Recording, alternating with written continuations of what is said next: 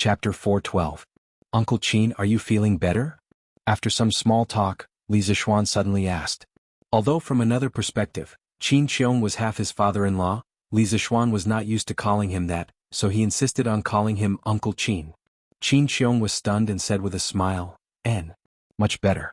Although I'm not as strong as before, I can wield the golden mace for at least an hour now. This is all thanks to little Xian's medicinal wine and the blood-stealing life-prolonging technique. Otherwise, with this old man's body, I can only struggle at death's door for 2 to 3 years.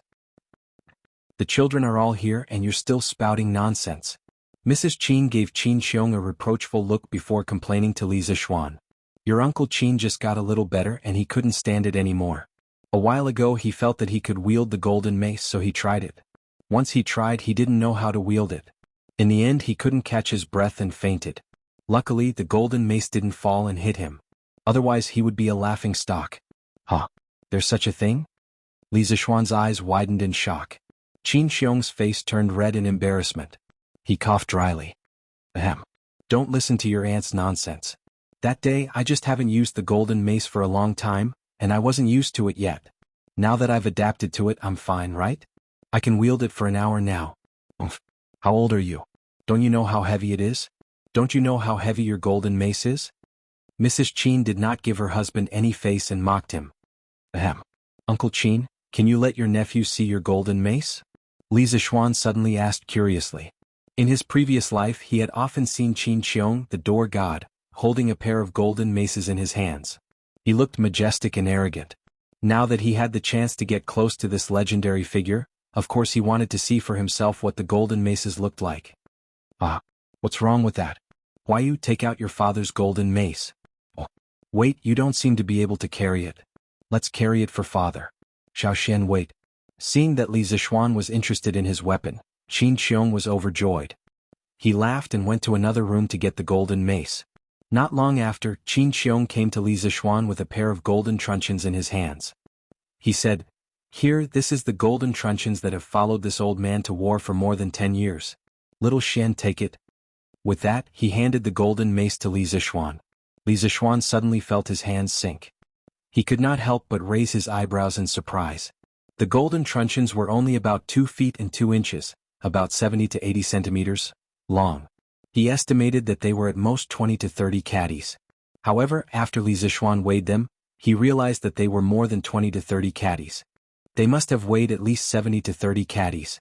In the Sui and Tang dynasties, Qin Qiong's golden truncheons weighed about 20 caddies.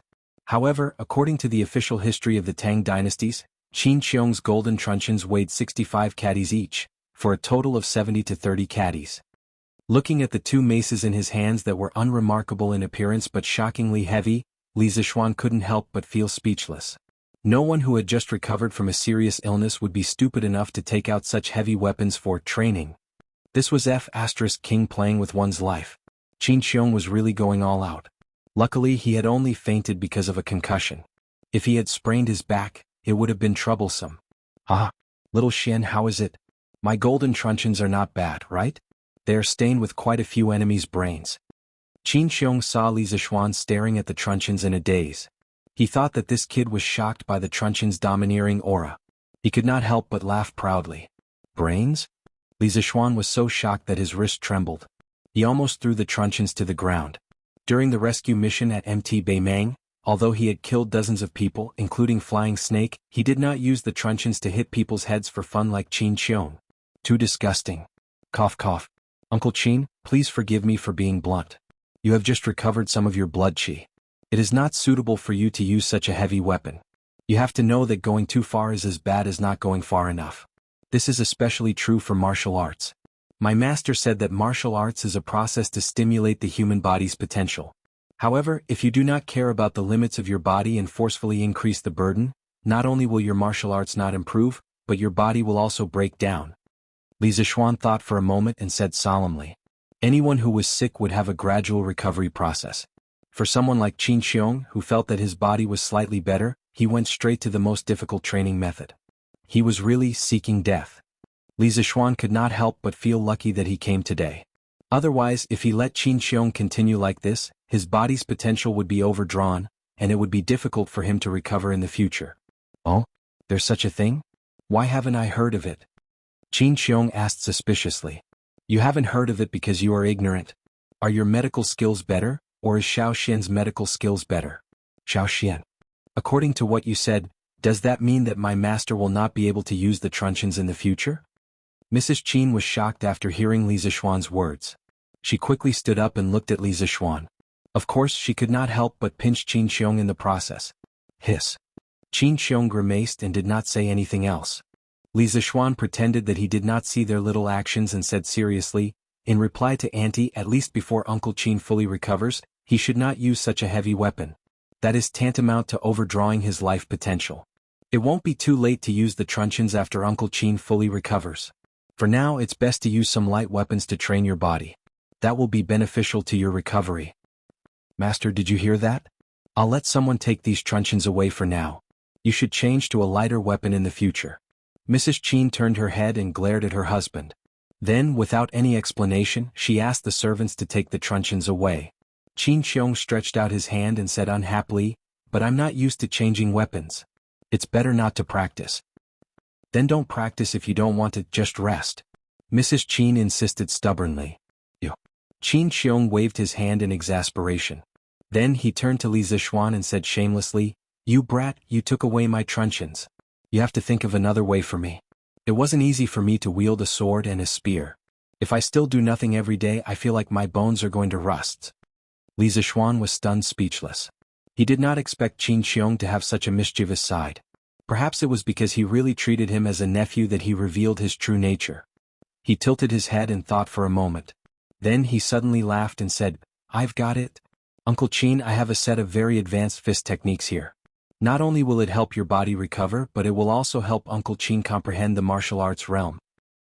Chapter 413. Fist technique? No way. What fist technique can defeat this old man's golden mace? You sure know how to brag. Qin Xiong shook his head in disbelief. Master, Xiao Xian already said that this fist technique can nourish the body. Since you can't use the golden mace now, just follow along and practice. After all, Xiao Xian won't harm you. Madame Qin hurriedly advised. That's right, father. Go ahead and practice. Xiao Xian isn't someone who likes to boast. Since he said that this fist technique is good, then there must be something special about it. Qin Huayu also stood up and advised. There was no helping it. Qin Xiong was as stubborn as a bull. All right, then let's take a look first. Qin Xiong saw that if he didn't agree, it seemed like he would be betrayed. He hurriedly waved his hand. Thus, the group of people all moved to the training field in the backyard of Qin Manor. Li Zixuan looked at the time and thought to himself, I can't delay for too long. I still have to go to the Han Manor for the returning home banquet. Thus, he went straight to the point and said, Uncle Qin, this fist technique is called Tai Chi. It was deduced by my master from the thousands of Taoist techniques in his spare time. As the saying goes, the great Tao is above Tai Chi but not high, below the six extremes but not deep, above heaven and earth but not old, above the ancient times but not old. Tai Chi fist may look ordinary on the surface, but those who have truly grasped its essence can feel its infinite mysteries. If Uncle Qin can grasp its essence and integrate the profoundness of Tai Chi fist into your Tai Chi technique, I'm sure your martial arts realm will reach a higher level in the future. Qin Xiong's expression became more and more serious as he listened to Li Zixuan's words. He didn't expect Tai Chi to have such a great background. After Li Zixuan finished speaking, he sighed and said, Since this fist technique was created by your master and I'm not a Taoist, how can I steal it? Xiao Xian, it's better that you don't teach it to him. Uncle Qin, you're wrong. My master has never had the thought of keeping his knowledge to himself.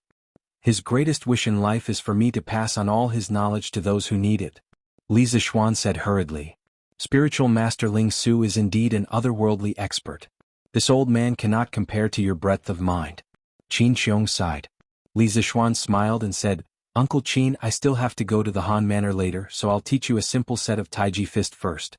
There are a total of 24 forms. If you think this fist technique is okay, then I'll teach you the complete set of Tai Chi fist. Qin Xiong nodded and solemnly cupped his fists towards Li Zixuan. That was a cupped fist salute to people of the same generation. Tai Chi was not something that Li Zixuan had created by simply activating his gold finger. Moreover, his gold finger did not have the overbearing ability of copying martial arts from his previous life. In his previous life, he had majored in Tai Chi and Tai Chi swordsmanship. Why didn't he choose basketball? Because he wasn't tall enough. Why not choose football? Because his body was not strong enough, his stamina could not keep up. Therefore he could only tragically practice Tai Chi with a group of girls and a few boys in every PE class. However, as he practiced, he gradually became interested in Tai Chi. The PE teacher of his class majored in Tai Chi before and had even won a place in a national competition. Li Zishuan's curiosity was aroused and he had the intention of becoming a disciple. This was because he knew that they were practicing a simplified version of Tai Chi in class. The PE teacher was a beautiful woman who was not even 30 years old and had just graduated from the Capital Sports University. Li Zishuan's disciple was definitely only for Tai Chi, not for the person. When she heard that Li Zishuan was interested in Tai Chi, she could not help but be surprised. However, the teacher was also afraid that teaching in private would cause gossip, so she sent Li Zishuan a complete video of Tai Chi and Tai Chi swordsmanship so that he could self-study and ask her if he had any questions. Everyone had a dream of becoming a martial arts master, and Li Zishuan was no exception. At that time, this guy was as excited as if he had received a secret martial arts manual. He practiced in private for about 2 months and had mastered all the basic movements of the 108 forms of Yang's Tai Chi and the 55 forms of Yang's Tai Chi swordsmanship. Taking advantage of the time after class, he demonstrated it to the beautiful teacher. The beautiful teacher pointed out more than a dozen shortcomings. After a few rounds of guidance, he got full marks in Tai Chi in the first semester of his freshman year and Tai Chi swordsmanship in the second semester of his sophomore year, which made others envious. However, after he found out that Tai Chi could not make him a martial arts master, he gradually let go of it and became a nerd who only knew how to run back and forth between the laboratory, the classroom, and the dormitory. At this moment, Li Zishuan nodded at Qin Xiong and then began to close his eyes and clear his heart. After a while, when his essence, qi and spirit reached the best state, he opened his eyes and drew a circle with the tip of his foot. His hands formed a circle and his body stretched limitlessly. With one foot as the core, he slowly danced along the agitation of his body's qi. Tai Chi Yin and Yang Shen Li Ming, thousands of changes do not leave the origin. Not biased, not relying on defense, and only when you understand the loosening and tightening skill can you succeed. Li Zishuan recited the formula, and his hands formed a circle and pushed it horizontally. In this life he already had a very deep foundation in martial arts, and in his meridians, there was the purest Taoist true qi. As soon as he started the Tai Chi movement, he immediately felt a sense of intimacy, as if his blood was thicker than water, and his whole person seemed to have entered a very strange state. If he had to use a word to describe it, it would be that he completely forgot himself and became one with the world. This feeling was very strange. Tao is the natural law of nature, don't ask for it, don't pursue it. The heart is loose, the spirit is loose, it seems loose but it is not loose. Li Zishuan had already forgotten where and when he was at this moment. There was a fire in his heart, and that was that he must freely and unrestrainedly perform this set of Tai Chi fist techniques. He slightly turned his body, turned his waist and crossed his arms.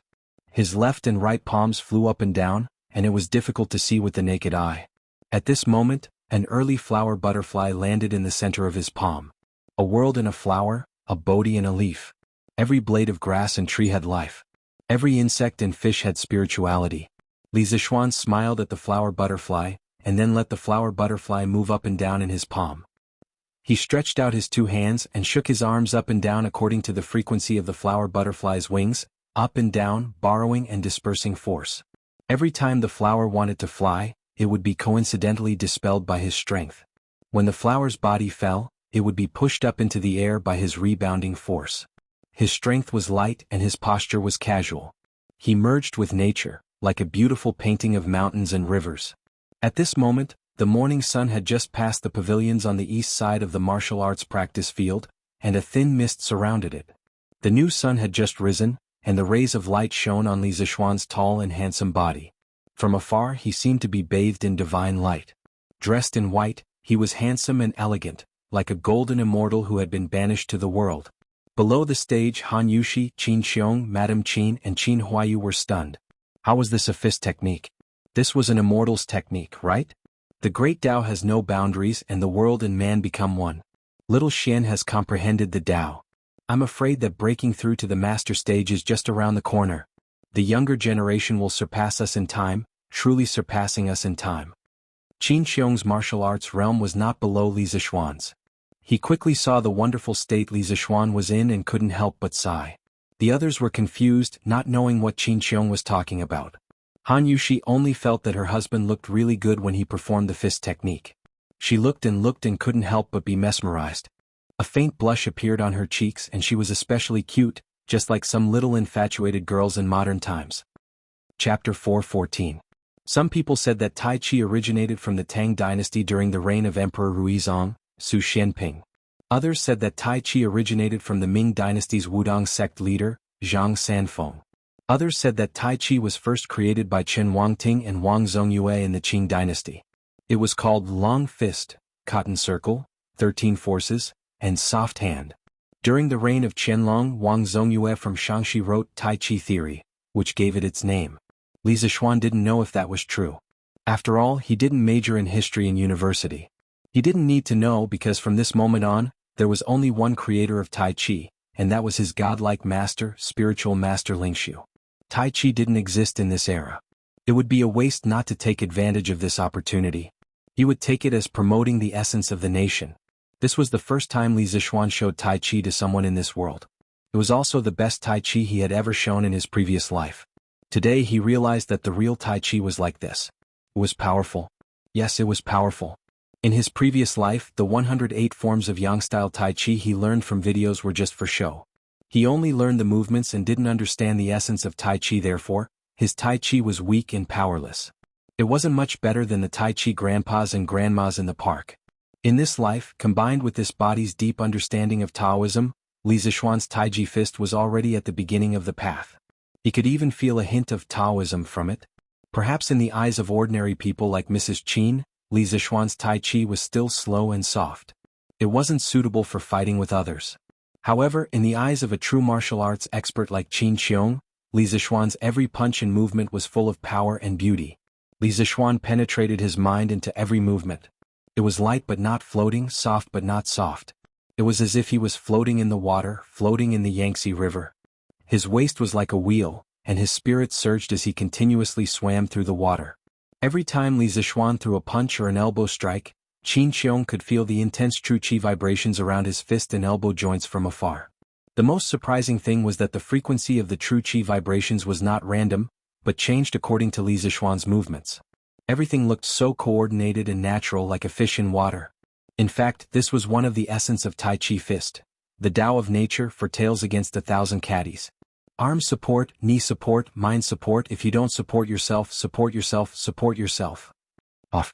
Li Zixuan's body was already emitting a wave of heat as he unleashed the last move of the fist technique.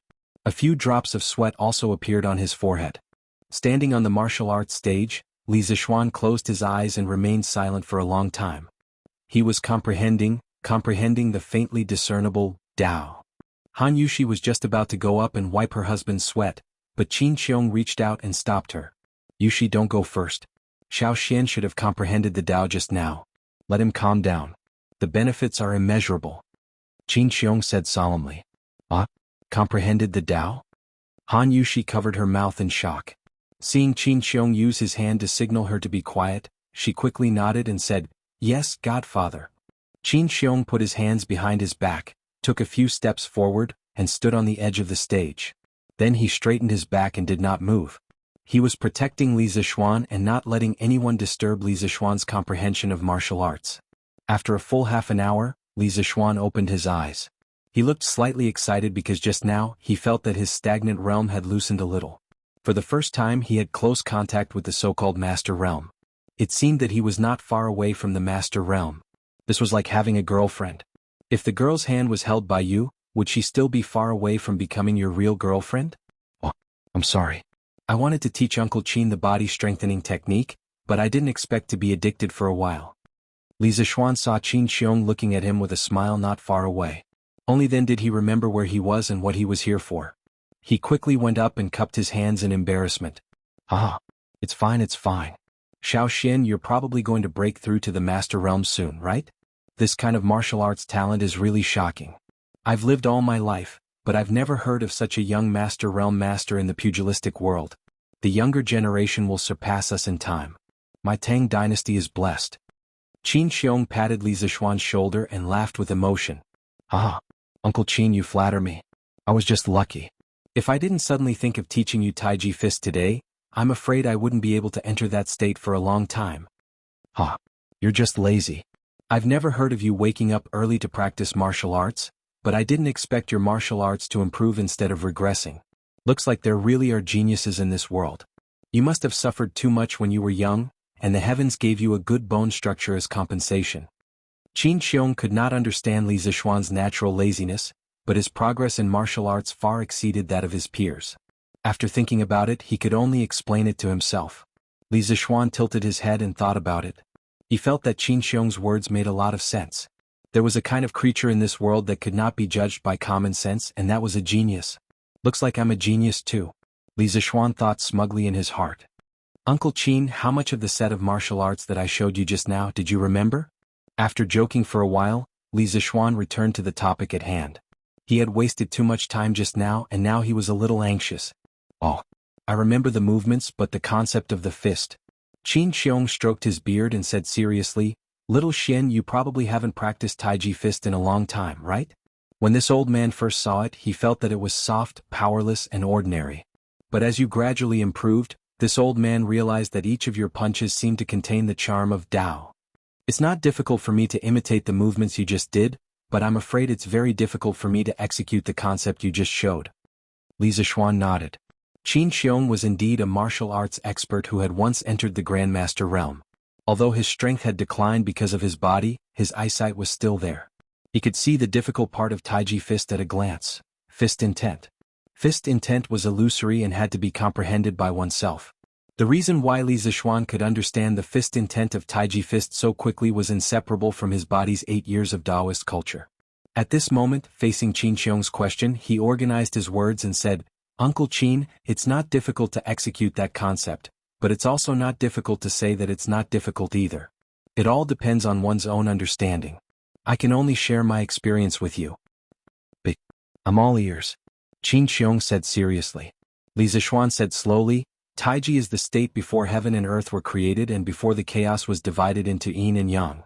When practicing Taiji Fist, although the body is moving, the heart must be calm, the qi must be restrained, the spirit must be relaxed, the heart must be the command, the qi must be the flag, the spirit must be the commander, and the body must be the driver. Pay attention to it all the time and you will gain something. First in the heart, then in the body.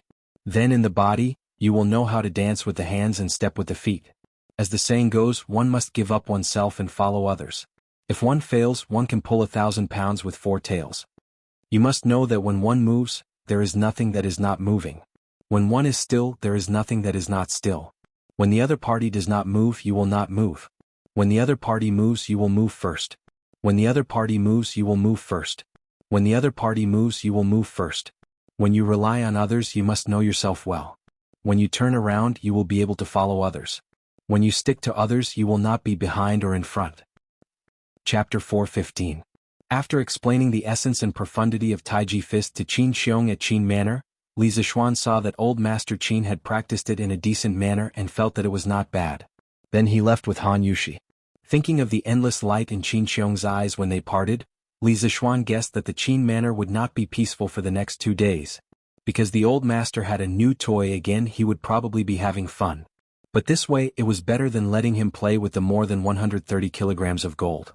At least he wouldn't hurt anyone when he practiced Taiji Fist. At the same time, he was thinking in his heart that after accompanying his wife home today, he would have to study Taiji Fist a few times. Maybe he could really comprehend Taiji Fist from the profound meaning of Taiji and break through to the Grandmaster level in one go? In that case, his mental strength would be even stronger, and he would be able to create even more awesome big treasures.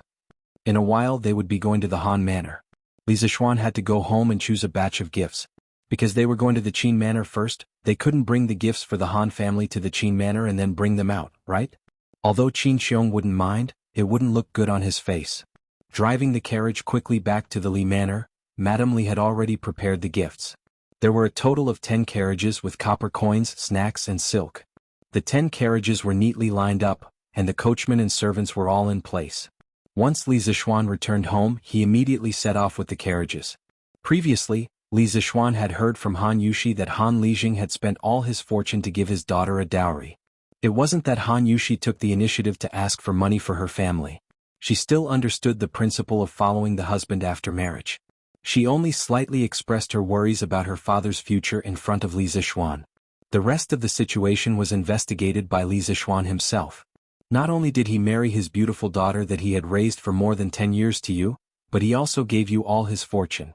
After knowing that there was actually such an honest father-in-law in the world, Li Zixuan was really touched, and he didn't know whether to laugh or cry. He didn't lack money now. It wasn't worth it for Han Lijing to do this. Therefore he discussed with his parents and decided to bring more gifts when he returned home today. On one hand it was to help Han Lijing's family. He couldn't let his father-in-law not even be able to afford food after marrying his daughter, right? If the news spread, where would the Li family put their face? On the other hand it was to give benefits to the villagers of the Han family. After all, when the Han family was at its most difficult time, Han Yushi had eaten hundreds of meals in the village. This time she could be considered to have returned to her hometown in glory, right? The family had to have the right to show off. And couldn't be stingy. The Han family was clearly prepared for this. Knowing that Li Zixuan probably brought more than one person today, Han Qianhu invited the 2 village women with the best cooking skills in the village to the house. He was a rough man in the army, so his cooking skills were naturally not good. Then he invited 4 or 5 young men to help move the table, choose the vegetables and wash the dishes. The small courtyard of the Han family immediately became crowded. As Li Zixuan's eldest disciple and brother-in-law, although Iron Egg's feelings were a little complicated, he was still willing to help. He was everywhere in the courtyard, the hall, the kitchen. They're here. They're here. They're here.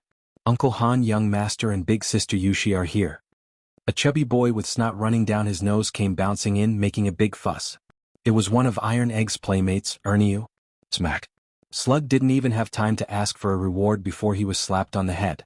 Little brat, you have no respect for your elders. What did I tell you before? You have to call her young madam. Who are you to call big sister Yushi? It was the Niu family's woman, Erniu's mother, Feng Chunmei. She and Lu Yue were considered the village women with the best cooking skills in the village. Today Han Lijing invited the 2 of them to cook. She had just come out and was about to take some washed vegetables. When she heard her son shouting, she immediately became angry, so she went forward and scolded him. Cough cough. Old Niu's family, why do you have to be like this? Erniu is not wrong. What young madam and young madam? My girl has eaten your family's food before. Come, Erniu, come here. Han Qianhu walked over and pulled snot over. He asked with a smile, Erniu, where are Xiaoxian and the others now? Lijing. The Niu family's woman wanted to say more, but Han Qianhu waved his hand to stop her. Uncle Han, when Erniu came, young master and the others had already arrived at the village entrance. They should be here soon. Erniu blinked and said, Ah, good. I'll reward you with a drumstick. Han Lijing laughed loudly. A drumstick appeared out of nowhere and stuffed it into Erniu's hands without any explanation. Erniu was stunned. Then he looked at his mother. Seeing that his mother did not object, he happily took the drumstick and ran out. He must have gone to taste the delicious food with his brother, Dainiu. Father. Erniu was right. In a short while Han Yushi appeared at the entrance of the courtyard holding Li Zixuan's hand. Looking at her old father in the courtyard, Han Yushi's eyes were filled with tears. In just a few days she had changed from the daughter of this family to the wife of another family. Returning to this small courtyard where she had lived for more than 10 years, the bits and pieces of the past could not help but appear in her mind. It was really a mixture of feelings. Io? Daughter, you're back? How have you been these days? Looking at his daughter holding hands with Li Zixuan, how could Han Lijing not have mixed feelings in his heart? It was said that a daughter was the flesh of a father's heart. These words were really not false at all. He resisted the sourness in his eyes and quickly walked closer with a smile. Father, daughter is very good. Husband and parents-in-law also treat daughter very well. You don't have to worry. Han Yushi said softly. Good, good, good. That's good. Han Qianhu laughed with relief. Son-in-law pays his respects to father-in-law. Li Zixuan smiled and cupped his hands in greeting. Han Lijing was overjoyed and hurriedly said, No need to be so polite, no need to be so polite. Quickly go in and sit. Iron Egg, why are you still in a daze, you brat? Quickly go and get some water. Father, there's no hurry. We've brought a lot of gifts for the villagers this time. I'll take the opportunity to go to the village with my husband to distribute these gifts to everyone. We'll come back for dinner later. Han Yushi did not forget her other mission today and quickly said, Oh, that's fine. Iron Egg. Quickly pack up and help your sister deliver the gifts. Han Tianhu was stunned. He turned around and shouted at Iron Egg. Oh. Young madam is really considerate. She even brought us gifts? The Niu family's woman, Feng Chunmei, was all smiles as she complimented. And Feng, what young madam? You can just call me Yushi. We only brought some snacks and cloth to satisfy the children in the village. At the same time we can also cut a few new clothes. It's not worth much. Han Yushi hurriedly waved her hands. She was really not used to these people who had been with her day and night suddenly calling her young madam. Chapter 416. Han Yushi, Li Zishuan, and Iron Egg led a group of servants and pulled 6 carts of gifts. The other 4 carts were naturally sent to the Han family, to the villagers of the Han family manor to send warmth from house to house. Io? There's too much. Young master, young mistress, you can't accept this. A woman in her 30s in green looked at the heavy package of gifts in her hands and quickly rejected it. Ah, and Shoha, just take it. Every household has so much, and you're not the only one who's special. Take it quickly. Li Zishuan saw that behind the woman in green, 3 little boys and a little girl were staring at the package in their hands. Obviously, the 4 children had sharp noses and smelled the fragrance of the snacks in the package. Hence he smiled and pushed the gifts back. He saw himself in the eyes of the children when he was young in his previous life. Back then he had also experienced such a difficult life. Yes. And Shoha. Take it quickly. There's only some snacks and cloth inside. It's not worth much. You can also use the cloth inside to make some clothes for Damao, Ermao, and the others, right? Han Yushi smiled faintly. Although Han Yushi said that these things were not worth much, that was not the case. How could the gifts from the Li family not be worth much? The things inside were worth at least 7 or 8 strings of coins. To an ordinary villager, it was a huge fortune. Thank you, young master, young mistress. The woman in green hesitated for a moment before taking the package. She turned around and said to the children, Demao Ermao San Mao Mao Mao, come over and kowtow to young master and young mistress. The 4 children of different sizes came over to kneel.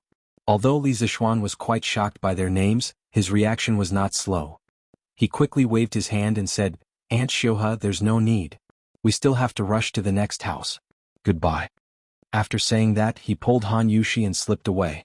He did not know why, but he did not like kneeling to others, nor did he like others kneeling to him. Hence he could only slip away quickly. The next stop was the Hu family. Now, the Hu family could be considered to be living a good life. Not only were their son and daughter's illnesses cured, they no longer needed to go bankrupt to see a doctor. Moreover, their family had earned quite a lot of money through Hu Zhen's training classes for the children of the Han village and Plum village. The dilapidated courtyard walls made of reeds were gone and replaced with green brick walls. The crumbling courtyard door was also replaced with a brand new vermilion wooden door. From afar, although it was far from the grandeur of a rich family's courtyard, at least in this countryside, it could be called a well-off family. A few days ago, when Li Zishuan came to the Han village to fetch the bride, he was on a mission, so he didn't have time to visit old Hu's house. Today when he came to take a look, he was immediately shocked. Yo, Uncle Hu is going to be rich. The place we live in is different from before. When Li Zishuan arrived at the entrance of the Hu clan's residence, he was immediately delighted to see the grand gate and courtyard in the countryside. Husband, what are you talking about? Uncle Hu and Aunt Lu have suffered for so many years, and it wasn't easy for them to enjoy the fruits of their labor. What's wrong with renovating the house? Han Yushi pinched Li Zishuan's big hand and pouted coquettishly. Ah, I didn't say anything. I can't be happier that my family's villagers can live a good life. Wife, don't think of me as such a petty person. Actually, your husband doesn't have great ambitions, but I do have a small dream. That is, as long as I can lead the villagers of the Han village and Plum village to live a life with clothes to wear, food to eat, and a house to live in, I will be satisfied. Li Zishuan ignored his wife's resistance and put his arm around her shoulders with a smile. When he was delivering gifts along the way, he realized that the villagers of the Han village were living a much better life compared to the first time he came here a few months ago. Not every family could be like the Hu clan, but basically every family could afford to eat meat on a daily basis. Although the children's clothes were patched up, it was still much better than before when they didn't have any clothes to wear at all. Moreover, after visiting so many families, he didn't see any malnourished children anymore. In the past, at least 9 out of 10 children were malnourished and emaciated. No matter how others looked at him, he had finally done something that he could for this group of simple and kind villagers. Now he was one step closer to his small dream. Although I am very touched that my husband thinks this way, I still feel that my husband should put his energy into bigger things. The more capable my husband is, the greater his responsibility will be. There will be more people that my husband needs to protect. Han Yushi pondered for a moment before looking up and speaking. Ah, my husband, I will have a good talk with you when we get back. Let's go in first. Li Zixuan pulled Han Yushi and went forward to push open the courtyard door. He saw that the courtyard had also changed. The dilapidated house from before had basically been renovated. Hu Qian was sitting on the stone table in the courtyard, hugging a book and muttering something in a low voice. Li Zixuan listened carefully for a moment and immediately understood that this child was recognizing Chinese characters. Ah, as expected. Are you learning Pinyin? Li Zixuan walked closer and said with a smile. This child was really engrossed in his studies. He didn't even notice that someone had walked up to him, so Li Zixuan could only interrupt him.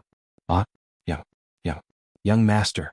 Hu Qian looked up and was shocked when he saw who it was. He quickly stood up and shouted. What's wrong? Priest's son didn't cure your illness last time? Li Zixuan frowned and asked. He remembered that Sun Simiao had directly cured Hu Qian's stuttering previously. Why was this child still stuttering now? I'm cured, young master.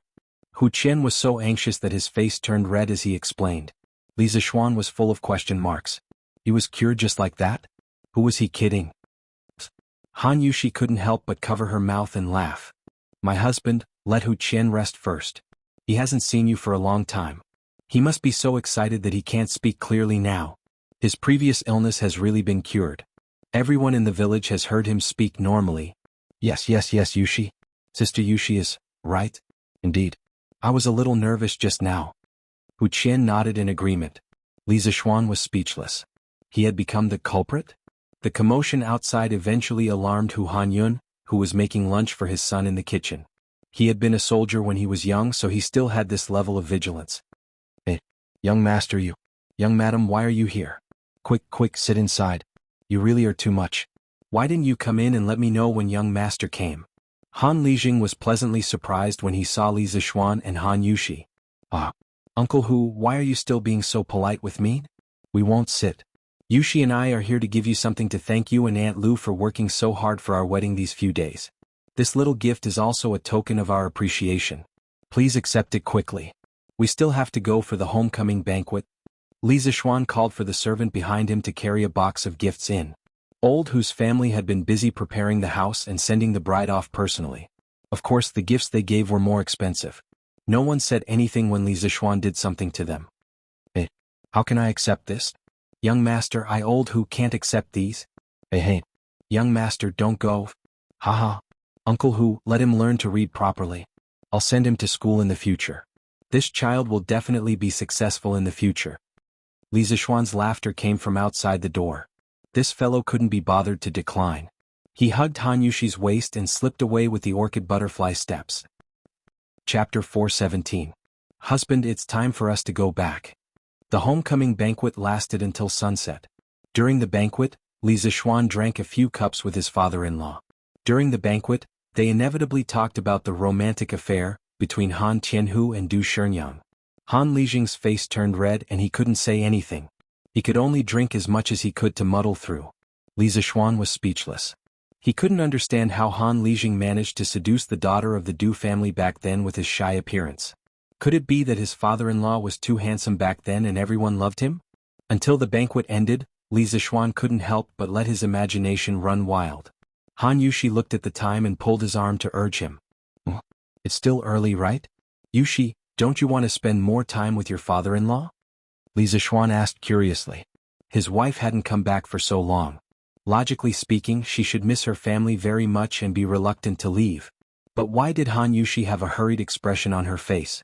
Before we left, Mother told us that we must rush back before sunset. Han Yushi pinched Li Zixuan's arm and whispered. What? Li Zixuan was puzzled. It was summer now and the sky turned dark later. The gates of Chang and city also closed slightly later. Besides, didn't the brides in his previous life usually stay at their parents' house for a night when they returned home? Li Zixuan couldn't understand why his wife was in such a hurry to go back. Why do you have so many whys? Let's just listen to Mother. She didn't know if it was an illusion or not, but Han Yushi's cheeks were flushed red as if she was drunk. she whispered to Li Zixuan, then stood up and said to Han Lijing, "Father, I'll go back with my husband first. Otherwise, my mother-in-law will be anxious. Take care of yourself at home. If there's anything, remember to send a letter to your daughter." "Well, okay. You guys go back. Be careful on the road." Han Qianhu was a little drunk, but he wasn't completely drunk. He stood up and chuckled. Han Yushi nodded and bade farewell to her father with her husband. Just as she was about to leave, she heard Han Tianhu shout, "Hey! Take Iron Egg with you and let him follow little Shen to gain experience. It's better than playing in the mud in the village." During Li Zixuan's wedding, Iron Egg was afraid that his father would be too busy at home, so he came back to help. Now that his sister's wedding was over, he had to continue learning from his master. "Oh, Taidan, you should go and pack your things." Li Zixuan nodded. "No need, master. The Iron Egg is ready." After saying that, Iron Egg went into the house, took out a package and ran out. Obviously, the father and son had discussed this beforehand. Thus, the husband and wife took Iron Egg and left the Han family village in 2 carriages. As for Matchmaker Song, Li Zixuan had already given her 10 golden beans and sent her away. The other servants that he brought along when he came here took the 6 empty carriages back to Chang, and after lunch. After all, they didn't waste time eating like Li Zixuan and Han Tianhu. As for the other 4 new carriages, Li Zixuan gave them to the Han family. After all, his father-in-law also needed to take a carriage when he went out. The carriage that Iron Egg was in now no longer belonged to the Li family, but to the Han family. With fewer carriages, the speed of return was naturally faster. Li Zixuan lay on the long sofa in the carriage and looked at his wife, who was sitting beside him with red cheeks. He smiled and asked, "Wife, can you tell me now? Why do you have to rush home before sunset?" He wasn't stupid. How could he not see that there was more to it? "Didn't I tell you already? It's all my mother's orders." Han Yushi's eyelashes fluttered as she quickly said, "Wife, I'm very familiar with every part of your body. Do you think I can't tell if you're lying or not? Hurry up and tell me. Otherwise, I'll punish you." Li Zixuan squeezed his wife's white and tender hand tightly and laughed mischievously. "You're courting death. Sanbao is still outside. Husband, let go of my hand." "Wife, if you don't tell me the truth, it won't be as simple as holding hands." Li Zixuan looked at Han Yushi's snow-white dress. Her features were picturesque and flawless. That jade-like appearance really made him a little lustful. Cough cough. If this new carriage could be made as enclosed as a modern off-road vehicle, this fellow might really want to have a car Z in this wilderness. Han Yushi was embarrassed and wanted to break free from Li Zixuan's perverted hands. However, how could she fight against that little bit of strength? Moreover, looking at Li Zixuan's perverted expression, she was really afraid that Li Zixuan would mess around. Thus, she could only pout and whisper, "Mother and Matchmaker Song told me before that if we go home before sunset, it'll be easier to have a boy in the future." As she spoke, Han Yushi's voice became softer and softer. Her head also lowered shyly. Li Zixuan was stunned. He didn't expect there to be such a saying. However, seeing that his wife was so embarrassed, he couldn't tease her anymore. He could only say, "Wife, didn't we agree earlier? We'll have a child in 2 years. Why are you thinking about this now?" But this kind of thing can't be said for sure. What if this concubine accidentally gets pregnant with husband's child? Of course it's better to have a boy. Han Yushi raised her head and retorted. She always felt that the contraceptive method Li Zixuan told her earlier was unreliable. Besides, she also wanted to have a child as soon as possible. Li Zixuan scratched his head. It was indeed unreliable to use contraception based on the safe period. Modern medical institutions had calculated that the failure rate was quite high. It seemed that he couldn't mess around often in the future. Cough cough. "Wife, I like both boys and girls. Don't be too pressured. Actually, I like girls more. Girls are so cute and easy to deal with." Seeing Han Yushi frowning and struggling, Li Zixuan hurriedly smiled and comforted her. "And? Really?" Han Yushi's eyes lit up as she said happily. "And of course it's true. But this concubine still wants to have a son." Han Yushi bit her lip and said cutely, "Li Zixuan, whoosh bangs." Right at this moment, a sharp whistle suddenly sounded from the left side of the carriage, followed by a violent collision sound from the carriage wall. The stable carriage immediately stopped and even tilted slightly to the right. In the end, the huge weight of "Don't touch me number 1" stabilized the carriage and prevented it from flipping over. Nay. Big White, who was outside, let out an anxious neigh at this moment. Li Zixuan was shocked. He turned his head and saw that a large part of the left wall of the carriage had collapsed inwards. A head poked out from the tip of an arrow, and it was shining with a cold blue light. Assassination. Someone wanted to kill him. Chapter 418. Young Master. Young Master. There's an assassin. There's an assassin. Run quickly with young madam. Sanbao. Sanbao will fight it out with him. Sanbao, who was outside, screamed in a panic. Whoosh. Li Zixuan grabbed the wind-chasing sword beside the sofa and flew out of the carriage in a flash. Looking in the direction where the arrow came from, he saw a skinny man in black with disheveled hair and a mask on his face. He was standing on the hillside with a big bow in his hand, staring coldly in this direction. Which scoundrel dares to block this noble's path? Li Zixuan's face was expressionless as he snorted coldly and shouted loudly. In fact, huge waves were already surging in his heart. The walls of the Don't Touch My Number 1 carriage were sandwiched between iron plates that were half a foot thick. The person in front of him could actually shoot through the iron plates with just a bow. It was truly shocking. His martial arts realm was definitely above his. There were only a few great grandmaster experts in the world, so he definitely wasn't one. Then, the person in front of him was very likely a martial arts expert who had entered the grandmaster realm many years ago. If it was another carriage today, he and Han Yushi would probably die from that arrow just now. Hee. Little brat, you're really afraid of death. You actually sandwiched iron plates between the walls of the carriage? Was it because he had done too many bad things? Since I can't kill you with one arrow, there's still a second arrow. The man in black was a little surprised that his first arrow didn't penetrate the two people in the carriage. At this moment, when he heard Li Zixuan's arrogant words, he laughed sinisterly. He loaded the arrow, drew the bow, and released it smoothly. Then an arrow shot toward Li Zixuan's glabella like a shooting star. Husband. Be careful. Han Yushi saw the scene outside through the gap of the tightly closed car window and immediately cried out heartbreakingly. Master.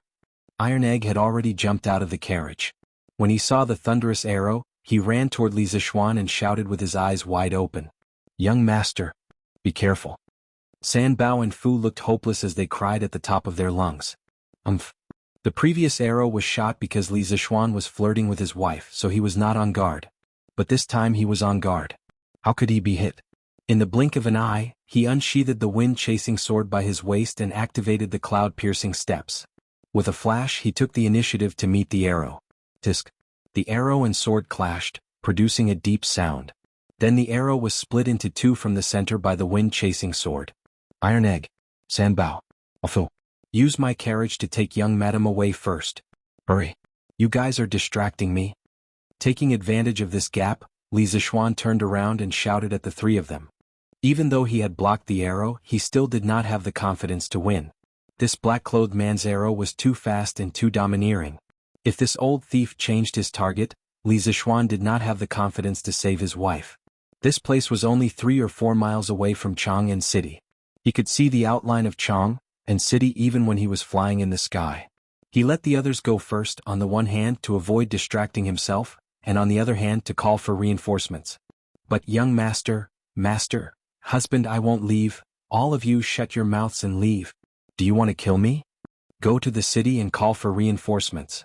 Don't waste my time. Sanbao, Fu, Iron Egg and Han Yushi were not willing to leave. Li Zixuan was so anxious that his forehead was covered in sweat. In his previous life, he had seen some TV dramas where the male lead asked the female lead to leave first when he was in danger.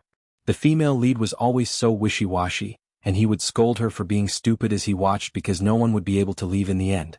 He did not expect that in his second life, he would encounter a similar situation. Fate really made fools of people.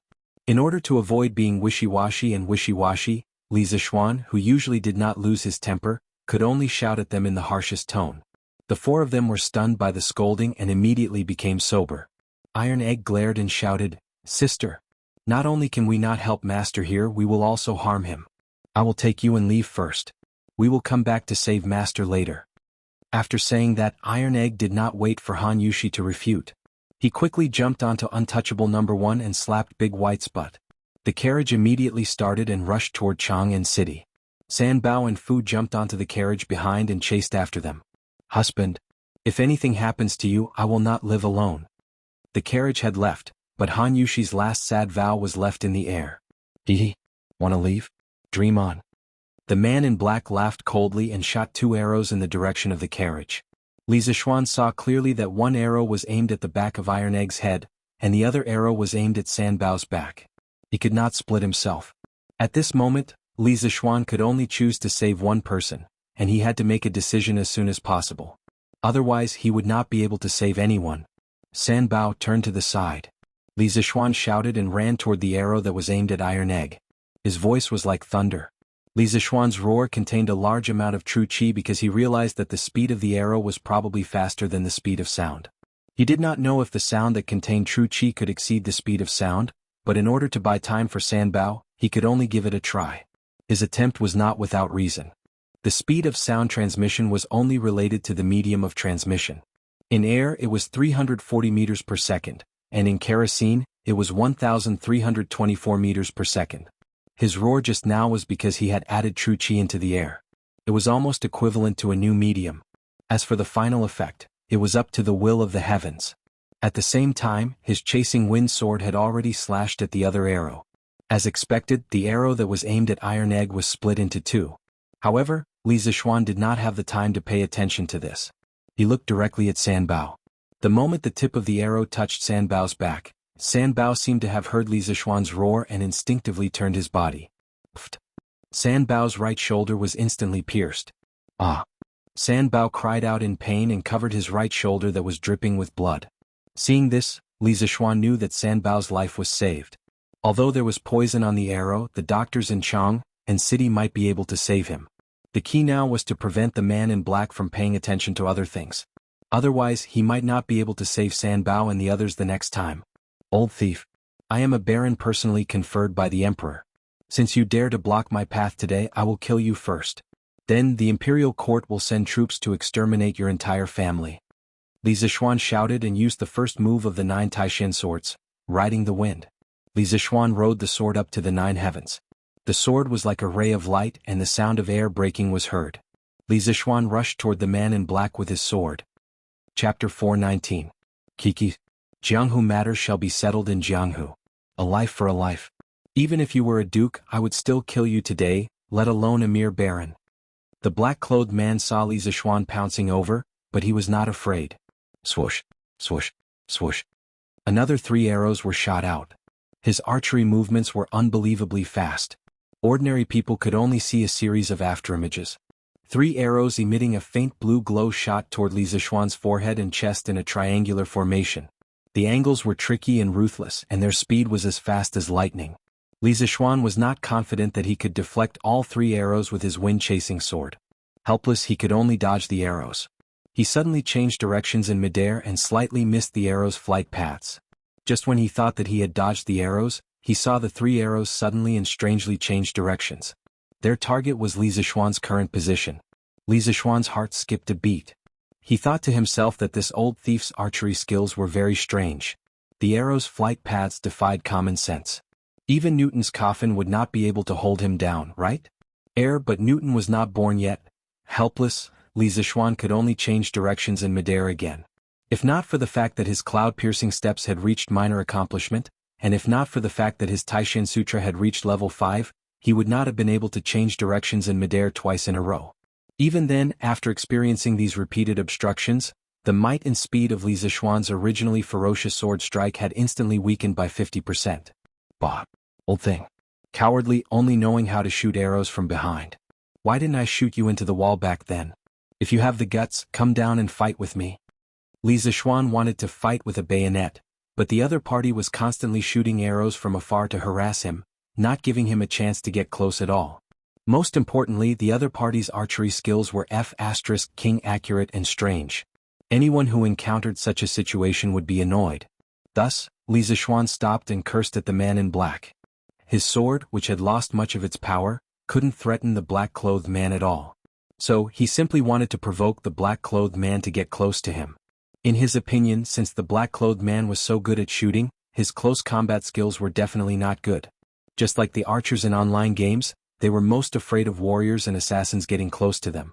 Of course, the man in black didn't know the profound meaning behind Li Zixuan's words. Why didn't I shoot you to the wall back then? He sneered. Hee hee. Does this little brat only know how to talk? Originally, I only wanted to finish you off with one arrow and leave your corpse intact. But since you want to die, then I won't be polite. As soon as the black-clothed man finished speaking, his figure suddenly disappeared from the spot. Li Zishuan was shocked. What a fast movement technique. Almost subconsciously, he immediately stabbed his long sword behind him. Clang. A low sound of metal clashing rang out. Li Zishuan had already turned around at this moment. He saw the black-clothed man pulling out a long sword from somewhere and holding it horizontally in front of his chest. Obviously, Li Zishuan's subconscious move just now had blocked the black-clothed man's assassination. Little brat, your reaction is quite fast. Let's see how many times you can dodge this old man. The black-clothed man sneered and was about to attack again. Li Zishuan didn't want to be passive.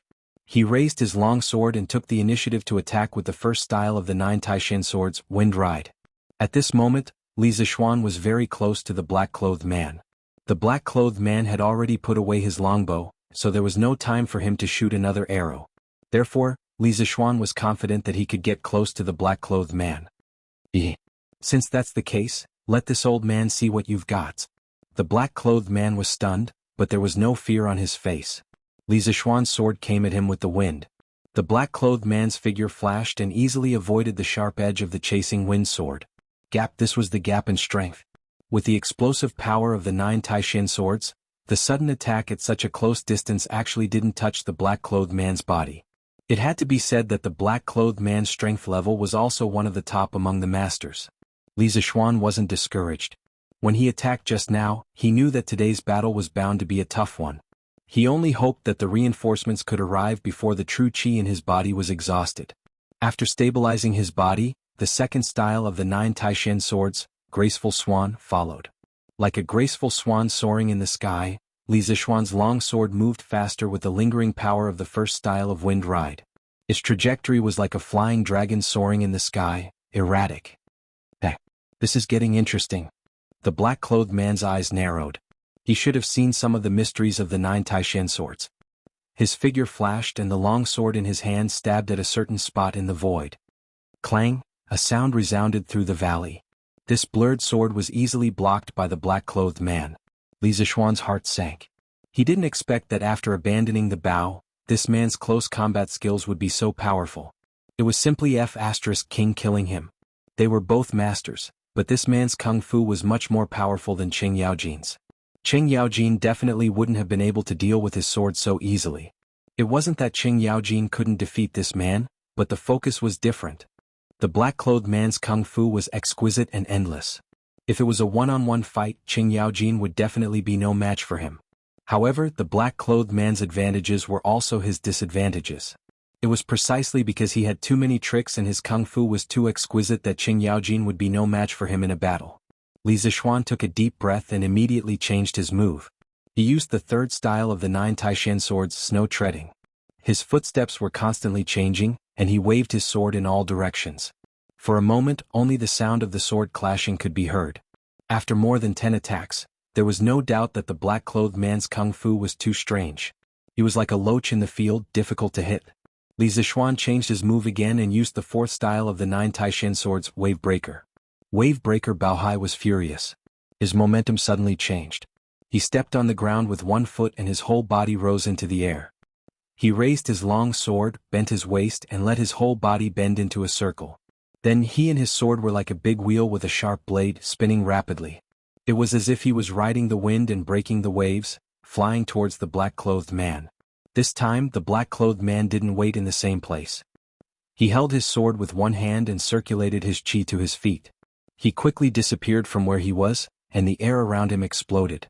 He took the initiative to stab at the oncoming human flesh wheel with his sword. His speed was even faster than Li Zishuan's. Clang! Bang! First, there was a shrill sound of the sword, followed by a dull sound of a heavy object falling to the ground. Li Zishuan was sent flying far away by this blow. He broke 2 trees along the way and stabilized himself. At this moment, there was blood at the corner of his mouth, and his hair was disheveled. He was in a sorry state. Obviously, the black-clothed man's attack had seriously injured him. He definitely didn't have the strength to use the fifth style of the 9 Taishin swords again. Hopeless. At this moment, Li Zishuan was really in a hopeless situation. Difficult to deal with. Only now did he realize how difficult it was to deal with the black-clothed old man in front of him. Chapter 420. Kacha. Spitting out a mouthful of blood, Li Zixuan propped himself up with his sword. He was on guard against the man in black's next attack. His body was in a terrible state. He only had less than 40% of his true qi left. His arm had suffered a serious sword wound, and his organs had suffered internal injuries. Not only did the man in black break his sword move, he also took the opportunity to sneak attack him. If he hadn't used his true qi to protect his heart meridians, that palm alone would have taken his life. Even if he was seriously injured, Li Zixuan wasn't willing to sit and wait for death. He didn't want to die in such a cowardly manner. He still had his family and wife who loved him. He hadn't spread his knowledge of engineering across the Tang dynasty. He wasn't willing to die in the hands of this sneaky old man. Yes, in Li Zixuan's eyes, this old man in black was full of vulgarity. Just when Li Zixuan thought that the man in black would follow up with another attack, the sword in the man's hand broke into two with a kacha sound. This wind-chasing sword used to be spiritual master Ling Su's favorite weapon. It was forged from an extraterrestrial hammer, and it was not an exaggeration to say that it was a divine weapon that could cut through iron like mud. However, the sword in the black-clothed man's hand was no more than ordinary iron. Although he had broken through Li Zixuan's sword style in that fierce exchange of blows, he could not block the sharpness of the wind-chasing sword. What a pity! This thunderclap sword has been with me for more than 10 years. I didn't expect it to fall in your hands today. It seems that I still underestimated you. You can be proud of yourself for fighting a grandmaster as a Qi transformation realm cultivator. I'll take the sword in your hand. Such a divine weapon is like a pearl covered in dust in your hands. As for you, I'll make sure you die without a burial place today. The man in black caressed the broken sword in his hand and looked at Li Zixuan viciously. At the same time, a trace of greed flashed in his eyes. "Ha, old thing. I don't care what kind of demon you are, but today's grudge has been set. As long as I'm alive, I'll definitely kill your family, slaughter your sect, and eradicate the person behind you." When Li Zixuan saw that the black-clothed man's sword was broken, he couldn't help but let out a sigh of relief. Without a weapon, the black-clothed man's threat should be reduced a lot, so he said ruthlessly, "Ah, what an arrogant tone. But you're destined to have no chance." The black-clothed man threw away the broken sword in his hand, opened his arms, and flew over like a great rock spreading its wings. Li Zixuan sneered. He channeled qi into his palm and swung his sword. He did not believe that the black-clothed man's mortal body could withstand the peerless sharpness of the wind-chasing sword. The distance between the two grew closer and closer. Suddenly, 6 spikes shot out from the black-robed man's sleeves and collided with the wind-chasing sword. Li Zixuan's spikes did not break as he had expected. Instead, a huge force came from his arm, causing him to spit out another mouthful of blood. The swords and spikes clashed and separated upon contact. However, the black-clothed man did not give up and continued to press forward. 3 pairs of spikes appeared and disappeared mysteriously, making it impossible to guard against. Li Zixuan relied on the little remaining genuine qi in his body to bitterly resist. He really did not expect that the old man in front of him would bring so many weapons when he went out. First, it was the bow and arrow, then the long sword, and now the spikes. Moreover, the black-clothed man used each weapon to perfection. He was proficient in all kinds of martial arts.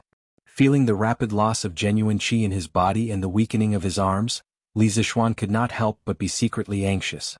Was he going to die here today? He was unwilling to accept this. At this moment he faced up to his shortcomings. That was, compared to the black-clothed man in front of him, he still had too few tricks. The only thing he could use was the series of moves of the 9 Taishan swords. Other than the lightness skill, he did not have any other skills. It was very easy for someone to restrain him. Of course, this did not mean that the 9 Taishan swords was not powerful. How could the 9 Taishan swords not be powerful when spiritual master Lingshu so solemnly passed this set of sword skills to him? This was a set of sword skills that was invincible in the same realm. It could even defeat an enemy one realm higher. However, the 9 Taishan swords focused too much on attack. As the saying went, there were gains and losses. In terms of defense, the 9 Taishan swords was not enough. Facing a martial arts expert like the black-clothed man who was much stronger than him, even stalling for time became an extravagant hope. It would be great if there was a set of sword skills that could both attack and defend. Li Zixuan sighed in his heart. In his current state, he did not have the extravagant hope of defeating the black-clothed man in front of him. He only hoped to stall for time and wait for reinforcements to come. However, what made him desperate was that he did not have a sword skill that could be used for defense. The reason why he could hold on until now was entirely because he still had some genuine chi in his body. This was also thanks to the Tai Chi fist he practiced in the Qin's mansion in the morning. He accidentally comprehended it and advanced his realm. Otherwise, his genuine chi would have been exhausted. Tai Chi fist? Yes, not only do I know Tai Chi fist, but I also know Tai Chi sword. Li Zixuan's mind flashed and he instantly saw the hope of escaping death. He quickly went through the 55 forms of the Yang's Tai Chi sword in his memory. At this time, of course, he did not have the chance to practice all of these sword skills. He could only counter each move according to the characteristics of each one. At this moment, the benefits of having a strong mental strength were fully displayed. Li Zixuan's brain was now like a supercomputer. The Tai Chi sword was equivalent to the computer's database. Every attack of the black-clothed man was input by Li Zixuan into the computer. Then he would retrieve the corresponding sword skills from the database to counter the black-clothed man's attack. It's about time. Go to hell. The black-clothed man had lost his patience. He sneered and poured 100% of his inner strength into the Wolf Fang spike. His whole body soared into the sky and fiercely grabbed at Li Zixuan's head. In his opinion, this full-strength attack was without any suspense. Li Zixuan would definitely die. If the black-clothed man had done this 2 breaths ago, Li Zixuan would definitely have died. But now the situation was different. Li Zixuan's eyes flashed. He raised his sword and used the pushing boat with the current. The chasing wind sword was like a magnet that firmly sucked the Wolf Fang spike. Then Li Zixuan's wrist moved slightly and twirled the sword twice. The tyrannical force on the Wolf Fang spike was immediately deflected by Li Zixuan. Sacrificing oneself to follow others, failing to lead and pulling 1,000 pounds with little effort. This was not only the characteristic of the Tai Chi sword, but also one of the most important characteristics of the Tai Chi sword. They all contained the Tao of nature and the Taoist ideology of going with the flow. The Tai Chi sword was light and agile. It used stillness to drive movement. It used softness to overcome hardness. It avoided the main force and attacked the weak. Most importantly, it saved energy and could also combine attack and defense. This was what Li Zixuan needed the most at this moment. What kind of strange move is this? The black-clothed man saw that his full-strength attack was easily deflected by Li Zixuan. Moreover, the Wolf Fang spike on his arm did not listen to his command and actually followed Li Zixuan's rhythm. Such a strange scene made him unable to help but exclaim in surprise. Chapter 421. Giddy up. Giddy up. Move aside. Everyone move aside. On the other side, Iron Egg kept slapping the horses, but as it sped towards the Chang and East City gate, Dabai was quite intelligent. He could sense Bruiser's anxiety, and he could also sense that his master was facing an unprecedented level of danger. Dabai's 4 hooves quickly crisscrossed as he carried "Don't Touch My Number 1" through the streets. The horse-drawn carriage was running at the speed of a war horse, and all of the pedestrians on the road made way for them as they discussed this super war chariot. Whose carriage is this? Why is it running so fast? Look at the style of the carriage. It's the latest "Don't Touch Me" number 1 from the Strange Interest Pavilion. Oh my god, this is Lord Li's carriage. Their "Don't Touch Me" number 1 is heavier than the others. Look at that. There's an arrow in the carriage. Did something happen to Lord Li? There's really an arrow. This carriage is running so fast. Something must have happened. Look, there's another carriage behind us. It was San Bao and Fu's carriage that was chasing after Iron Egg. Their horses were not as strong as Big White, so they naturally fell behind. At this moment, San Bao had fainted in the carriage while Fu was desperately trying to catch up with the carriage outside. Who are you? Get off the carriage immediately for inspection. The general of Yanxing Gate saw an aggressive carriage heading straight for the city gate. He stepped out from the crowd and blocked the way with his spear as he shouted loudly. Although Chang and city was open to the outside world and citizens were allowed to enter freely, such a fast carriage could not be allowed to enter. What if it hit and injured pedestrians? Move aside. I'm a male disciple from Lantian County. My master was assassinated in the eastern suburbs. The situation is urgent. Please move aside. Iron Egg rode on Big White without slowing down at all. The carriage rumbled as it charged towards the general of the city. General Lonely, this is indeed the carriage of a male disciple from Lantian County. I've also seen the child in the carriage. He's been living in the Li mansion. A soldier saluted the general of the city and said, "Are you sure?" The general of the city guard asked with a solemn expression.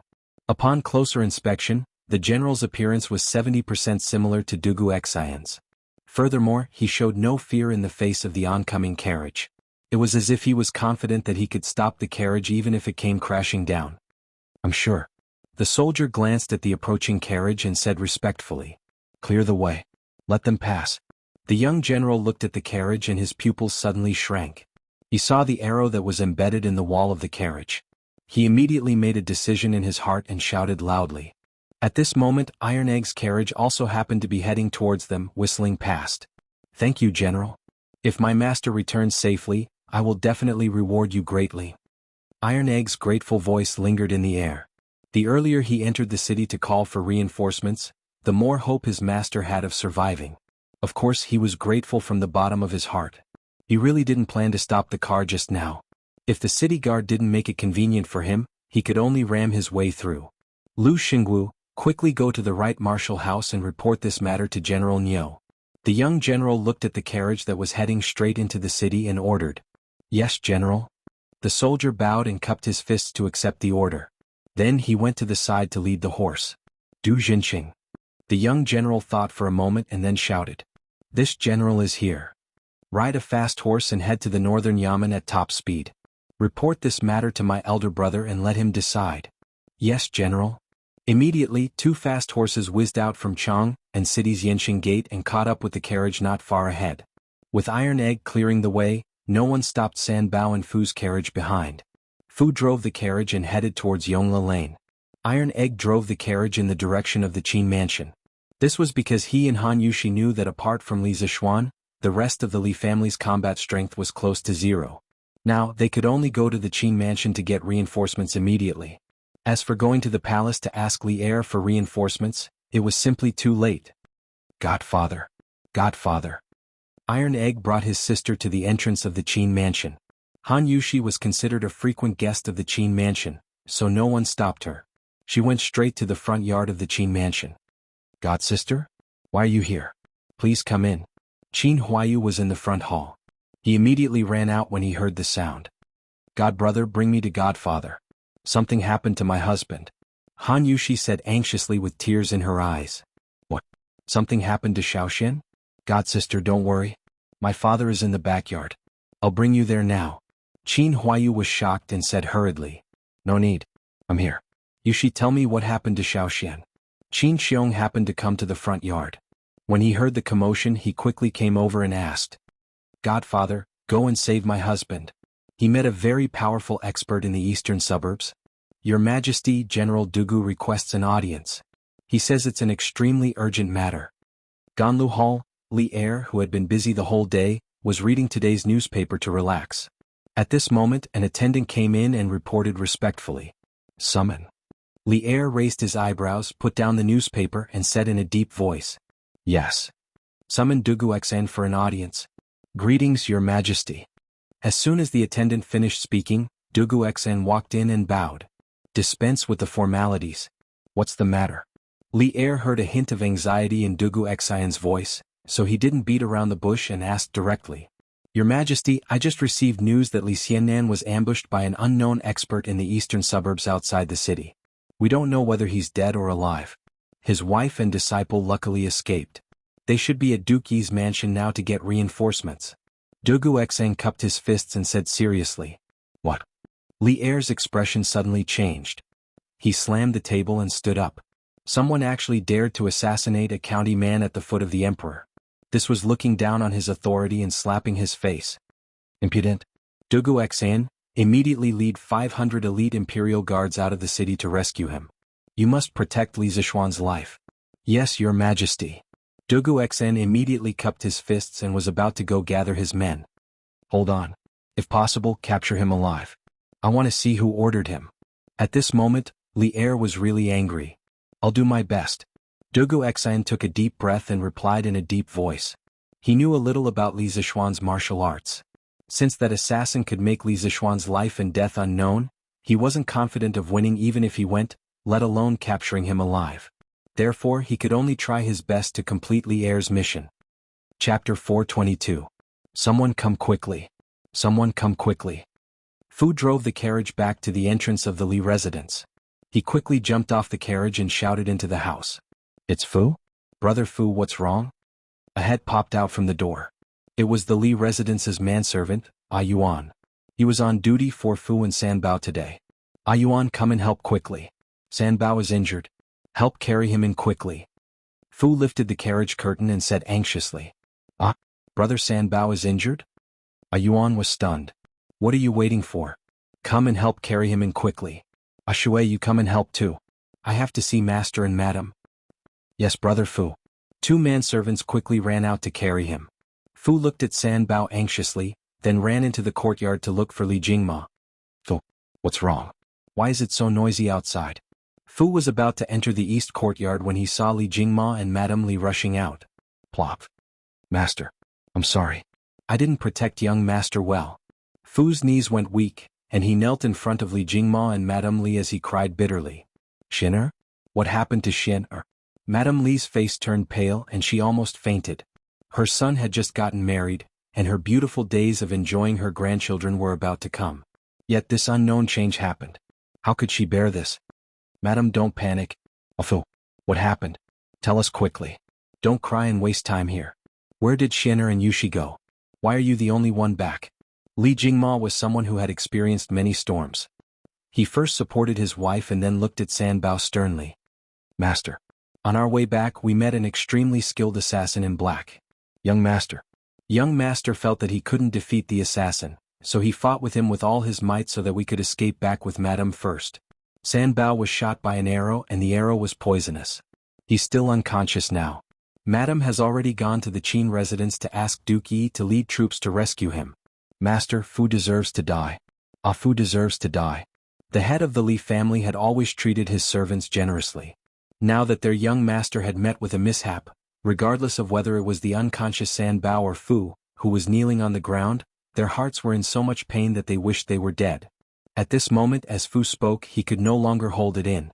He used all his strength to knock his head on the limestone floor, wanting to use this to wash away his sins. "Xin-er, my Xin-er, master, save Xin-er." When Mrs. Li heard this she suddenly felt dizzy. She bit the tip of her tongue and resisted the urge to faint, but tears couldn't help but flow out of her eyes. She pulled her husband's arm and cried out in a heart-wrenching manner. Madam, calm down. Your husband will definitely save Xin-er." Li Jingma patted the back of Madame Li's hand and shouted, "Qing-er, hurry and find a doctor. Do your best to save Sanbao. The rest of you, take sticks and hatchets and follow me out of the city to save Xin-er. Fu, you lead the way." "Yes, master." Qing-er answered and ran away. "Master." Madame Li was shocked.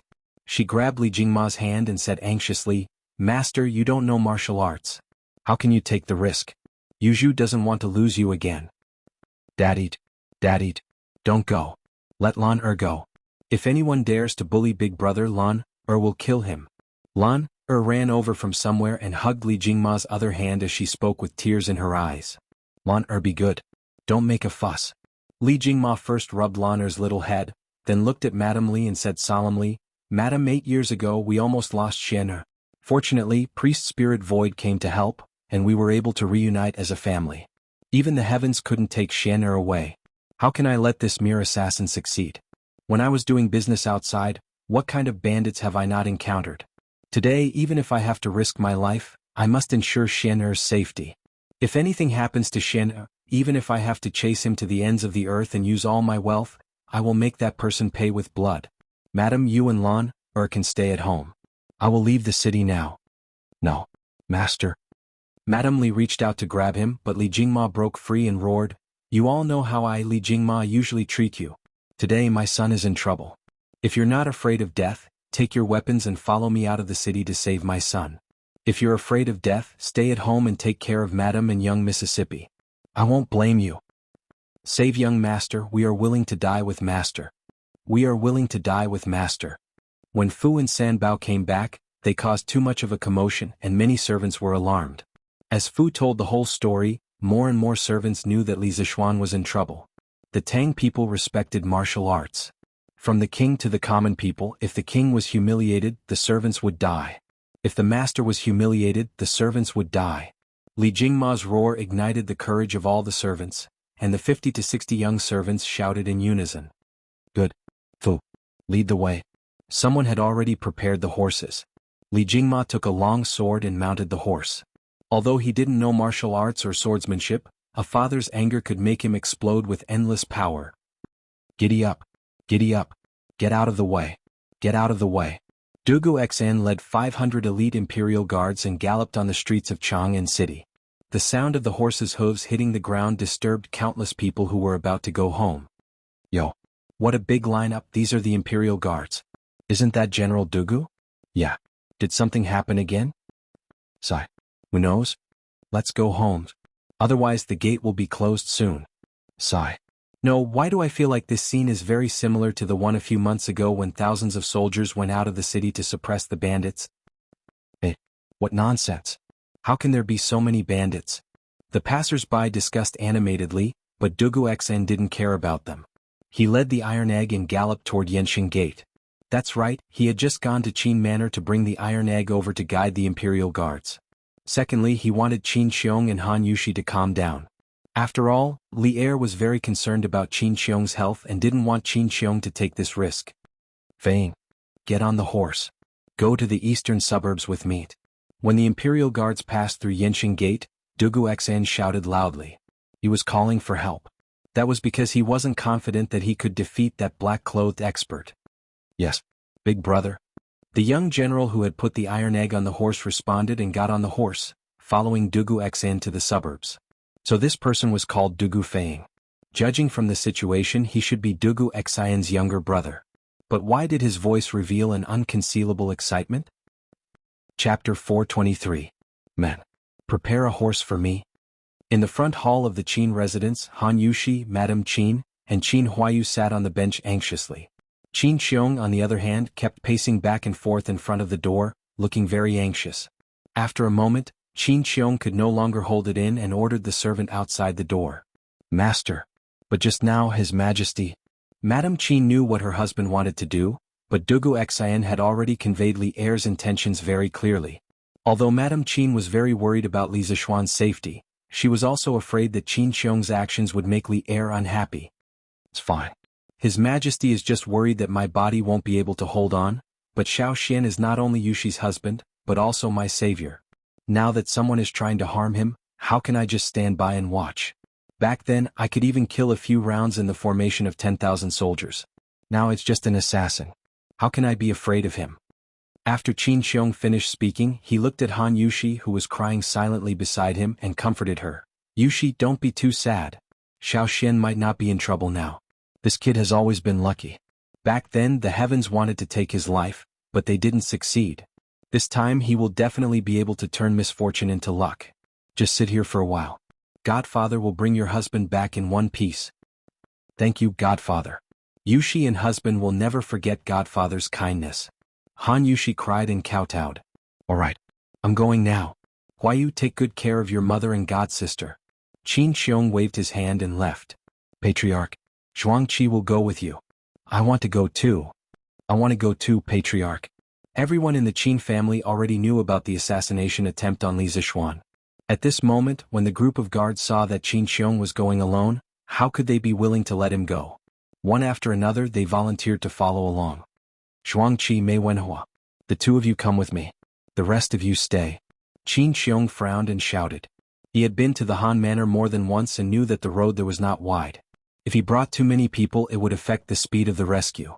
This was also one of the reasons why he insisted on going there personally. Dugu Xan had brought 500 men with him. If these 500 men wanted to reach the scene of the incident at the same time, they would have to sacrifice speed and arrive late.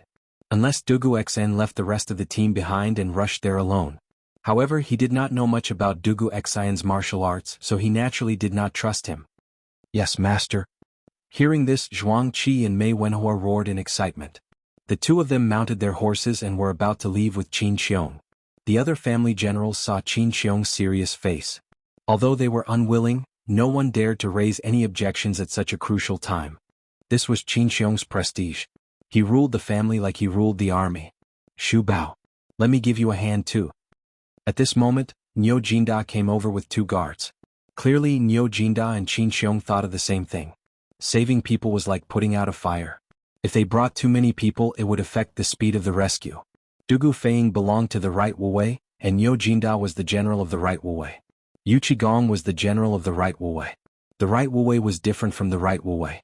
There were 16 guards in the Tang dynasty, and the two belonged to different armies. Therefore, Niu Jinda was one of the earliest people to know about Li Zixuan's assassination. People like Qing Yaojin and Yu Qijingda would receive the news later. Niu Jinda received Dugu Feiying's message in the afternoon and wanted to come over to tell Qin Xiong, who knew that when he arrived at the entrance of the Qin manor, he saw Li Zixuan's new carriage with feathered arrows. He thought for a moment and understood. Now that Qin Xiong was ready to leave, Niu Jinda could not help but sigh. What a coincidence. Ah, good. Today I can fight side by side with Jinda again. I want to see who dares to openly assassinate a country's county's man. Let's go. Qin Xiong laughed and rode side by side with Niu Jinda.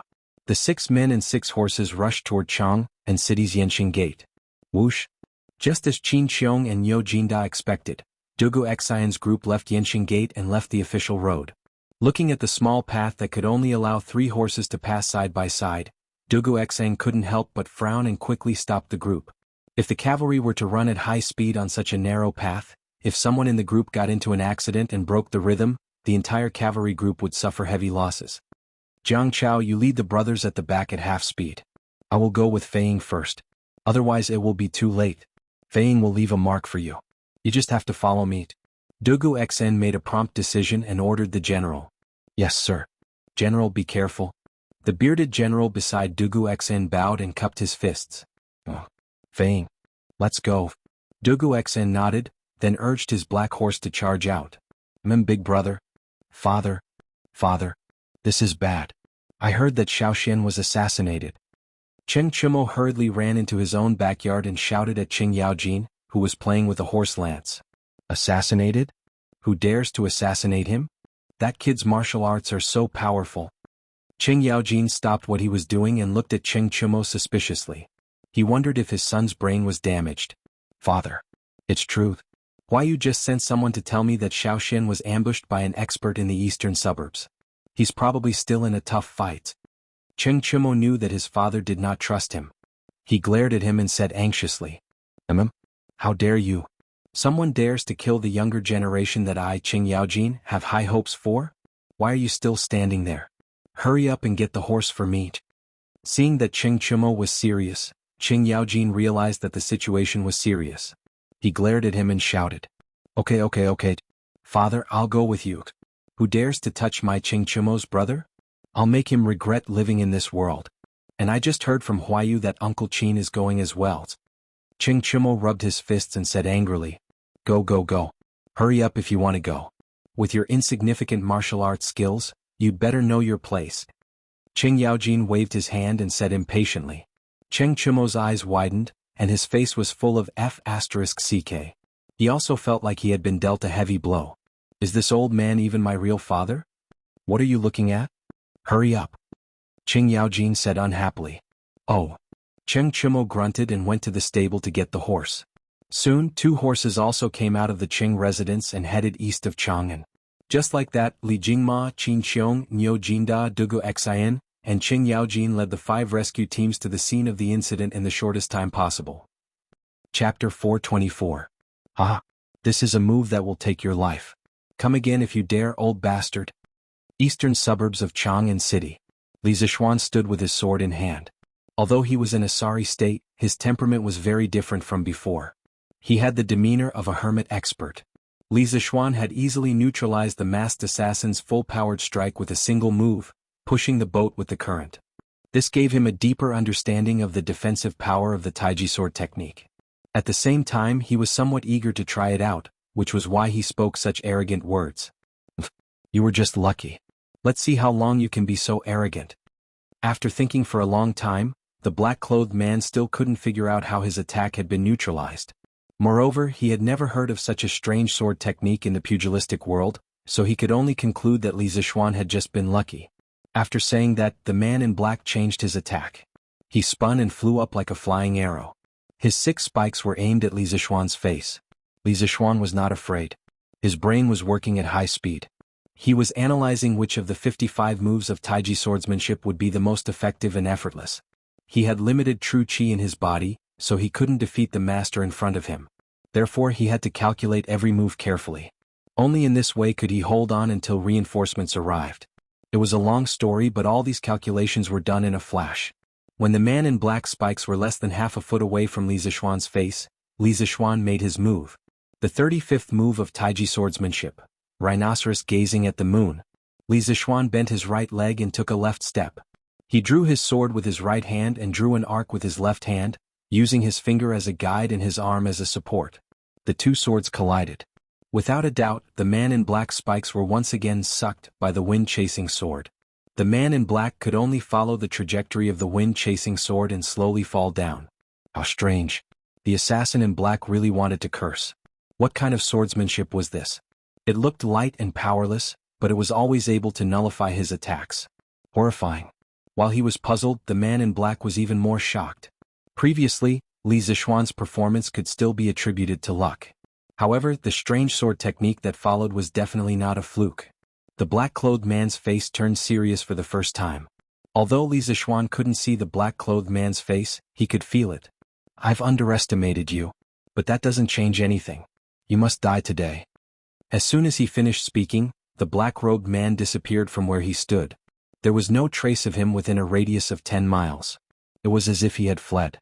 Of course, Li Zixuan didn't think that the man in black had run away. He closed his eyes and used his breath, his hair, and his skin to sense all the movements around him.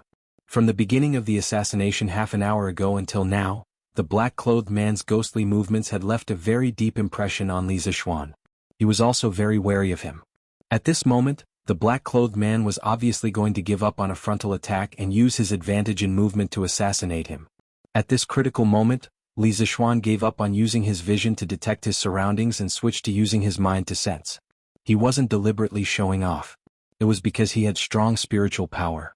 Using spiritual power to sense external objects was much more reliable than using his eyes.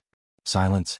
The noisy valley that was previously filled with the sounds of weapons clashing had now become as quiet as the netherworld. Even the chirping of birds and insects could no longer be heard. Tisk. Before the sound arrived, the stab was already there. The sound of a spike piercing through the air came from the upper right.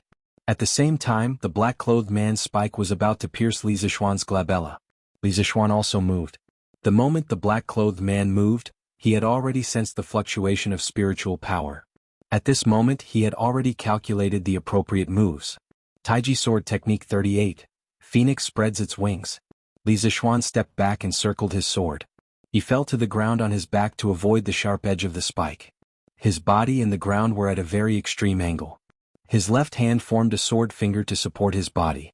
Then his right hand held the sword up and sucked the spike. Following that, Li Zixuan's entire body rotated 180 degrees around the center of his feet. Borrowing the lift from this rotation, his entire body actually soared into the air like a phoenix spreading its wings. Carrying the wolf fang spikes, he launched a probing counterattack at the black-clothed man. The black-clothed man was even more shocked.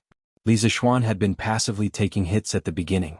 Now he could actually counterattack. Was he using himself to practice his swordsmanship? Thinking of this, the black-clothed man suddenly became very angry. The spikes on his arm stabbed out rapidly from all kinds of tricky angles. His attacks were continuous, and ordinary people could only see a series of afterimages. In the face of the black-clothed man's fierce attacks, Li Zixuan was not afraid. He quickly began to calculate all kinds of moves in his mind. He had learned the 55 moves of Taiji Sword Technique and used it flexibly. He was playing with new moves. Taiji Sword Technique 28. Meteor Chasing Moon. 35% of true chi remaining. 66% of spiritual power remaining. Taiji Sword Technique 18. Black Dragon Swings Its Tail. 30% of true chi remaining. 60% of spiritual power remaining. Tai Chi Sword Technique 20th Style. Wind Lotus Leaves. 26% of true chi remaining. 56% of spiritual power remaining. Taiji Sword Technique 34. Moon in the Sea. 23% of true chi remaining. 52% of spiritual power remaining. Taiji Sword Technique 50. Immortal Guides the Way. 21% of true chi remaining. 48% of spiritual power remaining. As the black-clothed man continued to attack, Li Zixuan kept using the Taiji sword moves that he had calculated in his mind. At the same time, he was secretly estimating the remaining true chi and spiritual power in his body. The moves that he used were not the most powerful, but they were definitely the most efficient. He could ensure that he could block the opponent's attacks and ensure that he consumed the least amount of true qi and spiritual power. At this moment, Li Zixuan was a bit like Wang Yuyan in Demigods and Semi-Devils, who had a martial arts library in her head. The only difference was that the database in his head wasn't as large as Wang Yuyan's. But then again, Wang Yuyan's personal strength was almost zero. She could only be a military advisor, and command others to do as she said. However, no matter how well others cooperated with her, it was impossible for them to follow her orders. Li Zixuan, on the other hand, was a general on horseback. He made his own decisions and made his own moves, which was a lot more efficient. What made Li Zixuan the happiest was that this kind of fighting style of countering moves as they come made him more familiar with the Taiji sword. In terms of the proficiency of the sword moves, he was almost at the level of mastery. Moreover, the Taiji sword had given him a deeper understanding of the Taoist ideology of Tao follows nature and goes with the flow. At this moment, the way he wielded the sword and the temperament of his every movement had a hint of otherworldly charm. Using the heart to move the qi, using the qi to move the body, using the body to move the sword and the spirit as one. At this moment, Li Zixuan did it. Li Zixuan's aura was also constantly rising, carrying with it the insights he had gained in the morning at Qin Manor. At this moment, Li Zixuan faintly showed signs of making a breakthrough. The most direct manifestation of this was that every time he used a sword move, the amount of true energy he lost in his body decreased. At the beginning it was 5%, then it became 2%, and finally it didn't decrease but instead increased. This was not because the amount of true qi consumed by the sword moves had changed. It was because he was about to break through. The speed of true qi recovery was catching up with the speed of consumption. The situation of the battlefield was about to be reversed. Chapter 425. Huff. Huff. The battle had been going on for nearly an hour, and the man in black was panting. Even he couldn't believe it. In fact, this was very easy to understand. Every time the black-clothed man made a move, he attacked with all his strength. Although Li Zixuan was in a passive defensive position, this guy combined his spiritual force and true energy. Every move was carefully calculated, and the amount of true energy consumed compared to the black-clothed man was really a drop in the ocean. When a man's strength was exhausted, even though the man in black was much stronger than Li Zixuan, he couldn't bear such a desperate consumption. Now he didn't have much true qi left in his body. Since when were qi transformation realm martial artists so difficult to deal with? Seeing that more and more time had passed, yet he was still unable to kill Li Zixuan, the black-clothed man's heart was filled with impatience and depression. His decline was another's gain. The more Li Zixuan fought, the happier he became. It should be the more he was beaten, the happier he became. With the passage of time, he entered a state of forgetfulness. At this moment, there was only the sword in his hand, and there was only Tao in his heart. Things are mixed, and the heavens and earth are born. Solitary, independent, and unchanging. Traveling and not perishing. Can be the mother of the world. I don't know its name, but the word is Tao. Strong is the name and great is the name. In action of the heavenly Tao, Tao follows nature. This is Tao. I understand now. Li Zixuan had never had such a deep understanding of the Tao as he did at this moment. The Tao of heaven was in action, and the Tao of nature was the law of nature. These 8 words perfectly explain the meaning of the Tao. Inaction did not mean not doing anything but rather going with the flow. Just like now, he was completely following the man in black's moves, borrowing strength to fight strength. Boom, a loud sound was heard. Li Zixuan's mind suddenly flooded with countless mantras of the great Tao. The true qi in his body began to churn wildly like a tornado. Not only did it wreak havoc on his meridians, but it also crazily absorbed the qi outside. Li Zixuan didn't know if the qi outside was the legendary spiritual qi of heaven and earth, but he could deeply feel that there was a lot of fresh and lively qi outside. Along with the true qi storm in his meridians, it entered his body through his skin and hair, and was quickly converted into true qi. His meridians, which were originally about to dry up, suddenly became swollen as a whole river poured into them. At this moment, Li Zixuan was feeling both pain and happiness. He was happy because his meridians were finally no longer hungry. He was in pain because his meridians had eaten too much and were about to burst. Bastard! How dare you ignore this old master? Sensing the sudden change in Li Zixuan's aura, the black-clothed assassin, who had been through this before, naturally understood that Li Zixuan was about to break through in front of him. Humiliation. This was an undisguised humiliation. 7th Cultivator of True Blood Palm. The assassin in black put away his wolf teeth, and his chi suddenly became extremely bloodthirsty and evil. His body also emitted a burst of black fog. His palms were constantly crisscrossing, and a moment later, there were two masses of black fog attached to his palms. Go to hell. Although the assassin in black's face became a little pale, he didn't care. With a grim smile, he gathered all the true chi in his body. His body was like a stream of light shooting toward Li Zixuan. Li Zixuan suddenly felt a sense of danger. He felt a fatal danger from the assassin's hands. Obviously, the black fog was highly toxic. However, he was at the critical moment of breaking through and was only one step away from the Grandmaster realm. He was not sure if he could deal with the assassin's ultimate move. He wanted to retreat, but the assassin in black had locked all his escape routes. He couldn't retreat. He wanted to raise his sword to defend, but no matter how exquisite the Taiji swordsmanship was, how could it block the assassin's invisible poisonous fog? *CK. I just broke through. Am I going to die in the hands of this wretched old man? Li Zixuan really wanted to curse the heavens at this moment. Was this not a joke? Whoosh, whoosh, whoosh. At this moment, 3 four-leaf flying daggers were spinning in the air at a very high speed. Because they were so fast, the sound of them breaking through the air could be heard clearly.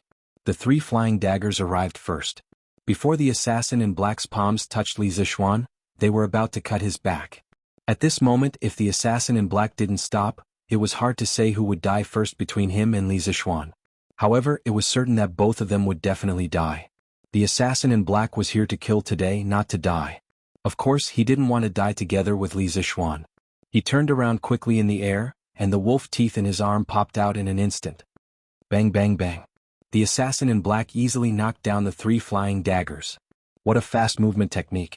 It was Dugu Feiying and Dugu Xian who rushed to the battlefield. Seeing that the assassin in black was about to kill Li Zixuan in one fell swoop, Dugu Feiying crouched on the horse, took out 3 flying daggers from his calf, and shot them toward the assassin's back. He wanted to use the besieging way to save Zhao strategy. Although Dugu Feiying expected that the 3 flying daggers wouldn't be able to kill the assassin in black, he didn't expect the assassin in black to deal with it so easily. These were the flying daggers that he was most proud of. Feiying, be careful. This person has been a grandmaster for at least 5 years. He should be a middle-stage grandmaster. Dugu Xian was obviously more knowledgeable. He jumped off the horse and said seriously, "Oh, middle-stage grandmaster?" Dugu Feiying felt that he was a little bit stuttering. He was only a middle-stage grandmaster. Wasn't it a trap for him to fight a middle-stage grandmaster? So you are a lackey of the imperial court. How dare you come here and ruin my business? I will deal with this kid first and then I will kill you 2 dogs. The assassin in black saw that Dugu Xian and Dugu Feiying were wearing armor. His heart sank, but he still smiled viciously. After that, he continued to wave his poisonous palm and attacked Li Zixuan. He didn't forget his primary mission today. "Ah, you want to kill someone in front of me? Don't even think about it." Dugu Xian sneered. He quickly took out the longbow on his back, knocked an arrow and shot it at the back of the assassin's head. At the same time he said to Dugu Feiying beside him, "Feiying, do it quickly. Li Xianan seems to be breaking through at the last minute. Let's find a way to stall him. Grandmasters aren't scary. Your flying daggers can fight enemies above your level." "Huh? Breaking through at the last minute? Is that even possible?" Dugu Feiying's eyes widened in disbelief. If he knew modern catchphrases, he would definitely say, "You city people really know how to play." "Oh, don't be long-winded. Quick." Dugu Xian frowned. This younger brother of his was good at everything, but sometimes he talked too much nonsense. "Oh." Dugu Feiying nodded bitterly. His flying daggers could fight enemies above his level, but the person in front of him was an expert several levels higher than him. What was there to fight with? But now he could only listen to his brother. Sigh. He remembered that half an hour ago he was still happy that he could go out of the city to fight. Now that he thought about it, his brain must be cramping. Dugu Feiying patted his head, then pulled out the flying dagger on his calf and joined the battle. Chapter 426. I didn't want to cause trouble, but the 2 of you are really annoying. I'll deal with you 2 first before killing this brat. Sensing Dugu Xian and Dugu Feiying's constant sneak attacks from behind, the black-clothed man knew that there was no way he could quickly kill Li Zixuan. Although the 2 brothers behind him had low martial realms, their long-range attacks were extremely fast and came from tricky angles. If he left them alone, he wouldn't feel good if he took a hit from them. Even evolved Jing masters had mortal bodies and they were not invulnerable. The man in black flipped his palm. A moment ago he was still in front of Li Zixuan, but in the blink of an eye he was right in front of Dugu Feiying. He raised his left hand, which was covered in black fog, and was about to hit Dugu Feiying's head. Fast. He was as fast as lightning. Even though he had used up a lot of his true chi in the fight with Li Zixuan, the black-robed man's strength was still enough to crush the Dugu brothers. This was the difference between their realms. Li Zixuan was a heaven-gifted genius. Using the Taiji sword technique, he was able to cross two small realms to be in a stalemate with the black-clothed man. He was originally one of the most monstrous freaks in the world. It was already very rare for one to appear in several hundred years. How could everyone be so abnormal? Moreover, Dugu Feiying was 4 realms below the man in black. Clang. Feiying, fall back. Dugu Xian abandoned his bow and drew his sword. With a sword seal, he slashed at the man in black's arms. His sword was as cold as water, and because it was so fast, the friction between the sword and the air produced a loud hum. The black-robed man's eyes flashed with a trace of surprise. He thought to himself, why did I encounter so many freaks today? That was because he sensed danger from Dugu Xian's sword. And Dugu Xian was only in the later stages of chi transformation. Helpless, the man in black could only change his move midway and block the sword. Pung? Dugu Xian was sent flying far away by the berserk true chi attached to the black-clothed man's spikes. Dugu Feiying also took advantage of this opportunity to retreat 10 steps, escaping the calamity. The black-clothed man wanted to follow up his victory and kill Dugu Xian in one fell swoop. However, Dugu Feiying would not sit back and watch his brother get into trouble. He circulated his true chi and decisively attacked, instantly activating his profound leaf-flying dagger. Whoosh! The sound of something tearing through the air could be heard as a mystic leaf-flying dagger whizzed out, turning into a streak of white light that shot towards the back of the black-robed man's head. He could even faintly see a trace of saber energy around the flying dagger. Previously, Dugu Xian had said that Dugu Feiying's mystic leaf-flying dagger could cross realms to fight enemies. Now, it seemed that his flying dagger technique was truly outstanding. At the very least, no one below the Grandmaster realm could use dagger chi. Aggrieved. Right now, the black-clothed man's heart was filled with endless grievances. A dignified Grandmaster realm expert actually couldn't kill 2 small fries in the chi transformation realm. One of them was fighting in close combat, while the other was harassing from a distance. Their cooperation was flawless, making them invulnerable. For a moment, the black-clothed man was trapped in a quagmire, and felt very uncomfortable. Not far away, Iron Egg held the wind-chasing sword and stood in front of Li Zixuan. He stared at the battle without blinking, guarding against the black-clothed man's counterattack. Although he was far from being a match for the black-clothed man, he could still use his body to block a wave of attacks and buy Li Zixuan a few breaths of time at a critical moment. At the same time, he was also watching this rare battle between grandmasters. After learning from Li Zixuan for so long, he had learned everything that he needed to learn. However, he was still unable to draw chi into his body and enter the ranks of martial artists. Now that he had the opportunity to watch such a high-level battle, Iron Egg hoped that he could learn something from it and use it to break through. When Li Zixuan saw that Dugu Xian had brought people to rescue him, he was slightly relieved. Therefore, he sat down cross-legged on the ground and focused on breaking through to the Grandmaster realm. Now, his face was a little twisted and his forehead was sweating slightly. This was because of the pain. The violent true chi continued to wreak havoc in his meridians. It was quite comfortable at first, but towards the end, Li Zixuan felt as if he was going to explode. He used the 6th stage of the Taishan Sutra in an attempt to straighten out the true chi in his body. At the same time, he was also savoring the truth of the great Tao that he had just comprehended. The aura around him was gradually rising and of course, his expression was also becoming more and more painful. Ah! Boom! Just when the Dugu brothers were about to collapse, Li Zixuan suddenly opened his eyes and let out a loud roar. His entire body soared into the sky, and his violent aura swept across the entire battlefield. Everyone couldn't help but be shocked. Iron Egg, who was the closest to him, couldn't withstand the sudden burst of true chi and was sent flying dozens of feet away.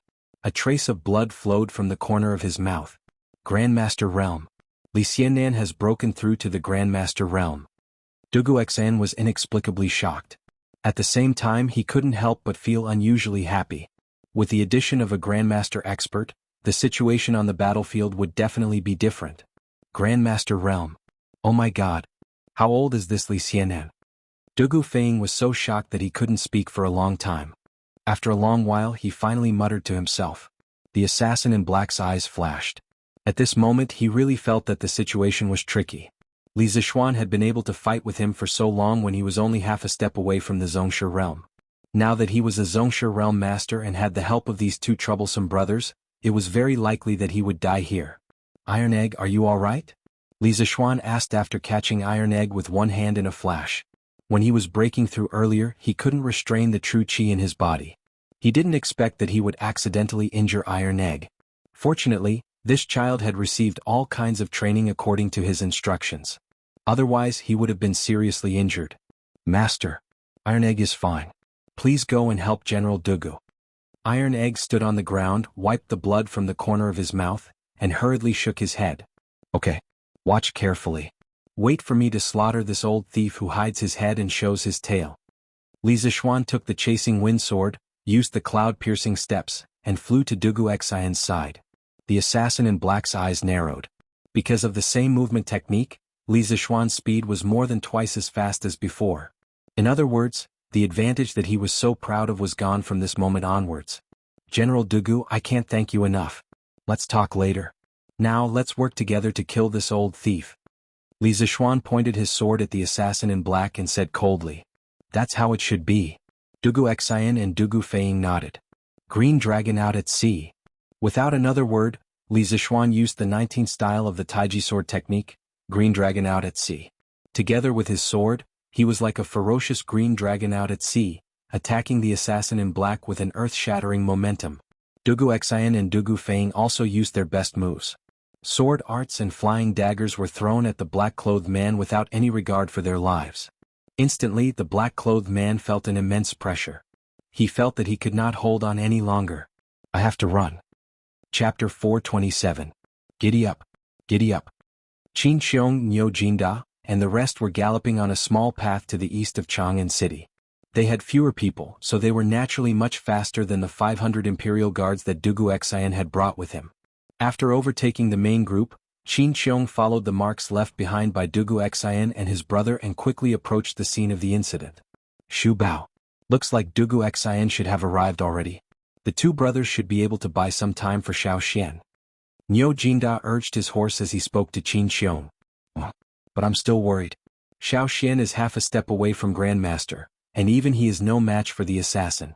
Even Dugu Xian and Dugu Feiying won't be able to hold the fort. Qin Xiong said anxiously. Even though they are no match for the assassin, they should be able to buy some time. The two brothers' martial arts skills are considered top-notch among the younger generation of the Tang dynasty. Shu Bao, you don't have to worry too much. Niu Jinda comforted him. Dugu Feiying was the lieutenant general of the Right Sentinels. As his old superior, Niu Jinda had some understanding of his martial arts skills. I hope so. Jinda, let's go faster. Qin Xiong nodded and said in a deep voice.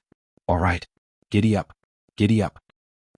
The two old generals would never have thought that Li Zixuan and the other two were not only not exhausted from protecting their own lives, but they were also organizing a counterattack against the assassin in black.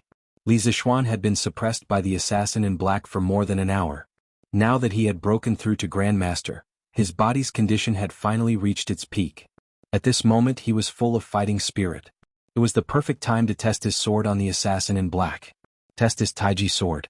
The Taiji sword was the culmination of thousands of Taoist techniques. It was not only used for defense. The most important feature of the Taiji sword was that it could be used for both offense and defense. If used for offense, the Taiji sword technique would be very powerful. Li Zixuan picked out some of the more offensive Taiji sword moves in his mind, and then used his powerful spiritual power to quickly deduce the most optimal combination of offensive sword moves. Thus, the Yang-style Taiji sword in Li Zixuan's hands instantly became another version, the full offensive version. It was worth mentioning that after breaking through to the Guru realm, Li Zixuan's spiritual power had also made a qualitative leap. Not only did it take him no effort to deduce the sword moves, but in his sea of consciousness, there would also be countless figures practicing the sword moves that he had deduced. It was really amazing.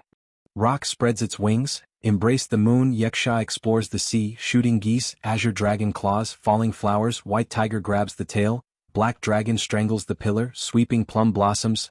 Li Zixuan used 18 of the 55 Taiji sword styles to form a chain of attacks. His sword chi was like a rainbow and his sword moved like a dragon. His attacks were endless. Li Zixuan alone was enough to suppress the black-clothed assassin to the point of suffocation. Not to mention that there were two brothers who cooperated seamlessly beside him. The black-robed man's body was already lacerated in several places. His skin was lacerated and his flesh was bleeding profusely. Some had been injured by Li Zixuan's sword Qi, some had been stabbed by Dugu Xian's longsword, and two had been slashed by Dugu Feng's mystic leaf flying dagger. The previously high and mighty evolved Jing expert was now in a sorry state, his hair disheveled like a stray dog. Old thing. I don't care who ordered you to kill me, you will die today. The person behind you will join you soon. Li Zixuan's hands did not stop there. His sword moves poured out in torrents, beating the drowning dog while his mouth coldly shouted. Don't be too happy. One day this old man will kill your entire family. The black-clothed assassin's face was ferocious and pale as he said those words viciously. He pointed at several acupoints on his body, then took out 2 red pills and threw them into his mouth. His pale face suddenly turned red. You brats, just you wait. I'll definitely take your heads one day. The black-clothed assassin's aura suddenly changed, and he seemed to have returned to his peak state. His body changed quickly and he flew hundreds of feet away in an instant.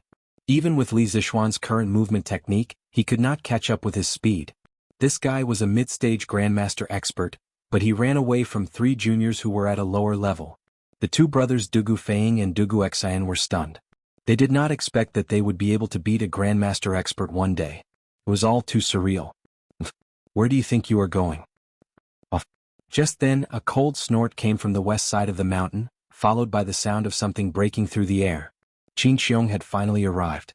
He used the golden mace in his hand as a hidden weapon and threw it at the assassin's back with all his might. Qin Xiong was the general that Li Er liked to send out to duel with others.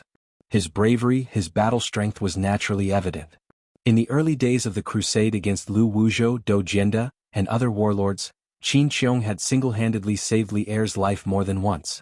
Among all the generals in Tang, Qin Xiong's combat strength was definitely one of the best.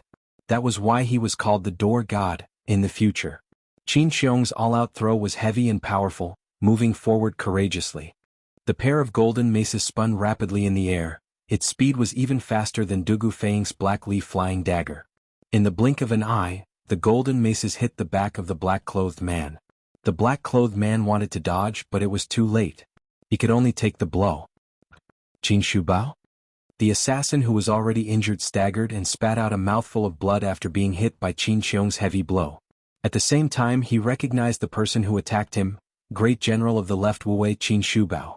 Li Zixuan was overjoyed. He wanted to give chase because the assassin's words had touched his bottom line. He had to eliminate the source of the problem. You want to kill me? Dream on.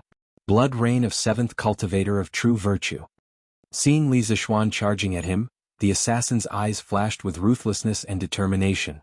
His cheeks puffed up as he spat out a mouthful of black blood at Li Zixuan. The blood mist seemed to have a life of its own. Not only did it not fall, but it also spread in the air. It was extremely strange. Xiao Xian, retreat. This blood is poisonous. Qin Xiong was shocked. He urged his horse to gallop over while shouting loudly. When the assassin showed his determination, Li Zixuan had already sensed that something was wrong. Even a rabbit would bite when provoked. Moreover, the assassin was a grandmaster. He would definitely have some tricks up his sleeve. Therefore, the moment the black-clothed man spat out the blood mist, Li Zixuan had already retreated rapidly. The speed at which the blood mist spread was ultimately unable to match the speed of his movement technique. After retreating several hundred feet, Li Zixuan stopped in his tracks. Dugu Xian and his brother's reactions were not slow either as they retreated far away. I will definitely come back. Today's revenge will be doubled in the future. The black-robed man took advantage of this gap and flew away. His sinister words were left in the air, along with a large cloud of black blood mist. Chapter 428. Zhuangqi Mei Wenhua, you two go after him and find out where this assassin came from. Be careful. Seeing that Li Zixuan had left the blood mist and the assassin was nowhere to be seen, Qin Xiong quickly turned around and gave his orders. These 2 family generals were old soldiers who had followed him on many expeditions. Although they had retired from the battlefield, they still had the ability to search for enemies and scout them out. Yes, sir. Master. The 2 of them cupped their fists and galloped away, circling around the black blood mist and heading in the direction that the assassin in black had escaped. Zhaoping Wudong, you 2 go as well. See if you can help. Niu Jinda also gave his orders to the 2 guards beside him. Yes, sir. The two elite bodyguards cupped their fists in acknowledgement and urged their horses to catch up. Shu Bao, looks like your body is almost fully recovered. Niu Jinda had seen that blow from the mace just now. The current Qin Xiong had at least 70% of his peak strength. This made Niu Jinda both shocked and delighted. Hehe. This is all thanks to little Xian. Let's go and see him. Qin Xiong chuckled and took the lead to gallop towards Li Zishuan, Dugu Xian and the others. Greetings, General Qin and General Niu. Dugu Xian and Dugu Feng quickly cupped their fists and bowed. Uncle Qin, Uncle Niu, you're here. Li Zishuan cupped his fists and smiled. Hehe. This time it's all thanks to the two of you coming in time. Otherwise, little Xian's life might have been in danger. Qin Xiong smiled warmly and patted Dugu Xian's shoulder. Dugu Xian was flattered. Qin Xiong was a war god of the older generation in the empire. Although he was no longer as famous as he used to be, he was still the idol of the empire's younger generation. Now that this legendary figure was speaking to him so warmly, how could Dugu Xian not be surprised? He tugged at Dugu Feng beside him and cupped his fists together. General Qin, you're too kind. This is just my duty. I dare not take credit for it. Besides, even if we didn't come, I'm sure Li Xianan could have dealt with that assassin alone. Ah, General Gudu, you don't have to be so humble. If you guys hadn't arrived in time, even if I could have dealt with it, it would have been very difficult for me. Moreover, I probably wouldn't have had the chance to break through this time. I, Li Zishuan, owe you and your brother a favor.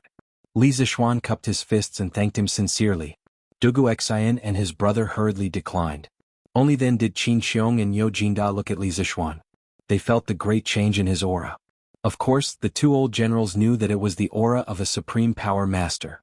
They were shocked speechless. They had never seen or even heard of a supreme power master who was less than 15 years old. Little Xian. You've broken through to the master stage? Qin Xiong widened his eyes in disbelief. Niu Jinda also stared at Li Zishuan without blinking. Yes, I had some enlightenment in the desperate situation. Coupled with the enlightenment I had at Uncle Qin's residence this morning, I was lucky enough to have a breakthrough. Li Zishuan nodded and smiled. Being able to enter the master stage so quickly was also beyond his own expectations. Li Zishuan knew what kind of person he was. Not only was he undisciplined, but he was also very lazy. He was not cut out for martial arts at all. He had thought that it would be amazing if he could break through to the master stage within 2 years. He did not expect to break through so quickly. Perhaps this was just like the saying, the more you care about something, the more you can't get it. The more you don't care about something, the more you send it to your doorstep. The great Tao of inaction and the ability to maintain a calm heart had unexpectedly allowed him to become a legend. Luck? If there's really such luck, then who knows how many martial artists in the world would be willing to be lucky like you. Your words are really infuriating. Niu Jinda almost vomited blood when he heard Li Zishuan's arrogant words. Which of the martial artists in the world did not train hard for decades to reach the master stage? In the end, this guy in front of him just said, luck, and it was equivalent to decades of hard work and hard work. It was really infuriating to compare oneself to others. He. Li Zishuan scratched his head embarrassedly. Just as he was about to say something, he saw hundreds of people coming from the west. The leaders were Qing Chumo and Qing Yaojin, followed by black armored soldiers. Behind them were dozens of commoners dressed in ordinary clothes. Li Zishuan's position was higher, so he could see everything clearly. Wasn't the person behind his father? Isn't that Ah Fu and the rest beside him? Why is my father personally taking the field? Li Zishuan was touched and sad at the same time. His parents had sacrificed too much for him. Even though this body had changed into a modern soul, Li Zishuan felt that he still had the obligation to be filial to his parents. Besides, Li Zishuan and Mrs. Li's love for each other had made him forget that he was an outsider. Now he had completely integrated into this family. It's Uncle Cheng and my dad. Li Zishuan shouted excitedly and went up to greet him. Ah, little Xian, you're really lucky. Looks like you're fine now. Where's the assassin? Quickly bring him out and let me beat him up. Let's see who's the one who dared to send someone to assassinate you. Qing Yaojin kicked his horse's stomach and sped up to Li Zishuan, laughing loudly. Although Li Zishuan's complexion was normal now, the tattered appearance of his body showed that he had gone through a great battle. Moreover, there was still a lot of chaotic Xinqi left in the air. As a grandmaster, Qing Yaojin still had a good eyesight. However, Li Zishuan had already restrained his momentum at the moment, so Qing Yaojin did not realize that the guy in front of him had broken through to the Grandmaster realm. Ah, thank you, Uncle Qing, for coming to help me. It's just that the assassin's skills are strange and evil, and he has a lot of life-saving skills. He managed to escape. Although Li Zixuan was anxious to see his dad, he could not ignore Qing Yaojin, who had come all the way here to help him. He managed to escape? The next time I, Cheng Chumo, see him, I'll beat his ass. When Cheng Chumo heard this, he jumped down from his horse and rubbed his palms together. Li Zixuan's face was full of black lines. This guy really did not know how to act tough. How could a middle-stage grandmaster be beaten up so easily? Get out of my way. Who can you beat up with your mediocre skills? Learn from little Xian in the future. Qing Yaojin gave him a big slap on the face, then sighed to Li Zixuan, "Your father is also here. This old man met them on the way here, so I brought them along. Little Xian, go to the back and see your dad. It's not easy for him." "Okay. Uncle Cheng Chonyo, let's talk later." Qing Yaojin's words were exactly what Li Zixuan wanted. He cupped his hands and walked to the back of the group. Chapter 429. In just a short while, Dugu Xian had already commanded 500 guards to search along the road. Li Zixuan easily found his father behind the crowd. "Father, why did you come here personally?" Li Zixuan saw that his father's legs were numb and that it was difficult for him to dismount, so he quickly helped him down. "How can I not come when you're in trouble? Your mother is worried sick at home. Xian, are you okay?" Li Jingma's feet landed on the ground, and he couldn't help but grin as he asked with concern. He hadn't ridden a horse so quickly for many years. Now that both his legs were numb, if not for Li Zixuan supporting him, he would have fallen to the ground. After all, he was old. "I'm fine. I'm sorry, father, I made you and mother worry." When Li Zixuan heard that, his gentle and kind mother appeared in his mind, and he couldn't help but blame himself. "It's good that you're fine. We're family, there's no need to be so polite. It's all thanks to the dukes and the two generals today. I'll go and thank them first. Xian, pack up and come home with me.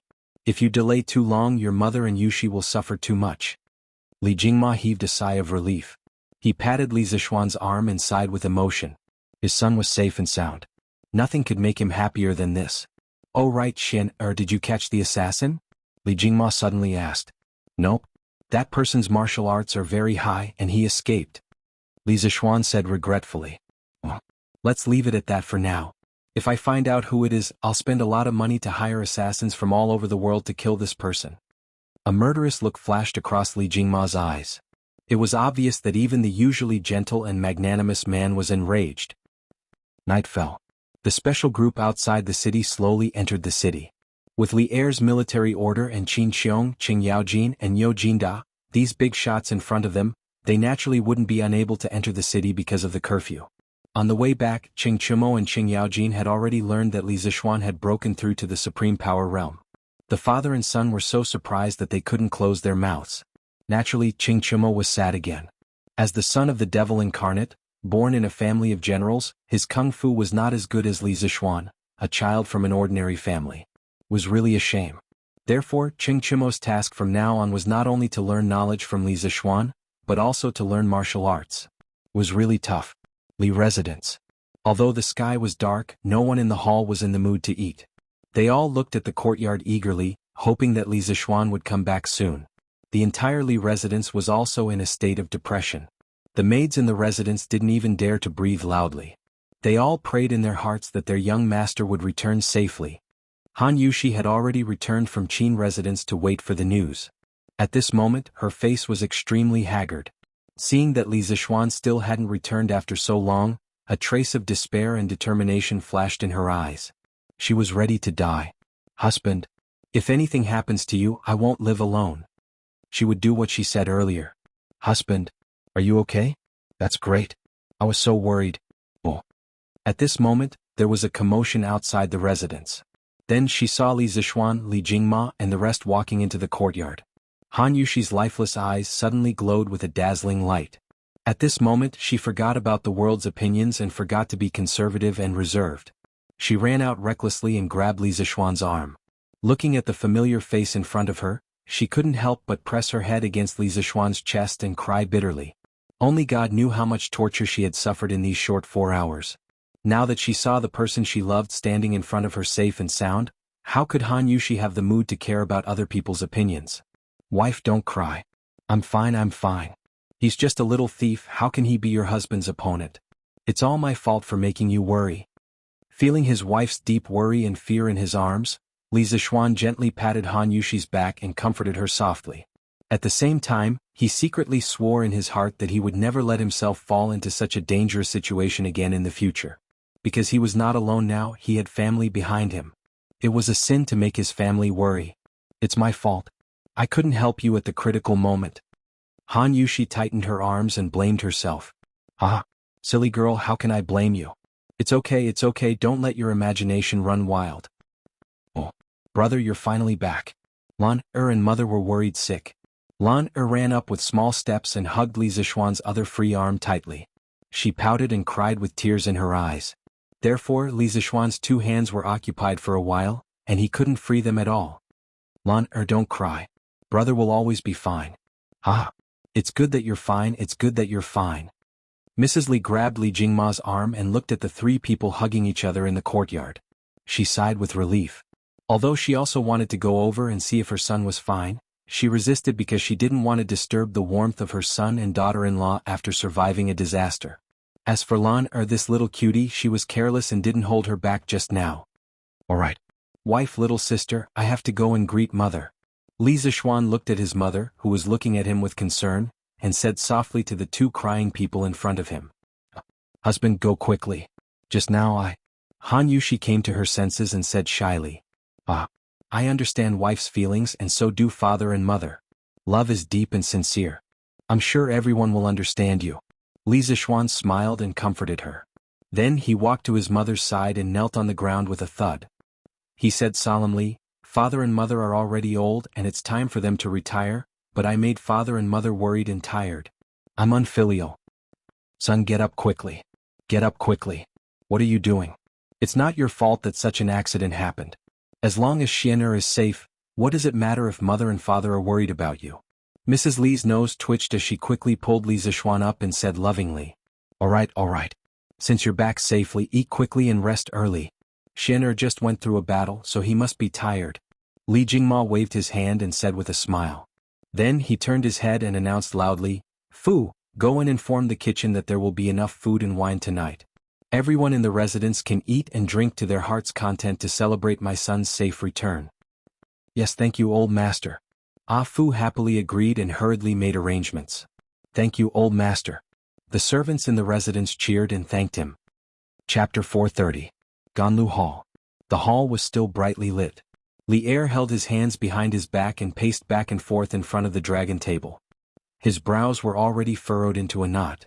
Today's sudden assassination attempt on Li Zixuan caused a strong sense of vigilance to rise in his heart.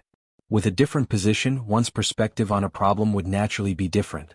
Li, who had taken the throne through a coup, could see from this sudden assassination that there were still many unstable factors in the great Tang that he governed. To dare assassinate a county official in broad daylight, the person behind this was definitely not a small figure. The most important question now was whether or not Li Zixuan had been killed. Li naturally regarded this rising star of the empire with great importance. He even had the faint intention of preparing talents for Li Qingqian. Li Zixuan had never disappointed him. He had repeatedly performed miraculous deeds and solved many of Li urgent needs.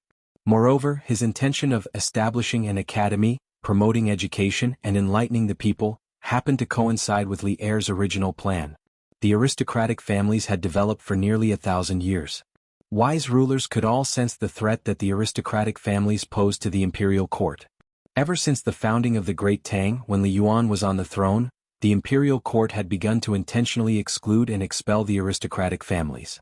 After Li ascended the throne, the imperial court's intention to weaken the aristocratic families became even more obvious. The reason why the 5 families and 7 nobles still had such status was not because they had much power in the imperial court.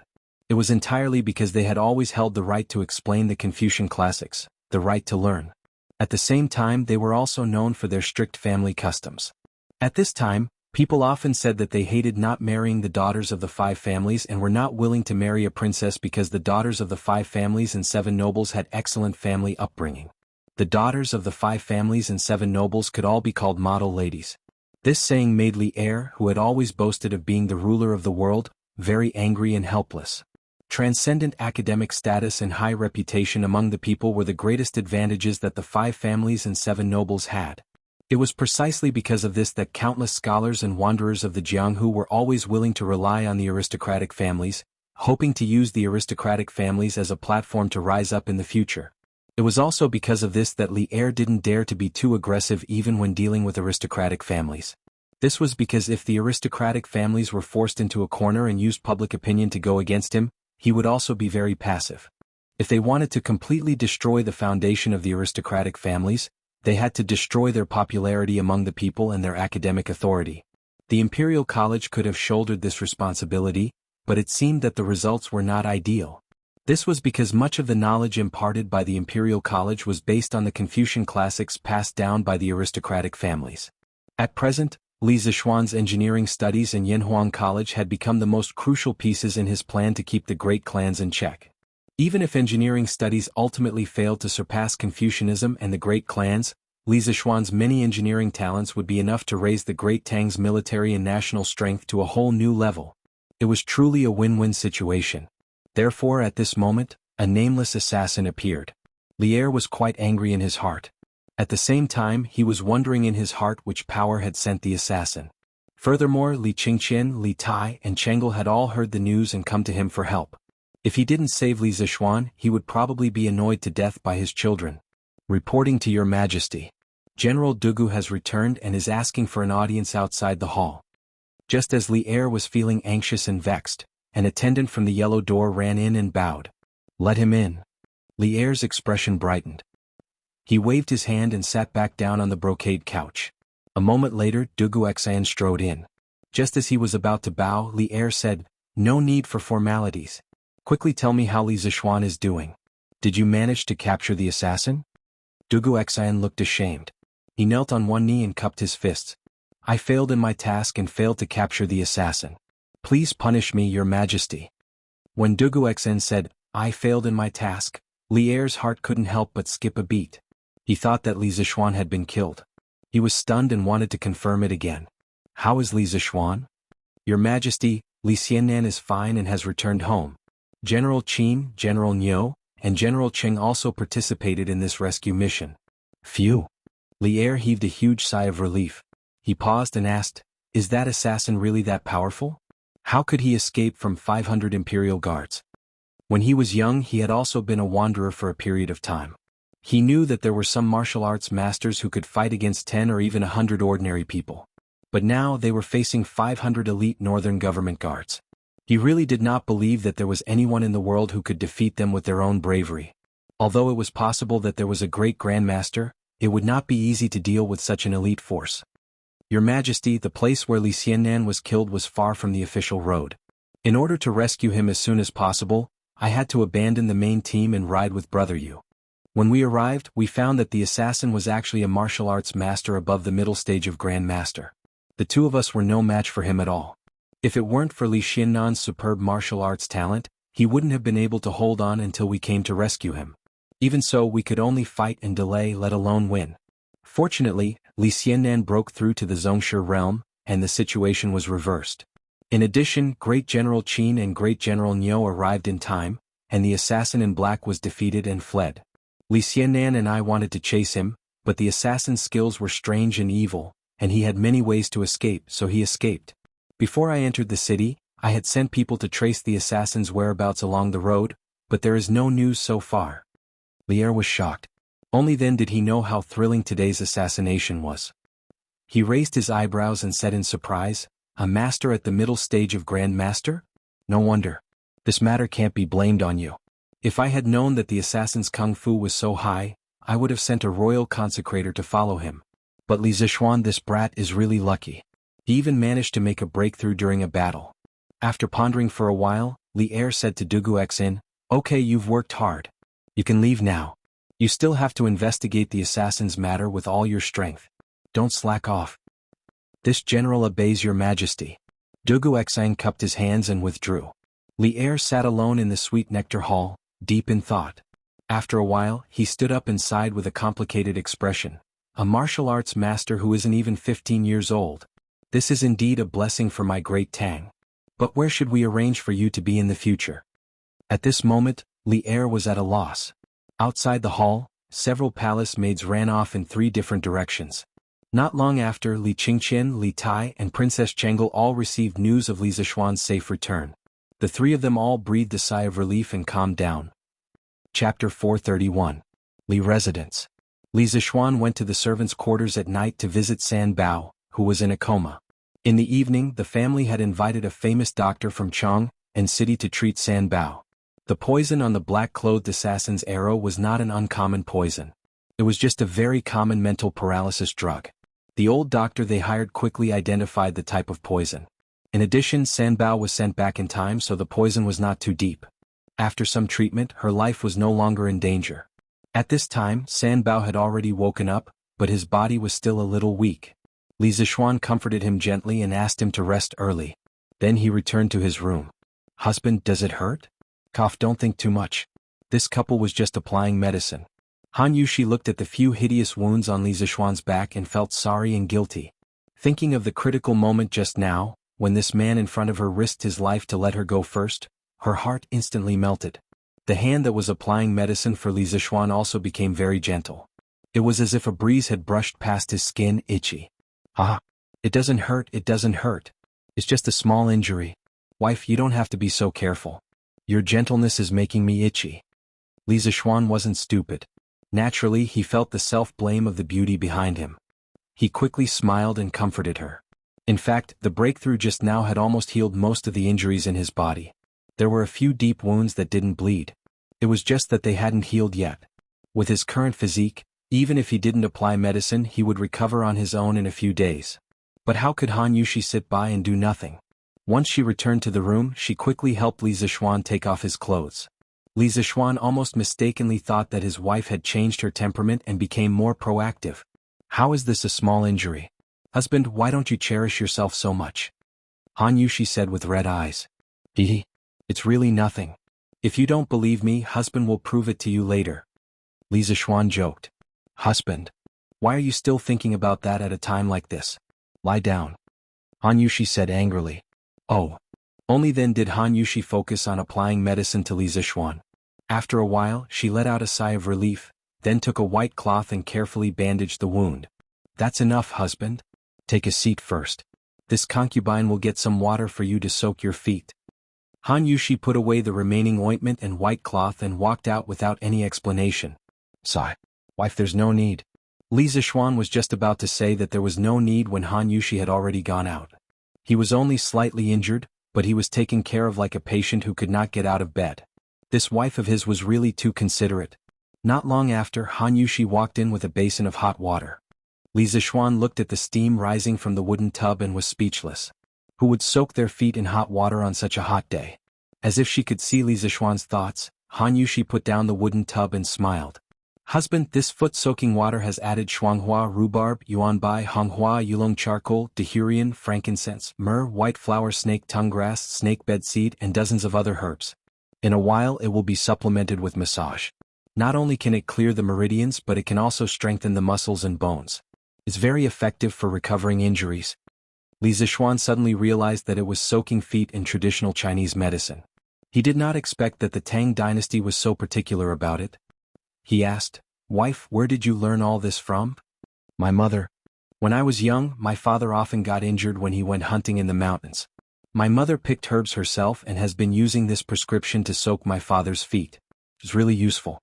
Husband, you have to believe me," Han Yushi said without looking up as she helped Li Zishuan take off his foot clothes, which were almost equivalent to the socks worn by modern people. Father-in-law and mother-in-law are really loving. Li Zishuan sighed in his heart. He did not know what good deeds this father-in-law of his had accumulated in his previous life to marry such a virtuous wife. He really picked up a treasure. But then again, didn't he also pick up a treasure? His wife was not only beautiful, but also knew how to cook and take care of the family. She also knew how to take care of people with a gentle and considerate personality. Li Zishuan was satisfied with such a wife. He was not a greedy person from the beginning to the end. Seeing that Han Yushi really squatted down and massaged the soles of his feet, Li Zishuan could not help but squint his eyes. First, it was comfortable. Second, he had a bird's-eye view from his position and could see some scenery that ordinary people could not see. Husband and wife could not only do that kind of thing. Usually, This kind of casual joking and amusement could also be a kind of adjustment for the relationship between husband and wife. Father and mother have never been angry. Their relationship is really good. Han Yushi lowered her head and said softly. Li Zixuan faintly replied with an The room fell into silence for a moment, and the atmosphere was very warm. Husband. The next time you encounter danger, can you not leave me alone? You once said that husband and wife are one, but when disaster befalls us, this concubine couldn't endure it with you. During those 4 hours of waiting for you to return, this concubine felt worse than death. Han Yushi lowered her head and hesitated for a while before saying weakly. She really made one's heart ache for her. Li Zixuan secretly cursed. He bent down, cupped Han Yushi's cheek and pressed his forehead against hers. Silly girl, if I can't protect you, then what kind of man am I? You and I, husband and wife, are indeed one. We share blessings and hardships, but I am your husband. I have the responsibility to protect you. Even if there comes a day when we must die, I will never let you die in front of me. Husband. 10 feet is 10 feet and a person is 8 feet long. If you encounter such a situation in the future, you still have to run first. Only when you are safe can I concentrate on fighting the enemy. You and father and mother are my only weakness. Han Yushi stared at the man in front of her in a daze, but her tears couldn't stop flowing. Husband, no need to say. I understand. Wife, listen to me. Also, I promise you that I will never encounter such a dangerous situation in the future. Li Zixuan touched his wife's chin and said with a smile. Han Yushi smiled through her tears and wiped her tears with her sleeve. Then she asked, Husband, who was that black-clothed man in the day? Why did he want to kill us? Li Zixuan tilted his head and thought of the black-clothed man's words. Jianghu matters end in Jianghu. A life for a life. He thought of something and said, I don't know where that old thief came from, but why does his tone sound like vengeance? I'm not too sure either.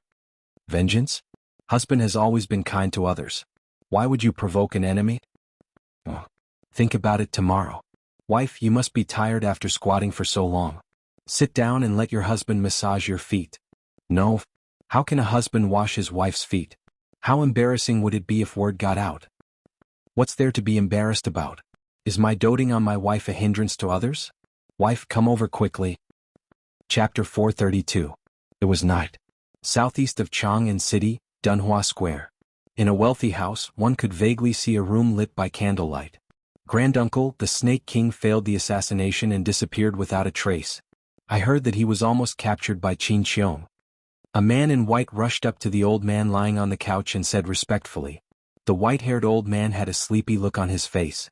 At this moment, his eyes were slightly closed, and his chest was rising and falling rhythmically as if he was asleep. After a long while, he finally opened his mouth and said, Isn't he a very powerful grandmaster expert? Why can't he even deal with a child?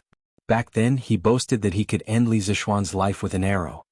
The young man cupped his hands and said, Granduncle, the Snake King's martial arts cultivation is much higher than Li Zixuan's. According to common sense, the Snake King can finish him in an instant, but no buts.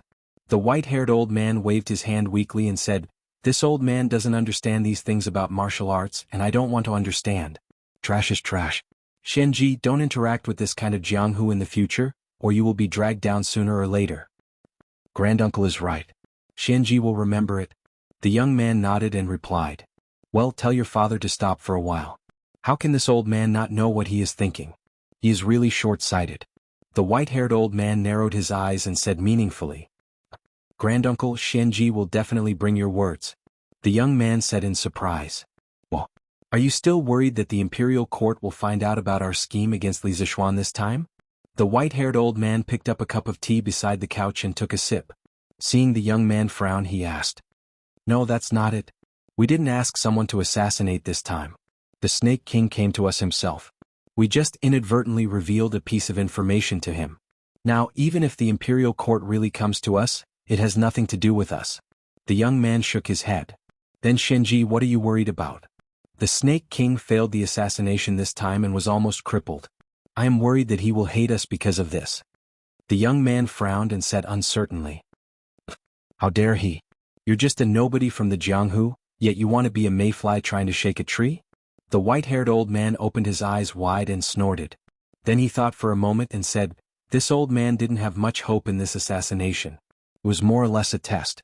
It would be better if they could kill him, but if they couldn't, it would only mean that they couldn't deal with Li Zishuan by force. Therefore they could try to use the civil way in the future. We can't stand out like a bird in the eye of the storm. But we can't let that brat destroy our foundation. The young man said in a daze, "Granduncle, where did this come from?" "Ah, that's your business. Shenji, you've been witty and smart since you were a child. You're much better than your father. I think highly of you. Think about it carefully.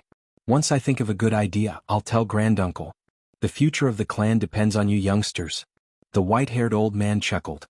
This old fellow was quite a hands-off shopkeeper. The young man wiped his sweat and hurriedly said, "Thank you, Granduncle. Shenji will seriously think of a way." "Okay, go ahead." The white-haired old man waved his hand and said, "Yes, Granduncle, rest early too. Shenji will take his leave." The young man cupped his hands and left. The white-haired old man on the couch was silent for a while. Then he sighed and said, "It's time to talk to those old fellows. These people are short-sighted. If I don't give them some pointers, I don't know when they'll understand. Moreover, this matter isn't just about our family." The next morning, Li Zishuan was woken up early in the morning because someone from the palace came to ask him to attend the morning court. "It should be related to the assassination yesterday, right? Great. I'll go take a look and see what Li can say. I'm considered a member of the imperial court, right? Old Li is also responsible for being assassinated near Chang and City." Li Zishuan's heart was extremely daring as he fantasized. Under the care of Xiao He and Xiao Shi, Li Zishuan washed up and put on his court attire. Then he ate a few mouthfuls of food and sat in the carriage to go to the palace. Dugu Xan had also taken away the arrows from the carriage yesterday. According to him, bows and arrows were considered restricted weapons among the commoners, especially the strong bow that the black-clothed assassin had used yesterday. It was likely that it had come from some armory. It was not the first time Li Zishuan attended the morning court. He was familiar with it. After entering the palace and arriving at the square in front of Taiji Palace, Li Zishuan realized that almost all the officials were present. He was considered late. He did not expect that after being a good student and obedient for a lifetime in his previous life, he would become a little lazy and bad after coming to the Tang dynasty. After chatting with Qing Yaojin, Qin Xiong, and a few other military veterans, a chamberlain came out and shouted, "Officials, please enter the palace for the morning court." The clamorous civil and military officials immediately quieted down. They lowered their heads and strode into Taiji Palace with the imperial edicts in their arms. Li Zishuan's current position was a little awkward. Everyone knew that he had resigned from his position in the Imperial College. Now he only had the title of Prince of Lantian County. Looking at all the civil and military officials in the Imperial Court, he was the only one who came to the morning court with only a title and no actual position. Previously, Li had promised to give him the title of Crown Prince Zhan Shi, but it was not time yet. Looking at the days, it seems that today is the Imperial College's day off. In that case, Li might be here to promote him in front of the court officials? Li Zishuan was slightly stunned. Then he thought of something and walked to his original position, which was one row behind Kang Yingda. Since the new Imperial College official had not taken office yet, no one would say anything if he stood there. Reality proved that no one would say anything. After a round of greetings, the morning court session began. The first half of the session had nothing to do with Li Zishuan. It was all about the big shots arguing with each other or reporting about work. They talked about how the summer flood season was coming, and they had to strengthen the river defenses. They talked about how some official had acted improperly or neglected his duties, etc. In any case, Li Zishuan didn't care about this matter and just stood there with his eyes closed, quietly waiting for Li to call him. After some time, Qin Xiong bowed and said, "Your Majesty, I have something to report." "Please speak, Minister Qin." "Your Majesty, yesterday Prince of Lantian County was assassinated by a black-clothed expert in the eastern suburbs of Chang'an. In broad daylight, right under the Emperor's nose, such a shocking thing happened. Where is the dignity of the Imperial Court? This old subject beseeches Your Majesty to conduct a thorough investigation and bring these audacious people to justice. Otherwise, the officials will only be in a state of panic and lose interest in the Imperial Court." Li Zishuan was energized.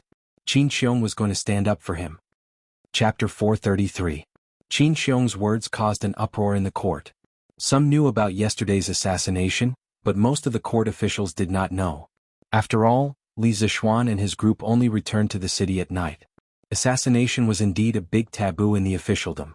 There were not many officials who were not afraid of death. It was fine to use normal political means to exclude political opponents, but it was not okay to use assassination. This would cause public anger. Your Majesty, Duke Yi's words are correct. Assassinating a county official in broad daylight is truly shocking. This kind of villain must be severely punished. Moreover, we must interrogate him to see if there is anyone behind him who ordered him to do so. If there is, they must be severely punished. Fang Xianling stepped out and said seriously, I second the motion. Punish the villain and find out who is behind this. Zhang Sun Wuji also stepped forward and cupped his hands. This was a matter of principle. As the head of the civil officials, he had to stand up and express his attitude. Since Fang Xianling and Zhang Sun Wuji had said so, what else did the other officials have to hesitate? One by one they began to accuse the assassin and the mastermind behind the scenes. What was originally a peaceful morning court had suddenly turned into a denouncing assembly of civil and military officials. Where is Magistrate Hua? When the officials were almost done, Li Er looked down and asked in a deep voice. I am here. I am guilty. Yinhua Wenjie, who had met Li Zishuan once before, came out and bowed to ask for forgiveness, sweating profusely. The officials of Chang'an County and Wanyan County in Chang'an City, as well as Lantian, Xinfeng and more than 10 other counties outside the city were all under the jurisdiction of the magistrate. With such a major public security incident, he, as the magistrate, naturally had an important responsibility. Speaking of which, it could be said that Li Zishuan was his nemesis. Previously, Li Zishuan had brought Li Qingqian out to play. Because Chao Rui had eyes but failed to see and actually wanted to make a move on the crown prince, the Eastern Palace guards had dragged him over. Li Qingqian had personally criticized Wanyan County's governance issues. At that time he had been scared to death. He did not expect that in just a few months, Li Zishuan not only had a title, he, a rank 3 magistrate, did not have a title. It was really infuriating, but he also caused an even bigger incident. Hua Wenjie secretly said, bitter? Although this matter could not be blamed on Li Zishuan, he still felt bitter in his heart. Of course you are guilty for such a villain to appear in the capital. However, I will give you a chance to atone for your crimes. You must catch the assassin within 10 days. Even if you can't catch him, you must at least find out where he came from. Li Er's hawk-like sharp gaze pierced Hua Wenjie's sweaty face as he ordered in a deep voice. This old subject accepts the decree and thanks you for your grace. Hua Wenjie had a bitter expression on his face. Li Er's mission was extremely difficult. He had heard a little about yesterday's assassination attempt. Even Gudu Xian was unable to deal with a martial arts expert. Asking him to investigate and capture the culprit was truly an impossible task. We will have Gudu Xian lead a group of Imperial Army soldiers to assist you in your investigation. No matter how powerful that assassin's martial arts are, he cannot be allowed to get away scot-free. Li Er understood Hua Wenjie's difficulty and added, Many thanks, Your Majesty. Hua Wenjie clasped his hands in thanks and then withdrew. Li Er thought for a moment and said, There is another matter today. There is one more matter today. Li Zishuan has submitted his resignation from his post at the Imperial College. However, ever since we ascended the throne, we have always prioritized talents. Talented and virtuous people must be put to good use. Li Zishuan's paper machine, unique culture, and the Great Tang Dictionary must be known by all of you. These things are extremely beneficial to the education of the people of our Great Tang. It is very likely that in a few decades, scholars will blossom all over our Great Tang. The great cause of education that even the Qin Emperor was unable to achieve during the Hanwu era may be realized through the combined efforts of all of you. Thus, we appoint Li Zishuan as Crown Prince Zhan Shi, and also confer upon him the titles of Jinziguang Lu Daifu and Zhaowu Chaplain. What do all of you think? Silence. The moment Li Er finished speaking, the hall fell into a strange silence. The officials were stunned for a moment and then looked at each other, not knowing what Li Er was up to. Li Zishuan was also somewhat confused. What did old Li mean by this? Was he trying to stir up trouble? What the hell was Zhaowu Chaplain? Your Majesty, this subject has an objection. How could the old flame Wei Zheng let go of such a good opportunity? He flicked his sleeves and angrily cupped his hands. What objection does Minister Wei have? Li Er raised his eyebrows and asked unhappily. Wei Zheng was not afraid of Li Er. He nonchalantly cupped his hands and said, Li Xiannan has indeed contributed to the education of our Tang dynasty, especially the Tang Dynasty Dictionary. This book really has a profound meaning. Your Majesty conferred upon him the title of Crown Prince Zhan Shi. Although it is a little out of line, it is understandable. If Li Xiannan can guide the Crown Prince to be diligent in his studies, It will also be a blessing for our Tang dynasty. But Jinziguang Lu Daifu is too much. A Jinziguang Lu Daifu who is not even 15 years old, not only does it not exist in our dynasty, it has never appeared in all of the dynasties. Li Xiannan is indeed talented, but this subject believes that it is not advisable to rush the seedlings to help them grow. In addition, Li Xiannan has not made any contributions in the military. Why would your majesty confer upon him the title of Zhaowu chaplain? Although this is only a rank 6 military officer, it is unreasonable to confer upon someone who has nothing to do with it. I implore your majesty to reconsider. Although Wei Zheng's argument was not intense, it was reasonable. Even Li Zishuan himself felt that this old fellow's words were reasonable, not to mention the other ministers. Minister Wei's words are reasonable. This old subject also implore your majesty to reconsider. Fang Xianling stepped forward and cupped his hands in agreement. This subject agrees, your majesty, to reconsider. Zhang Sun Wuji also stepped forward and cupped his hands in agreement. Bullshit. Old Wei Zheng, what nonsense are you talking about? When the other ministers also wanted to step forward to agree, Qing Yaojin stepped forward and pointed at Wei Zheng and scolded. Just because Xiao Xian is young, you say that he is not worthy of this Jinziguang Lu Daifu? What a joke. Since when did the imperial court choose officials based on age? Why don't I, old Qing, know about this? His Majesty just said that it is based on ability. You have read more books than me, old Qing. Do you understand that it is based on ability? Do you know what it means to be based on ability? Qing Yaojin was aggressive and his spittle was all over Wei Zheng's face. The worst thing was that this old fellow ate garlic in the morning and Wei Zheng almost fainted from the smell. Qing Jijia, don't go too far. What this old man said is reasonable and reasonable.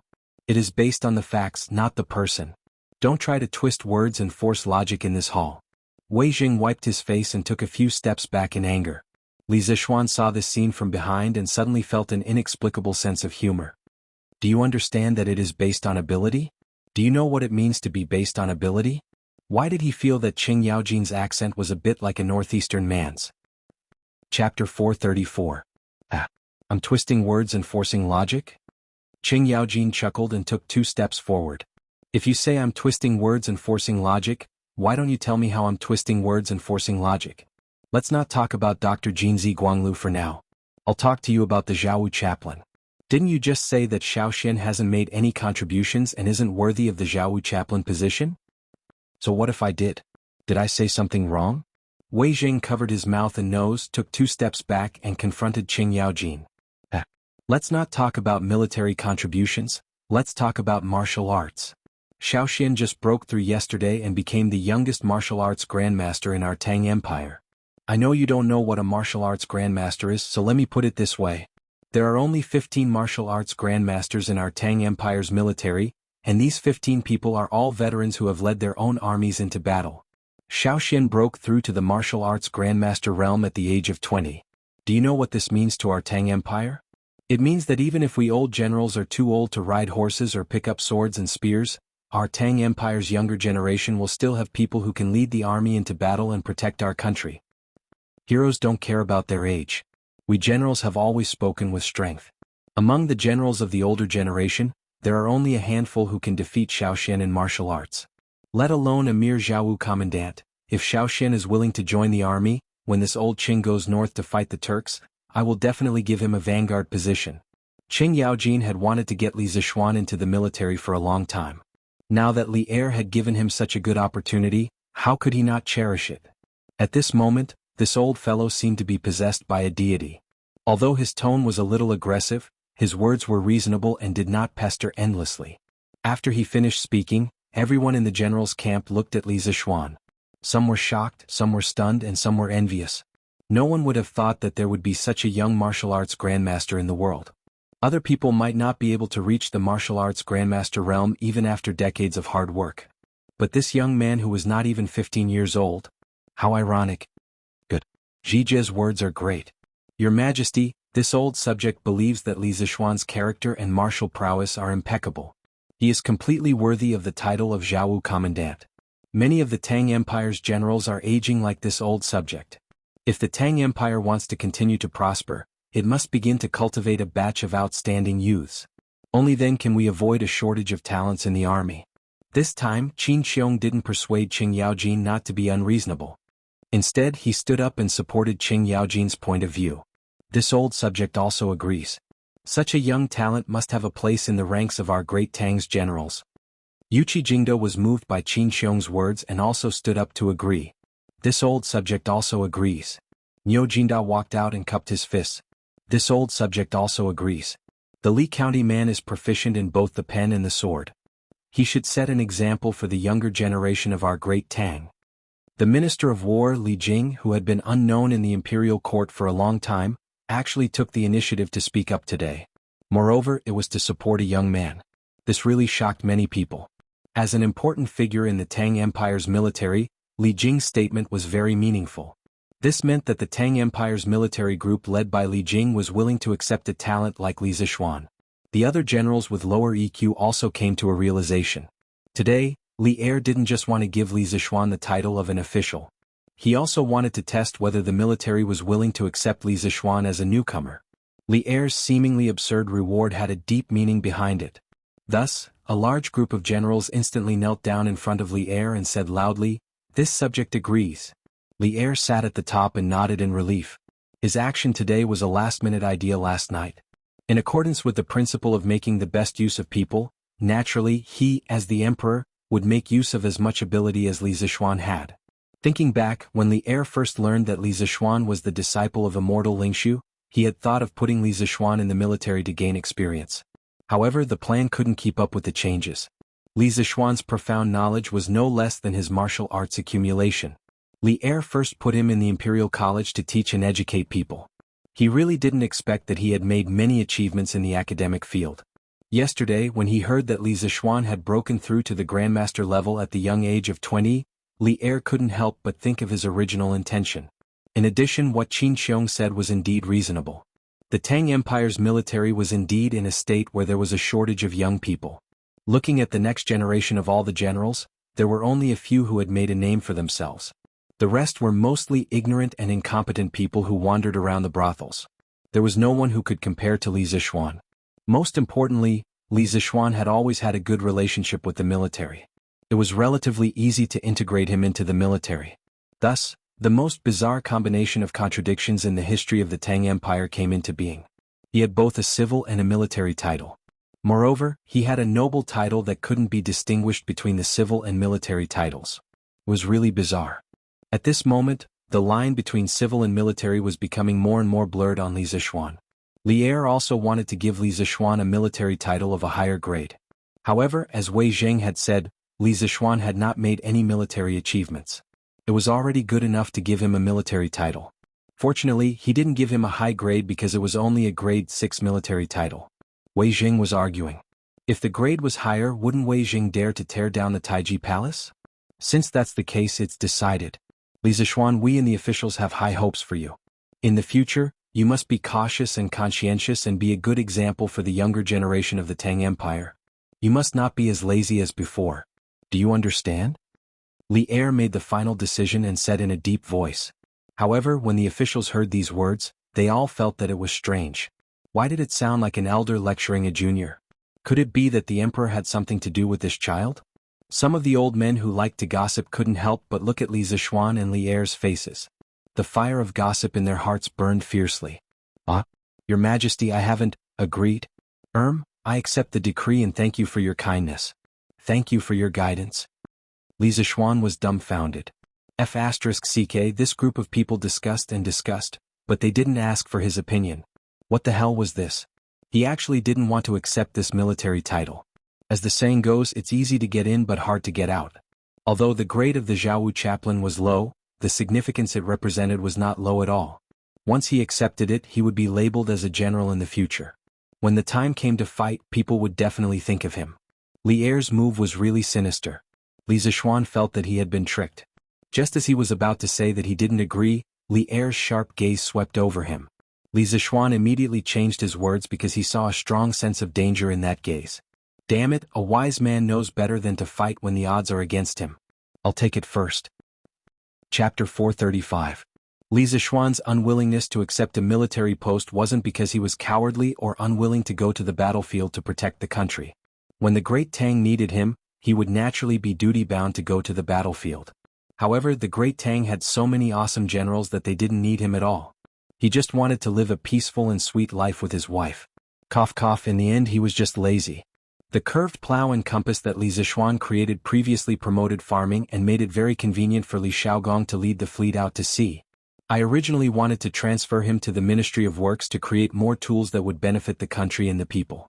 However, Li Zixuan told me that he wanted to establish an academy named Yanhuang. He wanted to pass on his knowledge of inventing new tools to more people. I think this is a good move. What do you think? With the cooperation of the military generals, Li Zixuan was successfully promoted to an official post. Then Li Er continued to take a mile after taking an inch, and revealed that Li Zixuan wanted to establish Yanhuang College. He brought this matter to the imperial court so that Yanhuang College would face less resistance in the future. The officials were speechless. They didn't know what Li Er was up to this time. Why was he talking about establishing an academy out of the blue? In this era, people didn't have a high and mighty impression of academies. It was more like they were short and poor. Thus, many officials wanted to support it but didn't know why. Even if they wanted to oppose it, they didn't know why either. But then again, in today's imperial court, Li Zixuan's matters really came one after another. This brat was about to become the main character of the imperial court. Your Majesty, I'm afraid the National Treasury doesn't have any money left to establish an academy for Li Zhanshe. At this moment, an elegant white-haired elder in purple stepped forward and cupped his hands. It was the current Minister of Civil Affairs, Xiao Yu. Yes, that's right. At this time, the Ministry of Revenue wasn't called the Ministry of Revenue. It was called the Ministry of Civil Affairs. In the beginning of the Sui dynasty, it was called Duji. In the third year of founding emperor, it was changed to Min Division, and the dynasty followed suit. In the 23rd year of Jingguan, which was actually the first year of Yonghui, it was changed to the Ministry of Revenue. In the first year of Mingqing, it was changed to Duji. In the second year of Long Shua, it was changed to Siyuan Taichangbo. In the first year of Xinheng, it was reverted to the Ministry of Revenue. In the first year of Guangzhai, it was changed to Di Guanshangshu. In the first year of Shenlong, it was reinstated. Xiao Yu's wife was Empress Dugu's niece. Li Yuan was Empress Dugu's nephew. Li Yuan and Xiao Yu's wife were cousins. Back when the two of them were officials in the Sui dynasty, they had a very good relationship. Therefore, not only did this guy do well in the Sui dynasty, he was also the Minister of Civil Affairs and the Prime Minister. He also did well in the Tang dynasty. He was once again the Prime Minister and the Minister of Civil Affairs. Xiao Yu was the only Prime Minister of the previous dynasty who was still active in the center of power until Jingguan's death. However, there were also 6 ups and downs. That is, 6 times he had to pay his respects to the Prime Minister, 6 times he was removed from his position as Prime Minister, and even his title of nobility was stripped and he was exiled from the capital. However, the prime ministers of the Tang dynasty weren't very valuable. At least, they weren't as powerful as the later generations. That was because the Tang dynasty implemented a group of prime ministers system. During Gaozu's time, there were 16 prime ministers. During Taizong's time, there were 29 prime ministers. During Gaozong's time, there were 47 prime ministers. During Wuzhou's time, there were as many as 78 prime ministers. Therefore, the power of a prime minister at this time wasn't as great as people thought. However, although that was the case, it was still very impressive to be able to become a prime minister. After all, he was an extremely powerful official. Minister Xiao, you're overthinking. All the expenses for the construction of Yanhuang College will be borne by Li Zixuan. The imperial court doesn't need to pay a single cent more. Li Er chuckled. In his heart, he thought that it was fortunate that Li Zixuan was rich. Otherwise, it would have taken a lot of effort. When Xiao Yu heard that, he was slightly stunned. Then he looked at Li Zixuan suspiciously. He wondered if there was something wrong with this unlucky kid's brain. Why would he want to spend money to build an academy? Then, I have no objections. Xiao Yu clasped his hands and replied. As the Minister of Civil Affairs, he only needed to manage the purse of the Great Tang. Whether Li Zixuan opened an academy or not had nothing to do with him. He just felt that it wasn't worth it for this child to spend his own money instead of living a good life. In any case, Xiao Yu, who had lived through 3 dynasties, couldn't understand such a decision. Then does anyone else have any objections? Li Er asked the others. Most of the others had the same thoughts as Xiao Yu. They simply didn't care about Li Zixuan's Yanhuang College. Since it didn't concern them, they didn't care. Thus, no one stood up to object. Seeing that no one objected, Li Er chuckled and made a big move. Good. Since no one objects, Then I shall appoint Li Zixuan as the Yamacho of Yanhuang College, and I shall be the honorary president of Yanhuang College. As the ancestors of the Han people, everyone in the Central Plains can be called the descendants of Yan and Huang. In the future, no matter rich or poor, as long as you are a descendant of Yan and Huang, you will be able to enroll in Yanhuang College. Although Yanhuang College doesn't need a single copper coin from the national treasury, the 6 ministries of the imperial court must provide convenience to the Yanhuang College within their means during the construction process. They must not obstruct it on purpose. I need Yanhuang College to nurture a batch of talents that can make the Great Tang even stronger. Have you all heard me clearly? Buzz. As soon as Li Er finished speaking, Wei Zheng, Fang Xianling, Zhang Sun Wuji, Xiao Yu, and the other important officials of the imperial court were all dumbfounded. They didn't expect Li Er to trick them. He was really too shameless. According to what Li Er said just now, Yanhuang College wasn't a lowly private college at all. It would become a genuine government-run college. Oh no, it should be a royal college. If they had known that Li Zixuan would play like this, they definitely wouldn't have agreed to let Li Zixuan establish Yanhuang College so easily. But now, Li Er obviously wanted to act shamelessly, so it wasn't easy for them to change their minds. Kong Yingda's legs trembled. This was the first time he heard that Li Er wanted to be the president of Yanhuang College. This made him feel a sense of crisis. He walked forward and cupped his hands. Your Majesty's action seems inappropriate. In this way, where will the Imperial College be placed? The other officials also focused their attention. What Kong Yingda said was indeed a very serious problem. Since Li Er attached so much importance to Yanhuang College as the holy land of Confucianism, what should the Imperial College do? The problem now involved the battle of orthodoxy. As the orthodox school, Confucianism had been deeply rooted in the people's hearts. It could be said that all the civil officials in the hall benefited from Confucianism. They wouldn't allow Li Er to abandon Confucianism and seek refuge with other schools of thought. Of course, Li Er knew the seriousness of this problem. He said seriously, Official Kong, you worry too much. The Imperial College has been sending a large number of talents to the Imperial Court all these years. Its position is unshakable. Confucianism is still the orthodox school of thought of the Great Tang, and the purpose of Yanhuang College is only to nurture a group of talents who are good at construction. The two don't conflict. Chapter 436. Inside the Taiji Palace. Li Er purposely explained that the purpose of Yanhuang College was to provide talents for the Ministry of Works. Those defenders of Confucianism who were ready to jump out and attack Li Er finally gave up, and the establishment of Yanhuang College was officially approved. Li Zixuan took a deep breath and secretly gave old Li 32 likes in his heart. If he had been the one to say it, he definitely wouldn't have been able to say it so perfectly. Li Er had helped him solve a big problem. That's right. Not only was Li Zixuan unwilling to have a conflict with Confucianism, but Li Zixuan was also unwilling. Engineering hadn't even sprouted yet. How could it go head-to-head with Confucianism, which had been developing for thousands of years? Any new thing needed to be low-key and wretched, in the beginning. After the establishment of Yanhuang College, the long morning court session finally ended. The civil and military officials all left the main hall and returned to their homes. Li Zixuan saw a familiar figure in front of him and hurriedly chased after him. Minister Yan. Minister Yan. He was chasing after Yan Lide. When Yan Lide heard someone calling him, he stopped in his tracks and turned around with a smile. Li Zhanshi, congratulations on your promotion. Now that Li Zixuan had been promoted to Crown Prince Zhanshi, in terms of rank he was on par with him, the Minister of Works. This made Yan Lide's heart feel very complicated. Don't make fun of me. Brother Xiaoning and I are good brothers. You can just call me Little Xian. Li Zixuan choked. This Li Zhanshi didn't sound nice. Previously when others called him Li Sai, it didn't sound nice either. At this time he wanted to complain about the problem of how people of the Tang dynasty addressed him. In this era, there was a lot of attention to how officials were addressed. In some brainless novels it was often written that when the protagonist met an official, he would directly call him Lord Zhang, Lord Wang, or Lord Li, regardless of what official he was. In fact, this was not respecting historical facts. Darren was a form of address. In the Tang dynasty, it was only used to address one's parents. Under certain circumstances, it could be used to address one's direct relatives. One could never use Darren Zhang, Darren Wang, or Darren Li to address various officials. Therefore, when you meet an official, don't simply call him Lord, unless you want to acknowledge him as your godfather. In the Tang dynasty, officials were usually addressed with surname plus rank, such as Minister Zhao, Minister Qian, or surname plus Gong. For example, when you met Fang Xianling, you could say Good Minister Fang, and when you met Wei Zheng you could say Lord Wei. Therefore, when one really transmigrated to the Tang dynasty, if one intended to greet every official as Lord, this kind of lazy method would not work.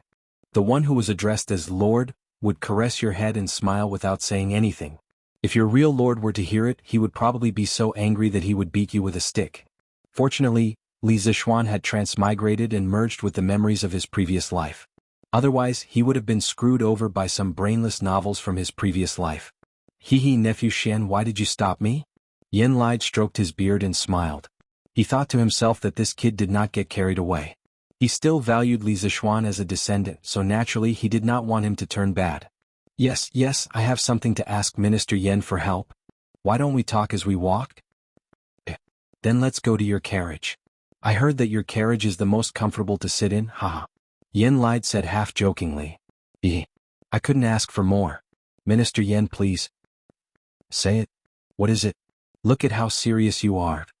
Sitting on the don't touch my number 1 sofa, Yen Lai sipped his wine and looked at the passers-by outside the window. It's not a big deal. Uncle Yen, you also heard in the imperial court that this kid's Yanhuang College is about to start construction. This kid has poured a lot of effort into this college, so naturally, we have to strive for perfection in the construction. That's why I wanted to invite you over to check it out. After all, in terms of construction skills, if Uncle Yen is second, no one in Great Tang would dare to say that they are firsts. Li Zishuan continued to climb up the pole, trying to curry favor with him and flattering him one after another.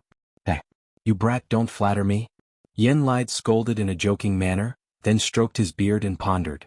His Majesty previously said that the 6 ministries of the imperial court should do their best to cooperate with the construction of Yanhuang College. Nephew Xian, this old man should agree to your request, but as the Minister of Works, I don't usually have much time. How about this? I'll ask Xiaoning to bring a group of specialized craftsmen to help you later. Anyway, the two of you are already familiar with each other, so it'll be convenient for you to communicate. Although Xiaoning doesn't specialize in construction, he's still quite familiar with it. If this old man has time, I'll personally go and take a look. If there's any problem, you can come and find me at any time. Li Zishuan said happily, yes. Then I'll have to trouble Uncle Yen. Yen Lai pointed at Li Zishuan and laughed. Hey, you brat. It would be great if Xiaoning could learn from you how stuffy he is. Not only are you married, but you've also been promoted. When will that child Xiaoning be as worry-free as you? Li Zishuan rubbed his nose. Was Yen Lai saying that he was too unrestrained so he got himself a wife? However, it wasn't good for Yen Xiaoning to only know how to study mechanical mechanisms all day long. Compared to him, Yen Xiaoning was more like an otaku. Xiaoning will definitely find his own happiness. Actually, this nephew of mine isn't worry-free now. Yesterday my parents were almost scared out of their wits. Li Zishuan said in a muffled voice. That was just an accident, but you have to be more careful in the future. As long as that assassin isn't caught, you can't let your guard down. Yen Lai said solemnly. Yes, this nephew of yours understands. Oh.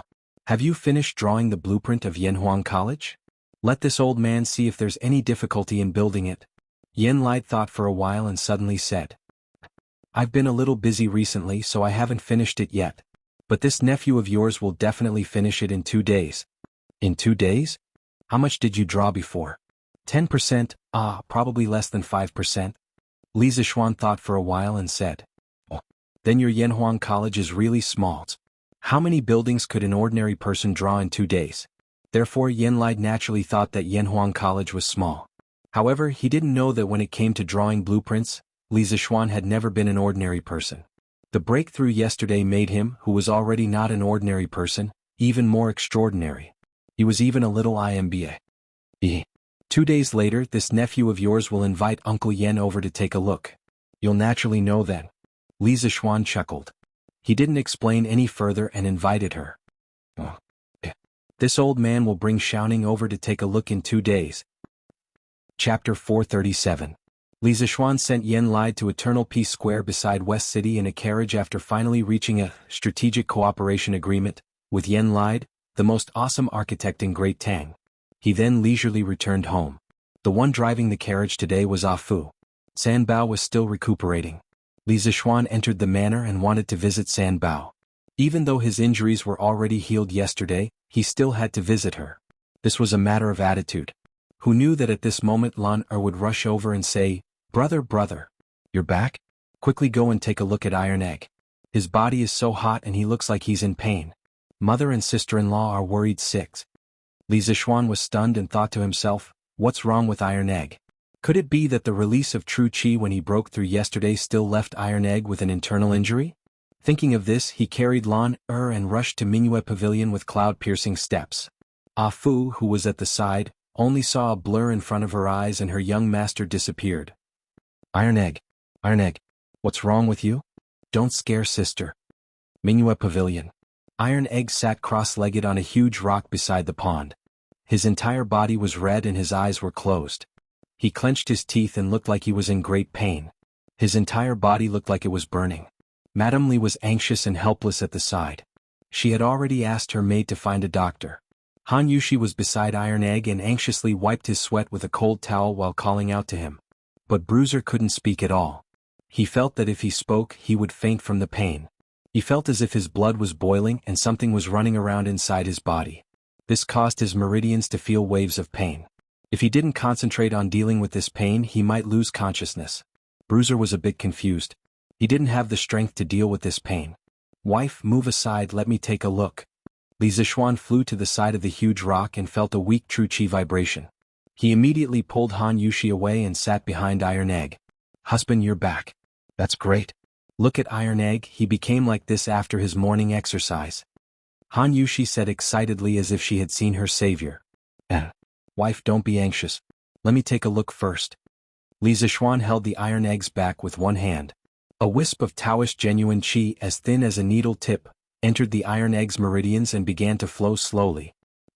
You actually have true qi? Li Zixuan raised his eyebrows and exclaimed. Husband, how is it? Yeah. Little Xian, what happened? This child has been in pain for a long time. Han Yushi and Mrs. Li hurriedly went forward and asked. Li Zixuan withdrew his true qi, stood up and said, Mother Yushi, Iron Egg is fine, he is just about to break through heat. This kid's hard training for the past few months wasn't in vain. Breakthrough? Wasn't he sick? Look at Iron Egg's expression, he seems to be in pain. Mrs. Li said in disbelief. Han Yushi also looked at him anxiously. Li Zixuan smiled and said, Mother. People who practice martial arts break through realms like this. Iron Egg's current pain is something that many people can't even ask for. You and Yushi can go about your business first. Let me take care of this. If there are too many people, it will affect Iron Egg's breakthrough. Don't worry, Iron Egg will definitely be fine. Although Mrs. Li didn't understand the common sense of martial arts practitioners, she still understood the general meaning. She pulled Han Yushi and said, Yushi, let's go out first. Little Xian is here. Lan, let's go, you also go out with Mother. And Mother? Han Yushi replied. Then she glanced at Li Zixuan and Iron Egg. Li Zixuan gave her a reassuring hand gesture. Only then did she feel relieved. Lan blinked and asked, Brother? After Iron Egg breaks through, will he become as powerful as Brother? When the time comes, will he be able to fly up the tree with Lan? When Li Zixuan heard this, he didn't know whether to laugh or cry. He rubbed the little girl's braids and said, You can ask him later. For now, let's go out and play. Calm down and try to control the 3 tadpole-like true qi in your body. When you can really control them, you will be able to draw true qi into your body. From the moment Li Zixuan came here, Iron Egg had already felt it. At the same time, he breathed a sigh of relief in his heart. The battle he witnessed yesterday gave him a deeper understanding of Li Zixuan's strength. He believed that with Li Zixuan here he would definitely be fine. At this moment, Li Zixuan's voice seemed to have a trace of magic.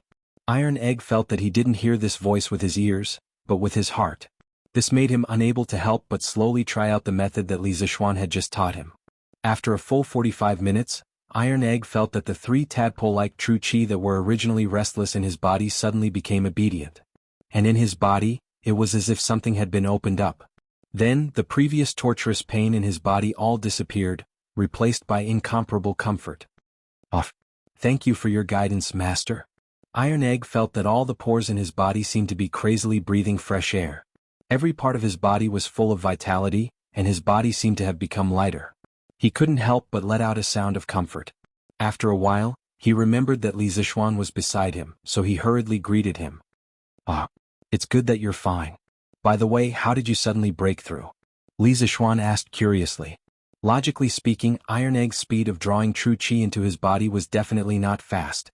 There were many people in the world who were faster than him. Li Zixuan was just very interested in the reason why this child suddenly broke through. Iron Egg thought for a moment and said, Master, when I was lying in bed last night, I couldn't help but recall the battle between Master and the black-clothed assassin in the evening. Even when I was asleep, I couldn't help but recall it in my dreams. This morning, I did my morning exercises according to Master's plan as usual. I didn't expect that when I was running, I suddenly felt my blood boiling halfway. My body also started to hurt. Oh, I see. Iron Egg, you can give it a try. Let's see if a warrior who can draw true qi into his body is much stronger than before. Li Zixuan patted the back of Iron Egg's head and said with a smile. Yes, Master. Iron Egg responded excitedly, then ran to an open area, ready to show off his martial arts skills. All children love to play. Bruiser didn't have much time to play because he had been urged by Li Zixuan for a long time. Now that he had officially stepped into the ranks of martial artists, how could he not use his martial arts to play and make a fuss? How could that be justified? Chapter 438. Master. My strength is more than 3 times greater than before and my speed is also faster. Now I can finish my morning run in less than an hour. Li Mansion Mingyue Pavilion. Iron Egg ran to Li Zixuan and said excitedly. He had just played a few moves in the yard to test his strength and speed. He immediately discovered that his physique had undergone an earth-shattering change. In the past, his strength was at most a little stronger than children of the same age. But now, in terms of strength, he did not lose to an ordinary strong man. Oh? Is that so? Then Iron Egg, you will double the amount of training every morning from now on. Li Zixuan sat on the stone bench and said casually. Iron Egg suddenly wanted to slap himself in the face. How dare he get carried away and talk nonsense, but since Li Zixuan had said so, he could only accept it. Yes, Master. Oh, you brat. Master is doing it for your own good. With your current physique, you can definitely withstand this amount of training. Li Zixuan glanced at Tai Dan indifferently before continuing. Also, since you've already drawn qi into your body, you have to understand that from now on, you're no longer an ordinary person. You're a martial artist. Heroes use martial arts to break the rules. In the future, you must not rely on your martial arts to bully the weak. Of course, if someone bullies us, we will bully them back twice as much. Do you understand? Iron Egg said seriously. Master, rest assured, Iron Egg understands. Li Zixuan nodded and said earnestly, that's right. Well, good. After drawing the qi into your body, you can't slack off. You have to cultivate diligently. When the amount of true qi in your body increases, you can try to use this true qi to temper your body. In addition, you can't put all your energy into martial arts. Master's engineering is about to be fully developed in Yanhuang College, so Iron Egg, you still have a lot to learn. Master hopes that you can learn both civil and martial arts. Yes, Master. Iron Egg will do his best to learn. Only by suffering the hardest of hardships can one rise to the top. Iron Egg, you will suffer a little now, but 10 years later, you will definitely not regret your efforts today. Alright, let's go over there. I'll teach you a set of fist techniques and a set of sword techniques. If you practice more in the future, you'll benefit a lot. Li Zixuan planned to teach Tai Chi and Tai Chi sword to Iron Egg, because with his disciple's current strength, he could only practice one of the 9 Tai Shin swords, which was not very powerful. It was better to teach him Tai Chi, which could be used to defend himself in a critical moment. Besides, now that Iron Egg had true Qi in his body, he should be able to practice Tai Chi more easily. Thank you, Master. Hearing this, Bruiser cheered excitedly. He had been waiting for this day for a long time. For the past few months, he had only been bitterly cultivating his internal strength in order to draw Qi into his body. He hadn't learned the slightest bit of martial arts moves from Li Zixuan. Now that he could finally learn some moves, how could he not be excited? Husband, your Tai Chi seems to be a combination of hardness and softness. Can I practice it? It was almost noon by the time he taught the complete version of Yang's Tai Chi and Tai Chi sword techniques to Iron Egg. Today happened to be a good day for his promotion, so the lunch was very rich and lively. After lunch, the couple returned to the west courtyard for a break. Han Yushi suddenly asked. Li Zixuan was surprised and said, "Why do you ask? Do you want to be a martial arts master like me?" No. Han Yushi looked a little embarrassed and said, "I just want to learn some self-defense skills. If I encounter any accidents in the future, I won't be a burden to you, Master." Li Zixuan nodded. It was difficult for Han Yushi to become a master since she had just started practicing martial arts at her age. After all, her body had already been fixed, and there was no martial arts that could help her get started easily. However, Tai Chi should be quite suitable for people who had no martial arts foundation to practice. If my wife wants to practice, of course you can.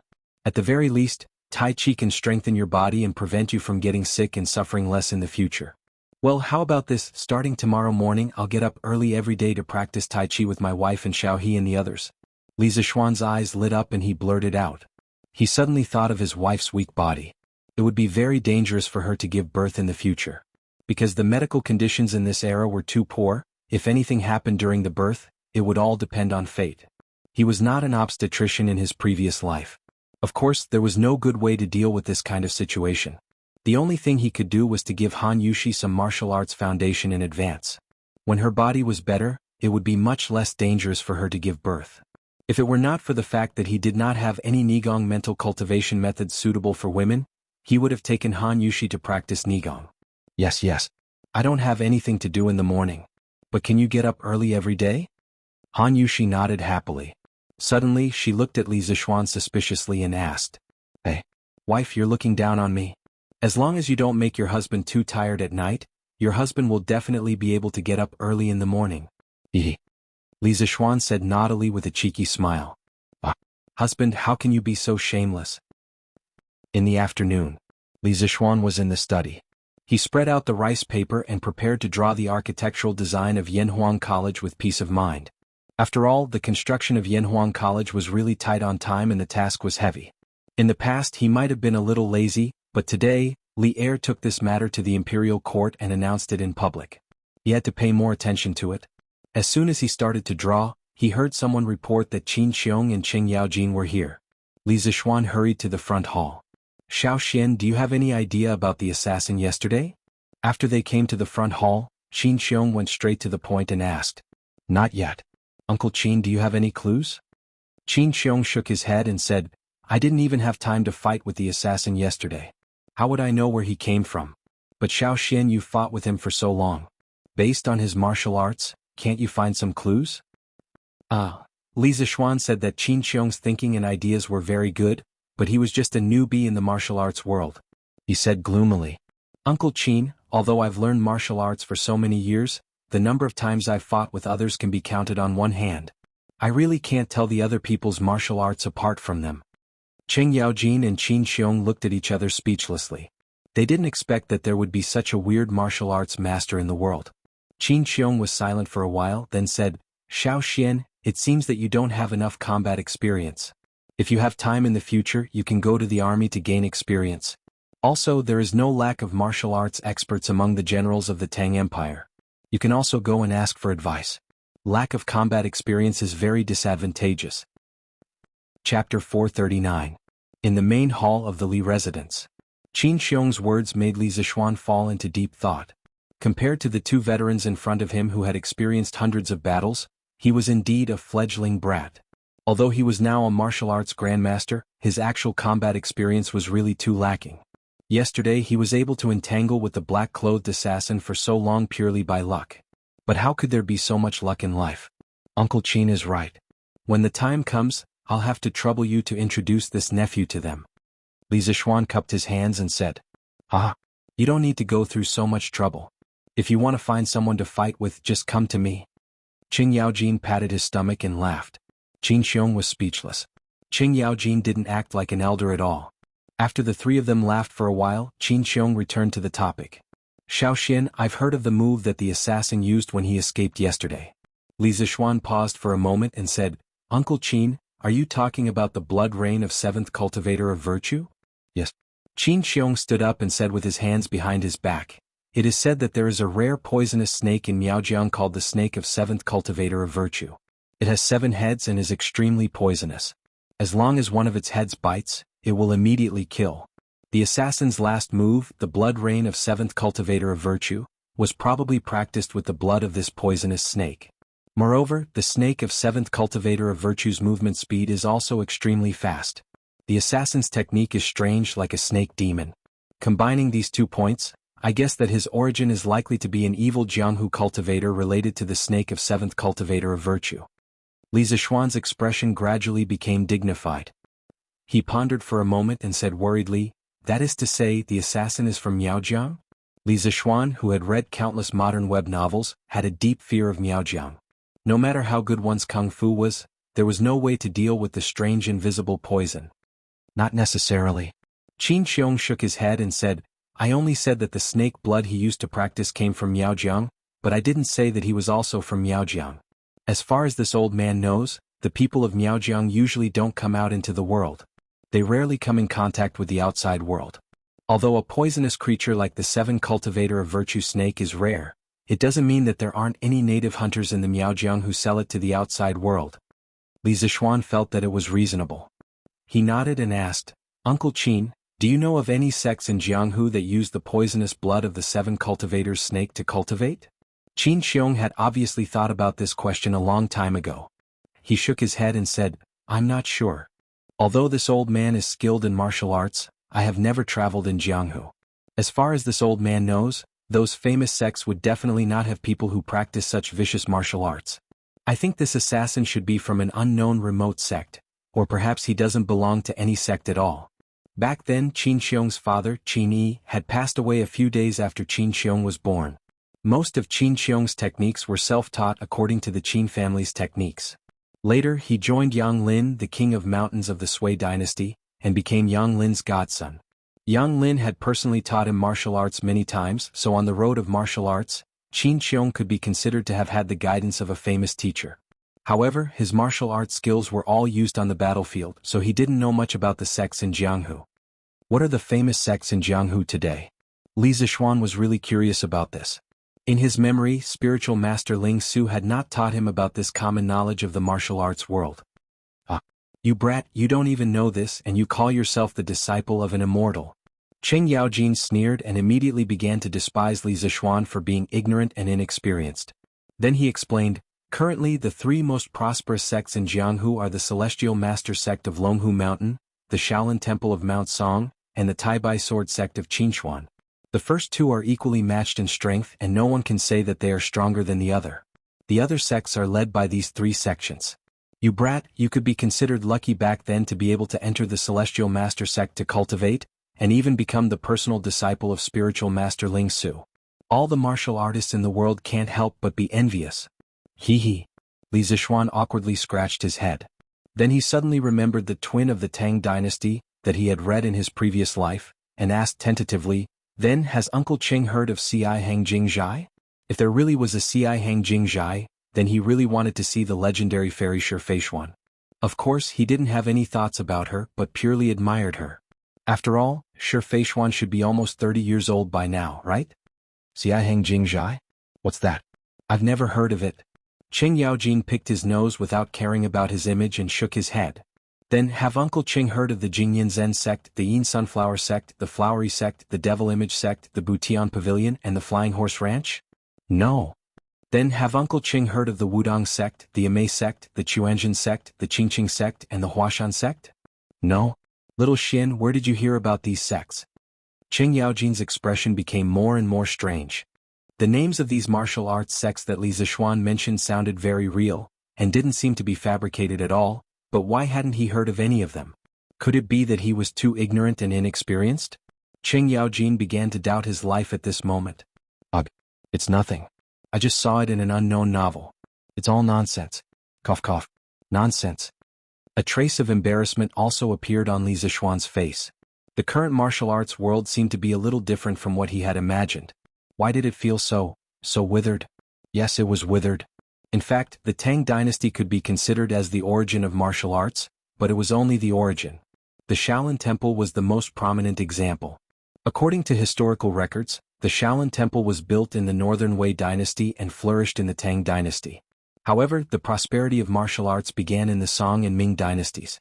Most of the famous sects that could be checked in the history were also established in the Song dynasty. For example, the Wudong sect, a famous sect in the martial arts world, was established in the Song dynasty and flourished in the Ming dynasty. The largest sect in the martial arts world, the Beggars sect, was established in the Tang dynasty and flourished in the Song dynasty. The first sect in the Shenmen sect was established in the Song dynasty and flourished in the Song dynasty. As for other sects like the Amei sect, Kongtong sect, Kunlun sect and Baji sect, they flourished even later. This was also one of the reasons why the historical background of modern martial arts novels was mostly concentrated in the Song and Ming dynasties. After all, if one didn't write about these sects when writing martial arts novels, wouldn't it be overshadowed? Of course, the decline of the martial arts world in the Tang dynasty was also related to the background of this era. After the Tang dynasty was founded, there was too much centralization of power, which was not conducive to the development of the martial arts world. The imperial court of the Song dynasty did not care much, and the political environment in the Middle and Late Ming dynasty was still relatively relaxed. This provided a very good soil for the flourishing of the martial arts sections. The end of the Song dynasty, the beginning of the Ming dynasty, the Tumo fortress, and the chaos at the end of the Ming dynasty also gave the modern martial arts novelists a lot of good opportunities to make a big deal out of it. Looking at the dynasties before the Song dynasty, there were still relatively few martial arts sects of a large scale. Chapter 440. Alright. This old man is here to tell you about this clue. Xiao Xian, you have to be prepared. Leaving such a powerful master in the dark is not a long-term solution. This old man will ask someone to follow this clue, but Xiao Xian, you have to be careful too. I know that you have been busy building your Yanhuang College recently, so this old man won't stay here any longer. If there's anything I can help with, feel free to tell this old man. Qin Xiong, who was confused by Li Zishuan's nonsense, looked at the time and stood up. Yes, thank you for coming to tell me. Li Zishuan stood up and bowed solemnly to the two old men. The news that Qin Xiong brought today was too important. At least it gave him a direction to investigate. It was much better than him looking around aimlessly. Ah, no worries. Xiao Xian, you have to find time to teach the complete version of Tai Chi to this old man when you're done with your work. To be honest, after practicing the simplified version for 2 days, I feel much more energetic. This fist technique is amazing. Qin Xiong laughed and waved his hand. Qing Yaojin's eyes lit up when he heard this. He shouted, Tai Chi? What Tai Chi? Xiao Xian, did you teach second brother Qin some kind of divine skill? I want to practice it too. Li Zishuan was about to answer when Qin Xiong laughed and said, Jijie, if you want to practice it, follow me to my residence later. I'll teach you. But with your personality, I'm afraid you won't be able to practice it then. Ah. This was the truth. With Cheng Chimo's carefree appearance, if he could really practice Tai Chi patiently, Li Zishuan would find it incredible. Just thinking about it was a beautiful scene. Ah. Second brother Qin, you're looking down on me. Let's go and try it now. Qing Yaojin laughed and pulled Qin Xiong away. Li Zishuan sent the two old generals to the gate and was about to return to the western courtyard when he saw a group of people rushing towards him. Li Zishuan recognized the leader. It was Chamberlain Lu, who had come to his house to pass on the imperial edict. The 4 people beside him should also be the eunuchs from the palace. But why did Pang Feiji bring his subordinates along? Could it be that Brother Chicken also entered the palace as a eunuch? This shouldn't be the case. A big question mark appeared in Li Zishuan's mind. Congratulations, Li Xiannan. In less than a month you've been promoted again. That's something worth celebrating.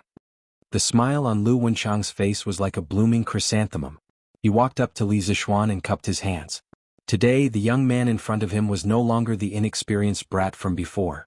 Instead, he had faintly become a giant in the imperial court, and no one dared to ignore him. Ha, thank you for your auspicious words, Chamberlain Lu. Please come in, please come in. Li Zishuan guessed that the imperial edict to confer the title of Crown Prince Zhan Shi had officially arrived. He hurriedly greeted them with a smile. Everyone entered the courtyard. Of course, Li Zishuan wasn't the only one who came out to receive such a grand ceremony. Li Jingma, Madame Li Hanyushi, and the others had already put on their auspicious clothes and came out to receive the imperial edict. The incense table was set up.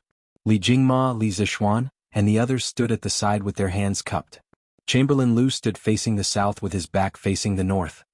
He coughed lightly and said, The Emperor of the Tang Empire has decreed that a good son named Li Zishuan has created the paper machine, established a strange culture, stabilized the price of books, and promoted education.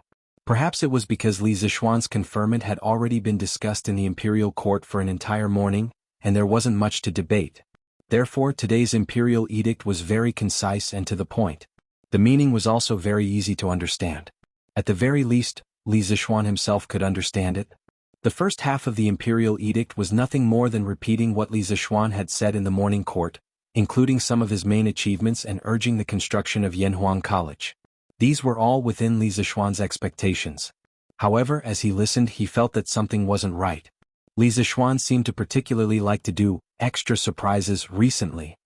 In view of the great responsibility Li Zishuan has, I order the right Marquis Wei Sigi Pang Feiji and the 48 Marquis under Li Zishuan's command temporarily. They will immediately take up the post and be deployed by him. They will also protect him thoroughly. The Li residents will be responsible for the use of this team of Marquis in the future. The Marquis guards around the Strange Pavilion and the Strange Culture will be deployed by the right Marquis Wei residents. Imperial Decree. Not only was Li Zishuan shocked, but Li Jingma was also in a state of confusion after hearing the Imperial Edict. What did Li Zishuan mean by this? Not only did he promote Li Zishuan, he also sent a team of guards over. This was basically equivalent to a personal guard. What kind of treatment was this? After being stunned for a while, they came back to their senses when Chamberlain Lu coughed dryly. Li Zishuan hurriedly received the Imperial Edict with both hands. He couldn't help but ask in a small voice, "Chamberlain Lu, what does His Majesty mean by this?" Chamberlain Lu glanced around and said in a small voice, "As a servant, how would I know what His Majesty is thinking? However, before we came, His Majesty told you to speed up the construction of Yanhuang College and to pay attention to your own safety. Regarding yesterday's assassination, I hope Lord Ju can be alerted. The mastermind behind yesterday's assassination is very likely to make another move." "I see. I will engrave His Majesty's warning in my heart. Chamberlain Lu, please tell me." "Afuj." Li Zishuan cupped his hands and thanked him. Then he called for Afu to bring the tray over. Since he was in this circle, he still had to abide by these unspoken rules. "Ah, Lord Li is too courteous, too courteous. Then I won't disturb you any further. I will return to the palace to report on the completion of the mission." Chamberlain Lu was carried by everyone. Li Zishuan was in a high position, yet he still gave him face. Chamberlain Lu was tactful and quickly took his leave. "Take care, Chamberlain Lu." After the Chamberlain Lu left, there was a burst of cheers in the Li residence. Compared to Li Zishuan's promotion to the directorate, this promotion was obviously more important. Whether it was his official position or his function, Crown Prince Zhan Shi had completely surpassed the directorate's directorate. This was equivalent to being transferred from Peking University's principal to the State Council's office. This position already allowed him to come into contact with the core of power. Li Jingma and his wife held the Imperial Edict and flipped it over in their hands. From time to time they would whisper and laugh. Their joy was evident in their words. Li Zishuan started chatting with Brother Chicken. "Ah, Lord Ju, I didn't expect that I, Old Pang, would be transferred to your side. This is great." Today Li Zishuan was promoted. But to Brother Chicken, this was also considered a promotion. This fellow was equivalent to going from factory security head to boss's personal bodyguard. "Ah, Feiji, don't you think that your status as Marquis Wuxia Gu is being wronged by me?" Li Zishuan asked with a smile. Chapter 441. Li Er's intention was easy to understand. He wanted to ensure that Li Zishuan would not be assassinated during this period of time. In today's court session he had personally supported Yanhuang College and even played a little trick. At this time, if Li Zishuan, the leader of the college, met with any mishap, he, as the emperor, would not only lose face. That was why he allowed this small group of Wu marquises to act as Li Zishuan's personal guards. Li Er had absolute control over the Tang Empire's army. No one would have any objections to his arrangement, but they would privately complain that Li Zishuan was lucky. As an insignificant county boy, he was able to obtain the personal protection of the emperor's army. This kind of treatment might not be unheard of in the future, but it was absolutely unprecedented. Lord Ju, your words are too much for me." When Pang Feiji heard Li Zishuan's half-joking words, he scratched his head and laughed. "I, Old Pang, am only a martial artist. It is my great honor to be able to follow you, Lord Ju. There is no need to talk about grievances. Not only me but the 48 brothers who came with me were all overjoyed when they heard that they could come here." Actually, Pang Feiji knew better than anyone else about Li Zishuan's huge potential. This rising star of the imperial court had risen so quickly that everyone was dumbfounded. Li Zishuan's future was even more limitless. And he himself was just an inconspicuous chief of staff. Perhaps in the eyes of some ruffians, the position of the right Marquis Wei was very impressive. But he knew his own situation. In the right Marquis Wei mansion where all the big shots gathered, the position of chief of staff was only a small official. It was not that he did not want to work hard and rise to a higher position. But in terms of martial arts, he had just reached the middle stage of the body refining stage. Moreover, he did not have a master to guide him. He had learned all his skills during the chaos of the Sui dynasty. If he wanted to improve now, it was harder than ascending to the heavens. In terms of connections, he came from a humble background. He was not from a wealthy family, nor was he a nobleman. His ability to flatter his superiors could not be compared to others, so there was no backdoor for him. Therefore, he could only spend his days in the right martial marquis estate. Now that he was able to follow Li Zishuan as the captain of his personal guards, he was very satisfied to be able to follow a Wu Dao Grand Master with a bright future and a high position, not to mention the generous treatment that the Li Group gave to its employees. Even if he didn't want this position, there would be countless people fighting for it. Since you're willing, I'll leave the safety of my residence to you. Li Zishuan chuckled. But His Majesty ordered me to protect you, Lord Ju? Pang Feiji said in shock. He was smart, so he could tell that something was wrong from Li Zishuan's words. Now that I have reached the Master Realm, if there is any danger I can deal with it. Even if you come, you can't help much. Instead, my family needs protection. Therefore, Feiji, you and your brother's main mission in the future is to protect my family's safety. Most of the martial marquises in front of him were only at the body refining realm. Among them, there were a dozen or so who had not reached the body refining realm. If they really met a master like the black-clothed assassin yesterday, these martial marquises were not useless, but their use was limited. It would be safer to use them to protect his family. Alright, then I'll arrange for 38 martial marquises to patrol the vicinity of the Li residence. The remaining 10 martial marquises will follow me to protect Lord Ju. Pang Feiji felt that Li Zishuan's words made sense, so he nodded in agreement. From today onwards, all of you will be working under this duke. This duke has always treated people with generosity. This duke has never been stingy with rewards for those who work hard. However, this duke will definitely chase away those who idle around. I hope that Feiji, you can lead this team of people in the future and do your job well. This is not only for me but also for the future of all of you. Although Pang Feiji had been working at the workshop in Chitsu culture for a period of time, that was then and this was now. Now that they had become his personal guards, he naturally had to have a higher standard. He still had to teach them what needed to be taught. You're right, Lord Ju. My brothers and I know the importance of this. You can rest assured. Pang Feiji's face was solemn as he cupped his fists respectfully. After a lot of trouble, Li Zishuan finally had some free time. He could peacefully draw the blueprint of the academy. In the study room, Li Zishuan sat in front of the desk by the window. One person, one brush, one stack of paper. There was no Xiao He or Xiao Shi around to help him grind the ink. It was not because he had forgotten about the maidservants now that he had a wife. It was because he was now using a self-made pencil instead of a brush. Also, he needed to be quiet when he was drawing. In this state of seclusion, drawing was the most efficient. Since entering the Guru realm yesterday, Li Zishuan's mental strength had also skyrocketed. It was at least 7 or 8 times more than before. Relying on this, he could now construct the three-dimensional model of the building in his mind more easily. Compared to before, his speed was on a completely different level. Swish, swish, swish. If someone was in the study at this moment, they would definitely be shocked to see this scene. They would see Li Zishuan's right hand moving rapidly above the blueprint. Ordinary people could only see a blurry shadow. Then, in a flash, the white paper was covered with black lines. They were horizontal and vertical, neat and tidy, as if it was the most perfect piece of art in the world. His drawing speed could only be compared to some modern laser printers. After all, with the growth of his realm, his ability to control the various parts of his body also increased. Time passed slowly. In front of Li Zishuan, the stack of white paper was quickly decreasing. On the contrary, the drawings full of lines were stacked higher and higher. Li Zishuan copied the three-dimensional models of some famous and magnificent buildings in the universities of the future onto the white paper in front of him one by one. He wanted to build a modern top university that was completely different from the current architectural style. The first was the Guanghua building of Fudan University. It was 142 meters high, 30 floors, and had the shape of 2 towers. It was the tallest building in the university in the country. It was taken from the great biography of Wuxia, which said, "The sun and the moon are shining brilliantly."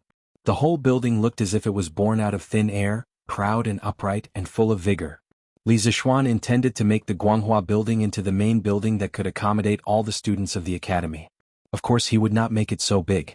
On the one hand, his Yanhuang College did not have so many students. On the other hand, putting aside the current technical obstacles, even if he could really build a teaching building with 30 floors without elevators, the students would be tired to death just climbing the stairs.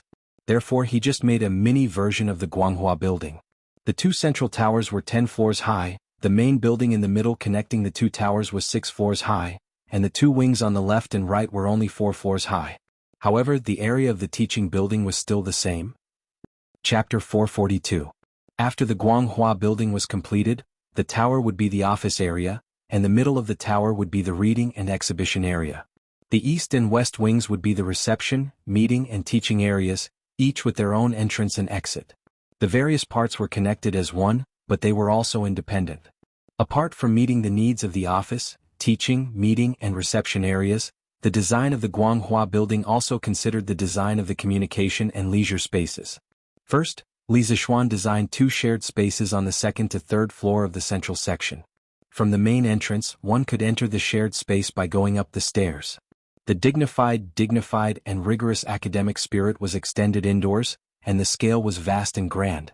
Next, he designed an atrium in the middle of the 4th to 6th floor of the central building, with a semicircular glass dome at the top for lighting. The clouds and the sky reflected the desire to be in close contact with nature in the tall building. The eastern podium had an inner courtyard, and the western podium had a roof garden. Many people might think that with ancient construction techniques, it was impossible to build such a tall building, but in reality it was not so. Do not underestimate the wisdom of the ancients. According to historical records, the earliest skyscraper in the history of our country was built by the Western Han Emperor Lu Che. In 115 BC, in the Jianzhong Palace in the capital city of Chang, Emperor Wu of the Han dynasty built a deity platform that was more than 500 feet tall. On the platform, there was also a copper dew-bearing plate that was 10 feet tall and 17 feet in circumference. On the plate, there was an immortal holding a jade cup. In 109 BC, the Western Han Emperor Lu Che built the heavenly platform in the palace of Gongquan, which was said to be more than 100 feet tall. However, this was not the highest, or it could be said that the number was exaggerated. At the beginning of the 6th century AD, Wei Xiaoming Emperor built the Yongning Temple in the capital city of Luoyang. There was a 9-story pagoda that was 90 feet tall. The height of this pagoda was called 100 feet, which was an exaggeration. According to archaeologists, it should be 137 meters tall, but it was still twice as tall as the tallest wooden pagoda in the western part of the country, 67 meters. It was the greatest pagoda in our country's ancient times, and also the tallest building in our country and probably the world. It was worthy of being called the first skyscraper. Therefore, one should never underestimate the ancients. Some of the ancient architectural arts were even breathtaking to the modern people. Besides, in order to enhance the stability of the building, Li Zixuan planned to use the next few days to study cement. If he could figure it out, then it would be foolproof. If he couldn't figure it out, then he would think of other ways. He didn't believe that with Yen Lide and Yen Libin, 2 master architects, they couldn't build a 10-story building. The second object that Li Zixuan wanted to plagiarize was Sichuan University's administration building, the Red Building. It could be considered the most famous building among all the universities in modern China. He planned to transform the Red Building into a library for the future students of Yanhuang College to read. The Red Building was used as the administration building of Sichuan University. It had China's unique ancient-style architecture. The cornices were carved and elegant, and the red pillars and green bricks complemented each other. It was a fusion of foreign culture and local culture. The building used the Western classical composition of 3 sections to construct the middle of the building. A large number of China's traditional multi-eave roofs, ancient auspicious patterns, and China's traditional red pillars and other Chinese classical elements were used. The overall shape of the building was simple and dignified. The composition was disorderly and picturesque, and the solid appearance of the base formed a solemn and generous style.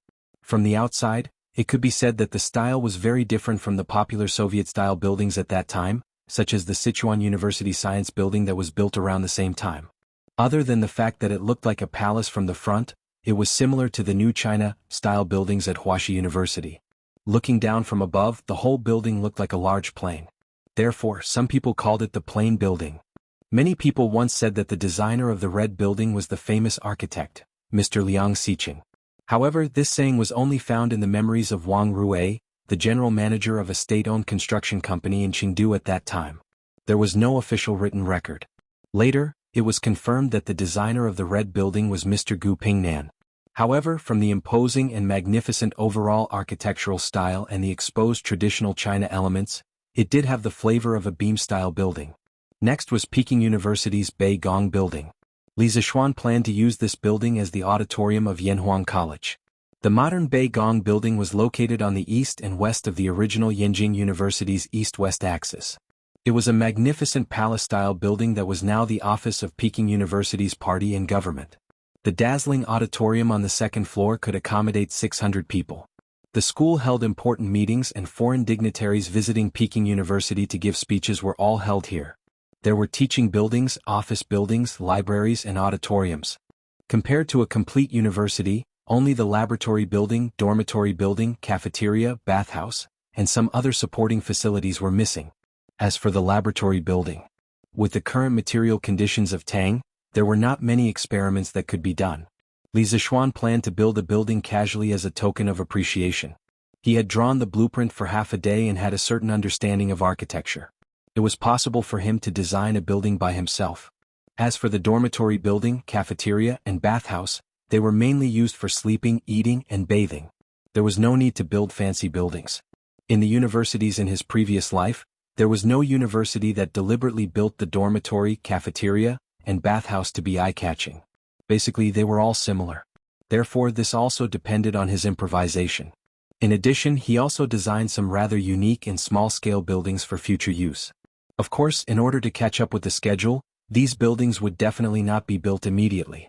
The most important things at the moment were the teaching building, dormitory building, cafeteria, and bathhouse.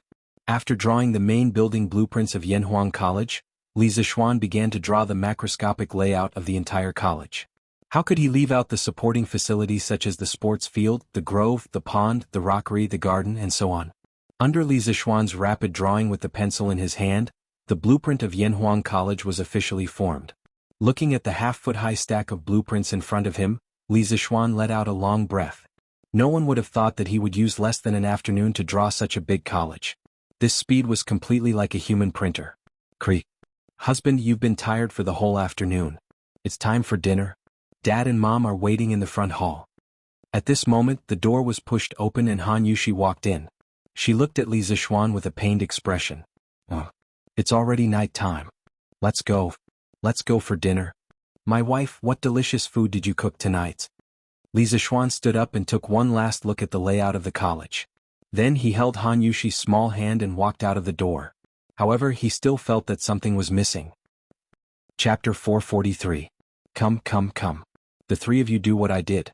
Step with your left foot, raise your arms, bend your knees and press your palms. Wife, why aren't the three of you doing it? Why are you in a daze? The next morning, Li Zixuan really woke up early. He got out of bed when the sun rose. After washing up, he didn't even eat breakfast. He pulled his wife and his two personal maids to practice Tai Chi in the west courtyard.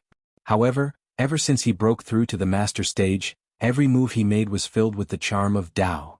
It was as if there was some kind of magic that attracted the attention of Han Yushi, Xiao He, and Xiao Shi. Unknowingly, the three of them stopped what they were doing and stood on the spot as they watched Li Zixuan practice Tai Chi. After practicing 2 moves, Li Zixuan sensed that something was wrong behind him. He turned around and immediately saw 3 dazed beauties. He couldn't help but be speechless. Husband, we are observing your moves. Han Yushi woke up and quickly thought of an excuse to cover it up. Wouldn't it be embarrassing for her to admit that she was infatuated with her husband in front of so many people? Really? But it's just 2 moves. Do you need to observe for so long? Li Zixuan asked suspiciously. Han Yushi's beautiful face, which was like a flower, had a faint blush. At the same time, she was secretly annoyed at her husband for wanting to get to the bottom of this. Young mistress was fascinated by young master's valiant posture when he was practicing Tai Chi. She wasn't observing. Xiao He, this girl, had always been quite bold. She giggled and spoke without thinking. Little girl, you're looking for troubles. Han Yushi was embarrassed. She quickly pinched Xiao He's face to stop her from talking nonsense. It's truth. Xiao Shi can also testify. Xiao Shi heard and blushed. She was also infatuated with Tai Chi. How could she have the face to testify? But luckily young mistress didn't find out. Otherwise it would be terrible. Xiao Shi rejoiced as she thought. Although in a big family the young master's personal maidservants were all Tongfang, Li Zixuan had never mentioned this to them. They did not know what Li Zixuan was thinking. Moreover, Han Yushi had just married into the Li Zixuan, so the two of them did not know if this new young madam was a jealous person. Therefore the two of them did not dare to be too close to Li Zixuan like before. They would only go over when Li Zixuan called them. Other times they would not take the initiative to go over for no reason. Li Zixuan, on the other hand, did not have such complicated thoughts. He looked at the three beautiful girls with great interest. It could be said that it was a feast for the eyes. If these three beauties in front of him were placed in the modern era, their looks would definitely kill most of the A-list celebrities. Han Yushi was especially outstanding. She was even more beautiful than some of the A-list beauties. Therefore, he was more or less secretly happy to be infatuated with these three beauties at the same time. It seemed that no matter if it was in ancient times or modern times, handsome people were always welcomed wherever they went. Life was really lonely like snow. Li Zixuan shamelessly sighed in his heart. After breakfast, Li Zixuan started to get busy again. After drawing the academy's building blueprint yesterday, he felt that something was missing. At that time he could not think of anything. Who knew that when he was making babies at night, he suddenly had an inspiration. He was still missing a sand table. The sand table that was often used in the modern district sales office. Some large companies or schools would often display the layout of their companies or schools in the exhibition hall. In other words, this was also an inspiration that he got from having sex. He was really a genius. The blueprint was after all a two-dimensional thing. It was difficult for many people to imagine the future appearance of the academy based on these blueprints alone. If there was a three-dimensional sand table, it would be much easier. Moreover, after the academy was built, the sand table could be moved to the exhibition hall of the academy. It could directly display the layout of the academy and also show off its reputation. Sand table models were divided into simple sand table models and permanent sand table models. Simple sand table models were temporarily made of sand and were usually used to simulate the terrain of a battlefield. Permanent sand table models were made of plywood, gypsum powder, paper pulp, and other materials.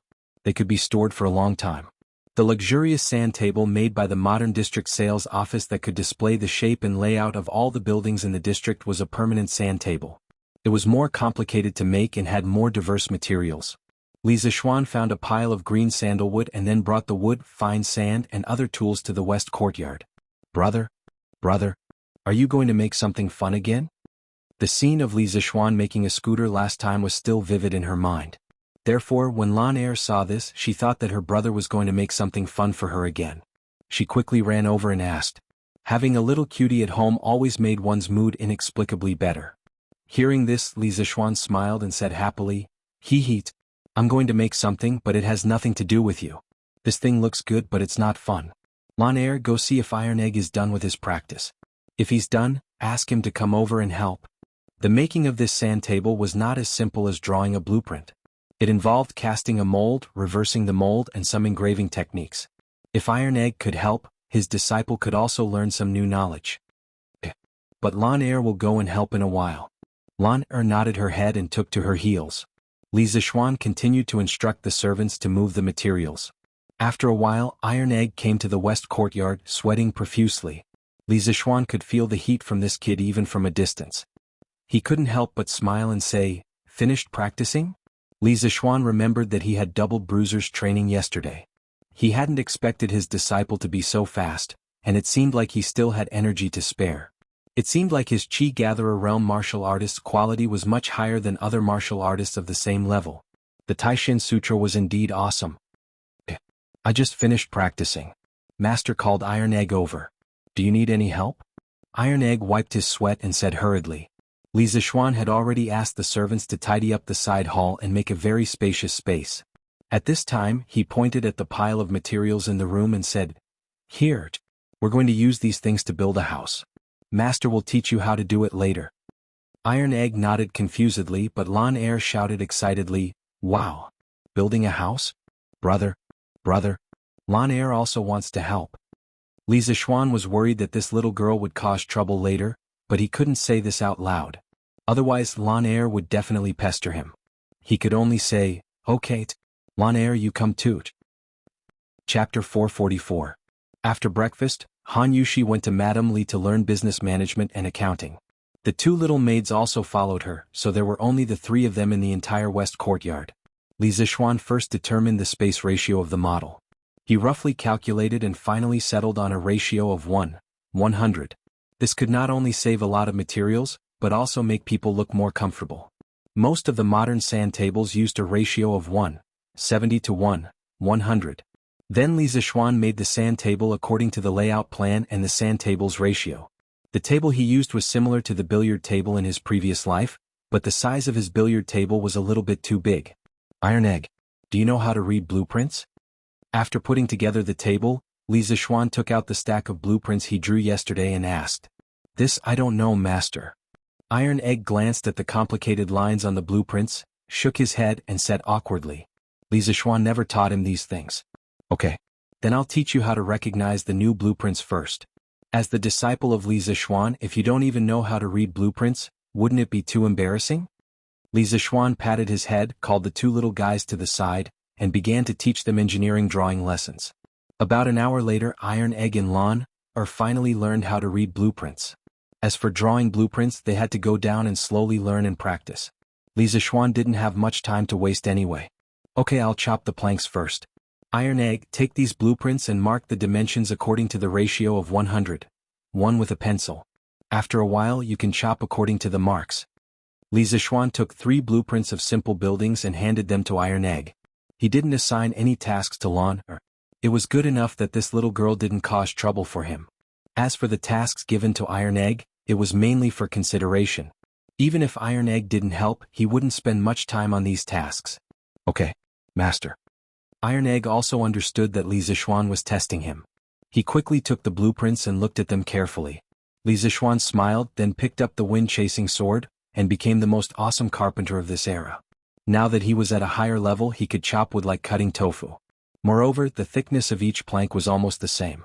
In less than 15 minutes, one smooth wooden board after another was piled up in front of Bruiser.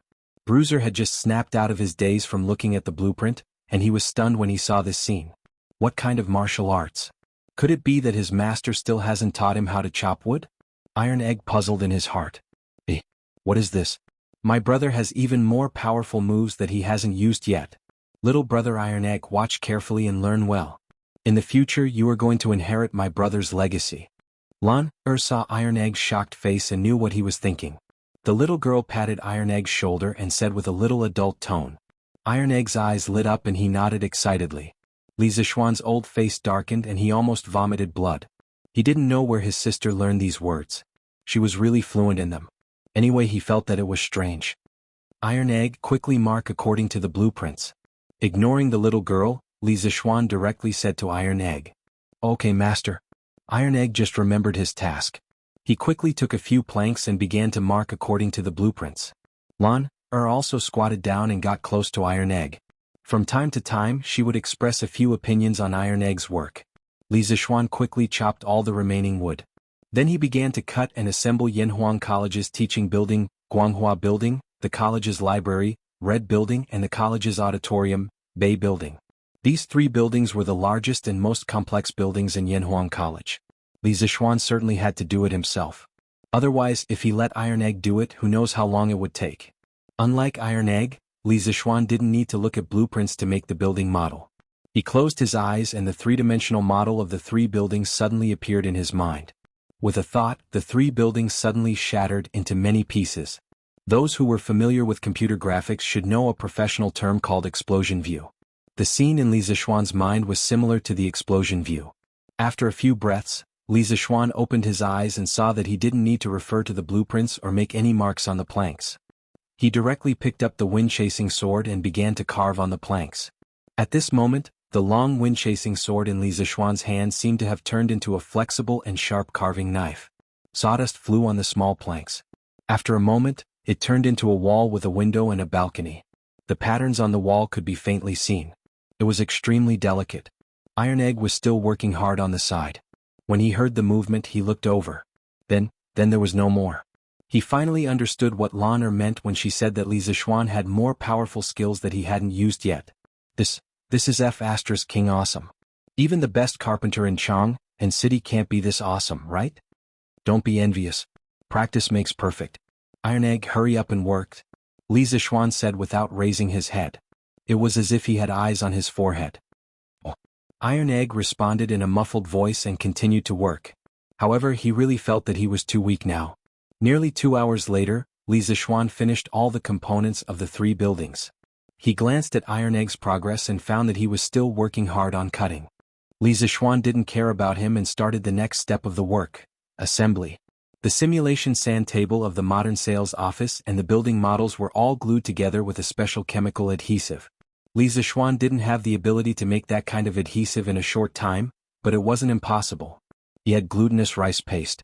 Glutinous rice paste was the most commonly used adhesive in ancient times. It was also relatively sticky. Most importantly, it was easy to make. Don't doubt whether there was glutinous rice paste in the Tang dynasty. At the very least, it existed before the Qin dynasty. The assembly work was almost equivalent to a 3D jigsaw puzzle. For Li Zixuan, who had an unusually strong mental strength, this thing could only be said to be so easy. In half an hour, the 3 buildings were officially completed. It looked really magnificent. Lan fell in love with it at first glance. Wow. Brother, this little house is so beautiful. Can you give it to Lan? Lan can use it to raise crickets. Raise crickets. Li Zixuan really wanted to knock Lan's little head. This girl really dared to think. He worked so hard to make the model for her to raise crickets? What a waste of God's gift. Lan don't be naughty. This thing is very useful to me. Lan pouted and secretly thought that her brother was really stingy. Then she ran over to help Iron Egg. Chapter 445. Master and Disciple. Oh, there should be little Lan. The 3 of them fiddled around in the side hall of the west courtyard for the entire morning. Finally, all the buildings of the academy were built and assembled. Now, the only thing missing was the coloring of the buildings and the creation of the exterior scenery. Even so, these bare buildings without coloring already made Iron Egg and Lan gasp in amazement. They had never seen such a building with such a different style before. The 2 children surrounded the platform and stared at it for a long time. Their faces were full of amazement and laughter. The 2 of them could not believe that they had just built such a magnificent building. Brother, is your academy going to look like this in the future? Lan smiled and ran to the side. She pulled Li Zixuan's arm and pointed at the sand table. Yes. The buildings of the academy are more or less like this, but after completion, it will only be more beautiful than this. Moreover, the academy will have rockery, lakeside, woods, grass and sports fields. After the whole thing is completed, it will be 10 times better than this. Wow. Brother. Lan also wants to go to the academy. Lan also wants to go to the academy. Lan's cute little eyes lit up like the stars in the sky. She pulled Li Zixuan's arm and said excitedly. Iron Egg listened to Li Zixuan's description of the future of the academy and could not help but be immersed in it. Previously, when Li Zixuan wanted to build his own academy, he had to follow him to Yanhuang College because of his identity as a disciple. But now, he had begun to yearn for Yanhuang College from the bottom of his heart. Lan, don't be like when you went to the Imperial College. 3 days fishing, 2 days drying the net, and in the end you'll be drying the net every day. Li Zixuan laughed unhappily. Lan won't do that this time. By the way, brother, what is that sports field? Lan put her 2 little arms on her waist and said proudly. Sports field. The sports field is a place specially for students to play games and exercise their bodies. Yanhuang College's students can't only know how to study. They must strike a balance between work and rest. As the saying goes, people who know how to play are better at studying. Wow. Is that true? Lan really knows how to play. It seems that if I study seriously, my grades will definitely be better than Iron Egg's. Lan raised her small face and said with confidence that came out of nowhere. Iron Egg was speechless. Wasn't this an innocent bystander? After lunch, Li Zixuan hugged his wife and slept soundly. Then he started to work again. First, he painted the building model that he had made in the morning.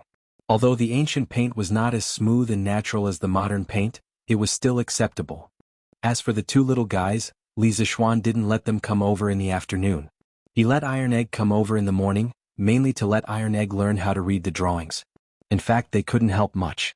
In terms of work efficiency, Li Zixuan was more efficient when he worked alone. Relying on the building model in his mind, he quickly painted several buildings with the corresponding paint, such as the patterns on the walls, the roof tiles, the windows, and so on. These were all parts that needed to be painted. After an hour, Li Zixuan looked at the lifelike modern buildings in front of him and couldn't help but be in a trance. After traveling for so long, this was the first time he had seen such a modern building. Although the ancient era was not bad, he had lived in the modern era for more than 20 years after all. He couldn't help but miss it. Although he couldn't go back, what he was doing now was equivalent to bringing a modern thing back to the Tang dynasty. It was more or less a kind of spiritual sustenance. The next step was to create the landscape and various supporting facilities. Li Zixuan followed the layout of Yanhuang College. He used green suede paper as the grass and stuck it in the green area. He soaked a large sponge in green paint and let it dry. He cut the sponge into strips and stuck them in the small bush area as the green belt. For the water in the pond and lake, he used corrugated smooth cardboard and sprayed it with lake blue paint. He cut it into the shape of a river or lake and placed it in the corresponding position. He then used gray adhesive paper to make the cement road. As for the tree, it was relatively simple to make. Li Zixuan twisted copper wire into the shape of a tree trunk and sprayed it with paint. Ordinary sponges were soaked in paint. Different types of trees were soaked in different colors of paint. Then he dried the dyed sponges and crushed them. He soaked the tree trunk and branches in glutinous rice paste and stuck the crushed sponges to make the tree. The willow tree could be twisted into a tree trunk and branches with thin enameled wire. Then he stuck green wool on the branches. For the pine tree, he cut the thick fishing line into thin segments and used a clamp to hold it. Then he twisted the two enameled wires and loosened the clamp to make it into the shape of a pine tree. He trimmed it and stuck the green wool on it. There was one material that was more commonly used, and that was sponges. Was there such a thing as sponges in the ancient era? The answer was yes. Sponges were a general term for poriferous animals. They were one of the most primitive multicellular animals and originated 600 million years ago. According to records, the ancient Greeks, ancient Romans, and ancient working people in China had long known and collected sponges. Sponges had fine mesh, strong elasticity, and good water absorption. At first, they were mainly used for bathing, scrubbing, washing dishes, and so on. Later, they showed more and more extensive uses in crafts, medicine, and daily life, such as making paintbrushes, using them as liners for helmets and other cushions, burning them to ashes to cure foot pain, and so on. Although the principle of making these small objects was not complicated, there were a lot of them. It was really time-consuming to make them. Li Zixuan worked until the sky was dark before he finished all the landscape and supporting facilities of Yanhuang College. Looking at the small but complete sandbox of the academy in front of him, the teaching building, the library, the auditorium, the dormitory, the canteen, the laboratory building, and other modern buildings were scattered in every corner of the academy in picturesque disorder. The pavilions, the rockery, the lake, and the lush trees complemented each other. Li Zixuan's heart was bursting with a sense of accomplishment. Wasn't this a miniature version of a modern university? Beautiful. Really beautiful. The layout of the college was specially designed by Li Zixuan according to the yin and yang and 5 elements of Taoism. Just looking at the sandbox made people feel very comfortable. "Husband, is this your Yanhuang College?" While Li Zixuan stood in front of the sandbox in a daze, Han Yushi quietly came behind him.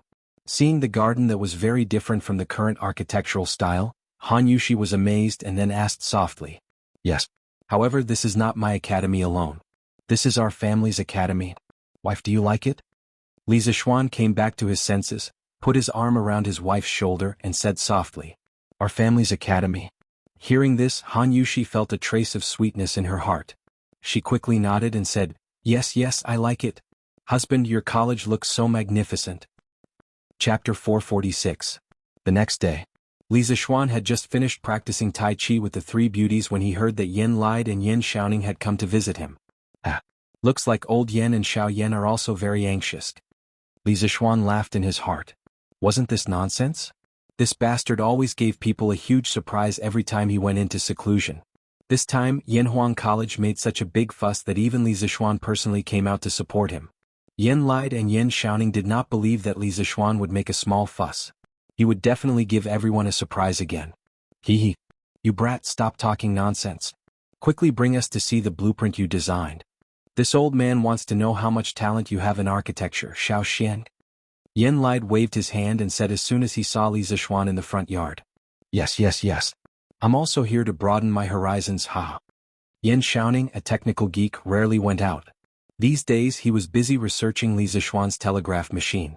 Previously, when Han Yushi married into the Li residence, she also brought her telegraph machine over. This way the Li residence had 2 telegraph machines. After Yan Xiaoning found out, he shamelessly insisted on taking one back for research. Li Zishuan thought about it. Yan Xiaoning was upright and had no reason to betray the country, so he gave him one. In the end, Yan Xiaoning had a hard time. This guy had never learned about electricity and magnetic fields. How could he understand this knowledge that was beyond the times? He disassembled and reassembled the telegraph machine.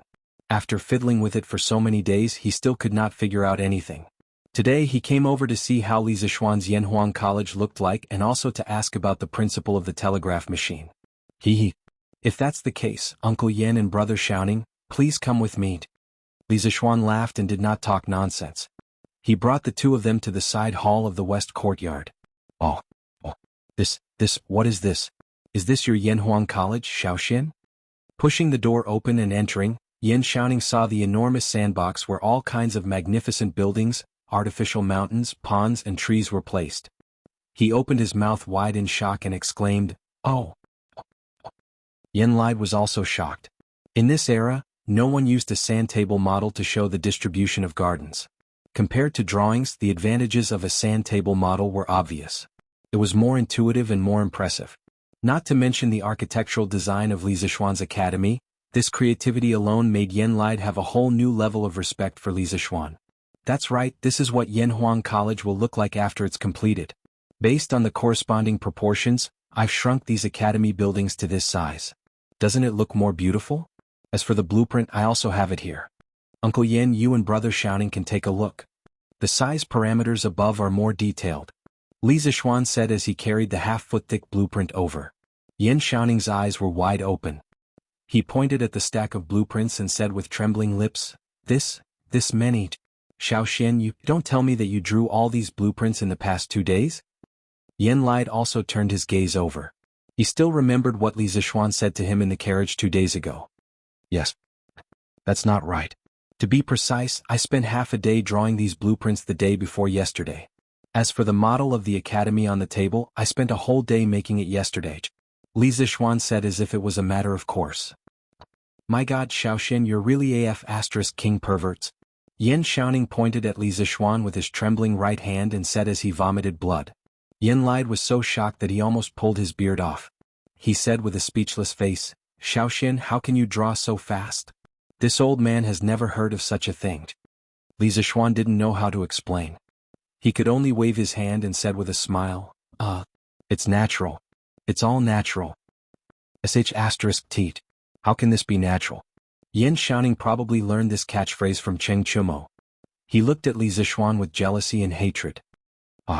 Uncle Yan, what do you think of the academy that I designed? Can it be built with the current construction techniques? Li Zishuan ignored Yan Xiaoning's antics and looked at Yan Lide seriously. Yan Lide immediately narrowed his eyes. After all, landscape architecture was his specialty. He was also a recognized master architect in the entire Tang dynasty. After looking at it carefully for a while, Yan Lide stroked his beard, shook his head and sighed. To be honest, this old man doesn't quite understand. Let's talk about the layout of your building.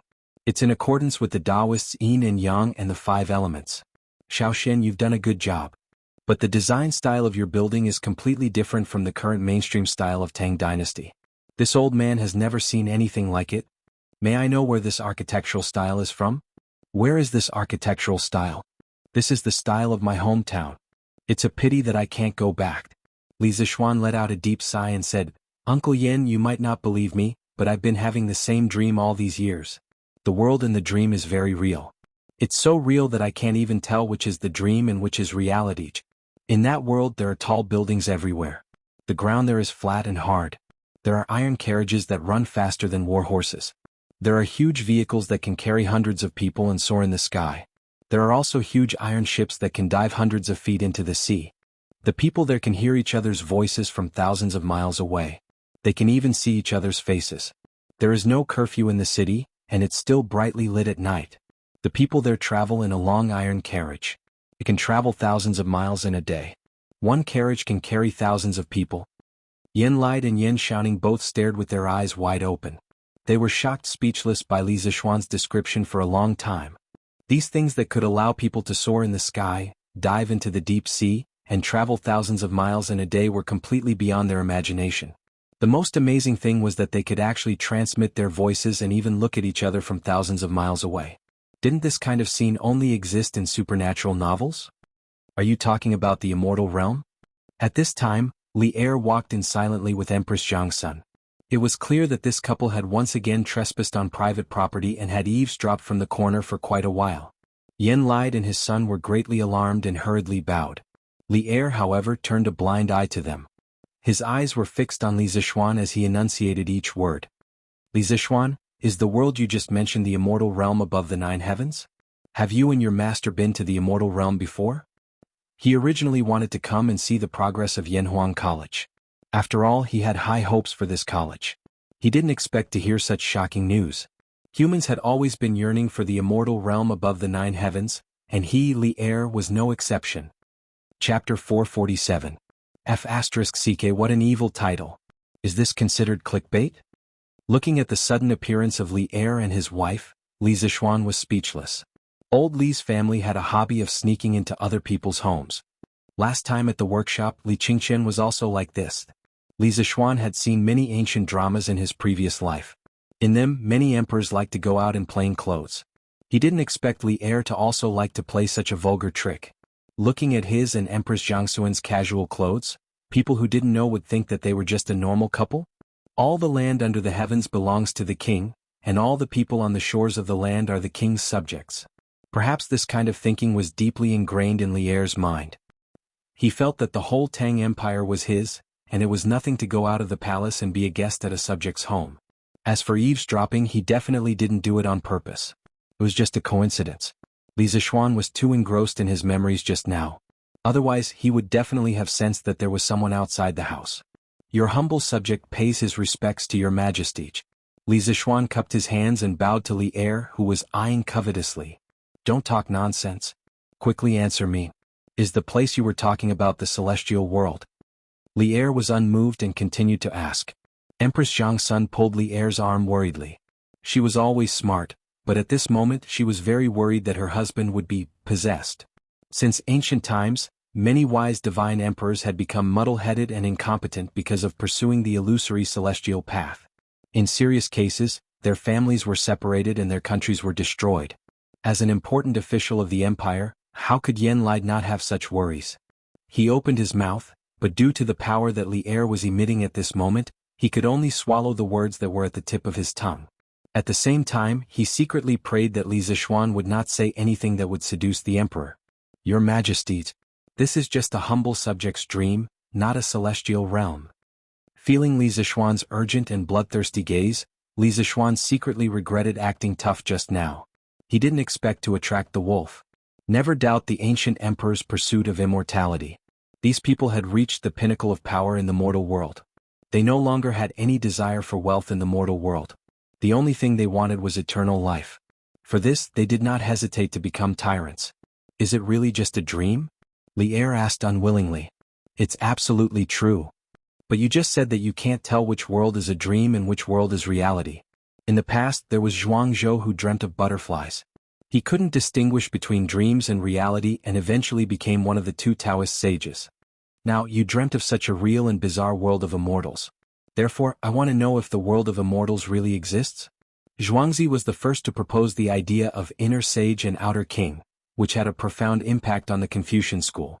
His 3 sounds thought was compatible with the 3 talents of the Book of Changes, so he and Laozi were called Laozi and Zhuang. The 2 were regarded as the 2 Taoist sages. Li Er stared at Li Zishuan's eyes and asked word by word. As long as Li Zishuan said half a lie, Li Er was confident that with his ability to read people, he would be able to see through it. Your Majesty, even if the world in my dream really exists, I dare to conclude that it is definitely not the world of immortals.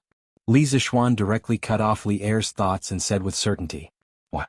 Because the people in that world are no different from us. They are all mortal. They can get sick, hungry, thirsty, injured, and die of old age. Although the average lifespan of the people there is 20 to 30 years higher than the lifespan of the people of the Tang Empire, they are definitely not immortal. How can a world without immortals be the world of immortals? Li Zishuan did not back down. He looked straight at Li Er and said in a deep voice. But you just said that the people in the other world can soar above the 9 heavens, dive hundreds of feet into the deep sea, transmit messages from 1,000 miles away, and even look at each other from 1,000 miles away. How can mortals do such a thing? Lier was still unwilling to believe it and retorted. Your Majesty, don't think that the other world is too mysterious. In my opinion, the reason why they can do that is nothing more than borrowing some tools. Their engineering has been developed to the extreme, 100 times more advanced than the Tang Empire. That is why they can create those magical tools. You're saying that those tools were created based on engineering? Lier said in disbelief. Li Zishuan pretended to let out a deep sigh and said, now that things have come to this, I will tell you the truth. The engineering that I mentioned earlier included new mathematics, electricity, magnetic field, and electromagnetism. My master only taught me a small part of these knowledge. The rest was learned in my dream. In other words, my engineering belongs to the knowledge of the world in my dream. Learned in your dream? Lier's eyes widened and his breathing quickened. He muttered, no wonder I always felt that your knowledge did not belong to this world. You can even create things like lightning. Now it seems that it is indeed so. Your Majesty, in that world, people call the ability to create new things science and technology. Engineering is the most important branch of science and technology. The telegraph that I previously built can, in theory, transmit messages from 1,000 miles away. If it is slightly modified on this basis, transmitting messages from 1,000 miles away will definitely not be a problem.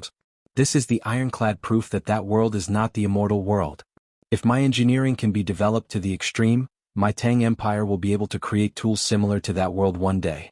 At that time, flying into the sky and flying into the sea will definitely not be an unattainable dream for ordinary people.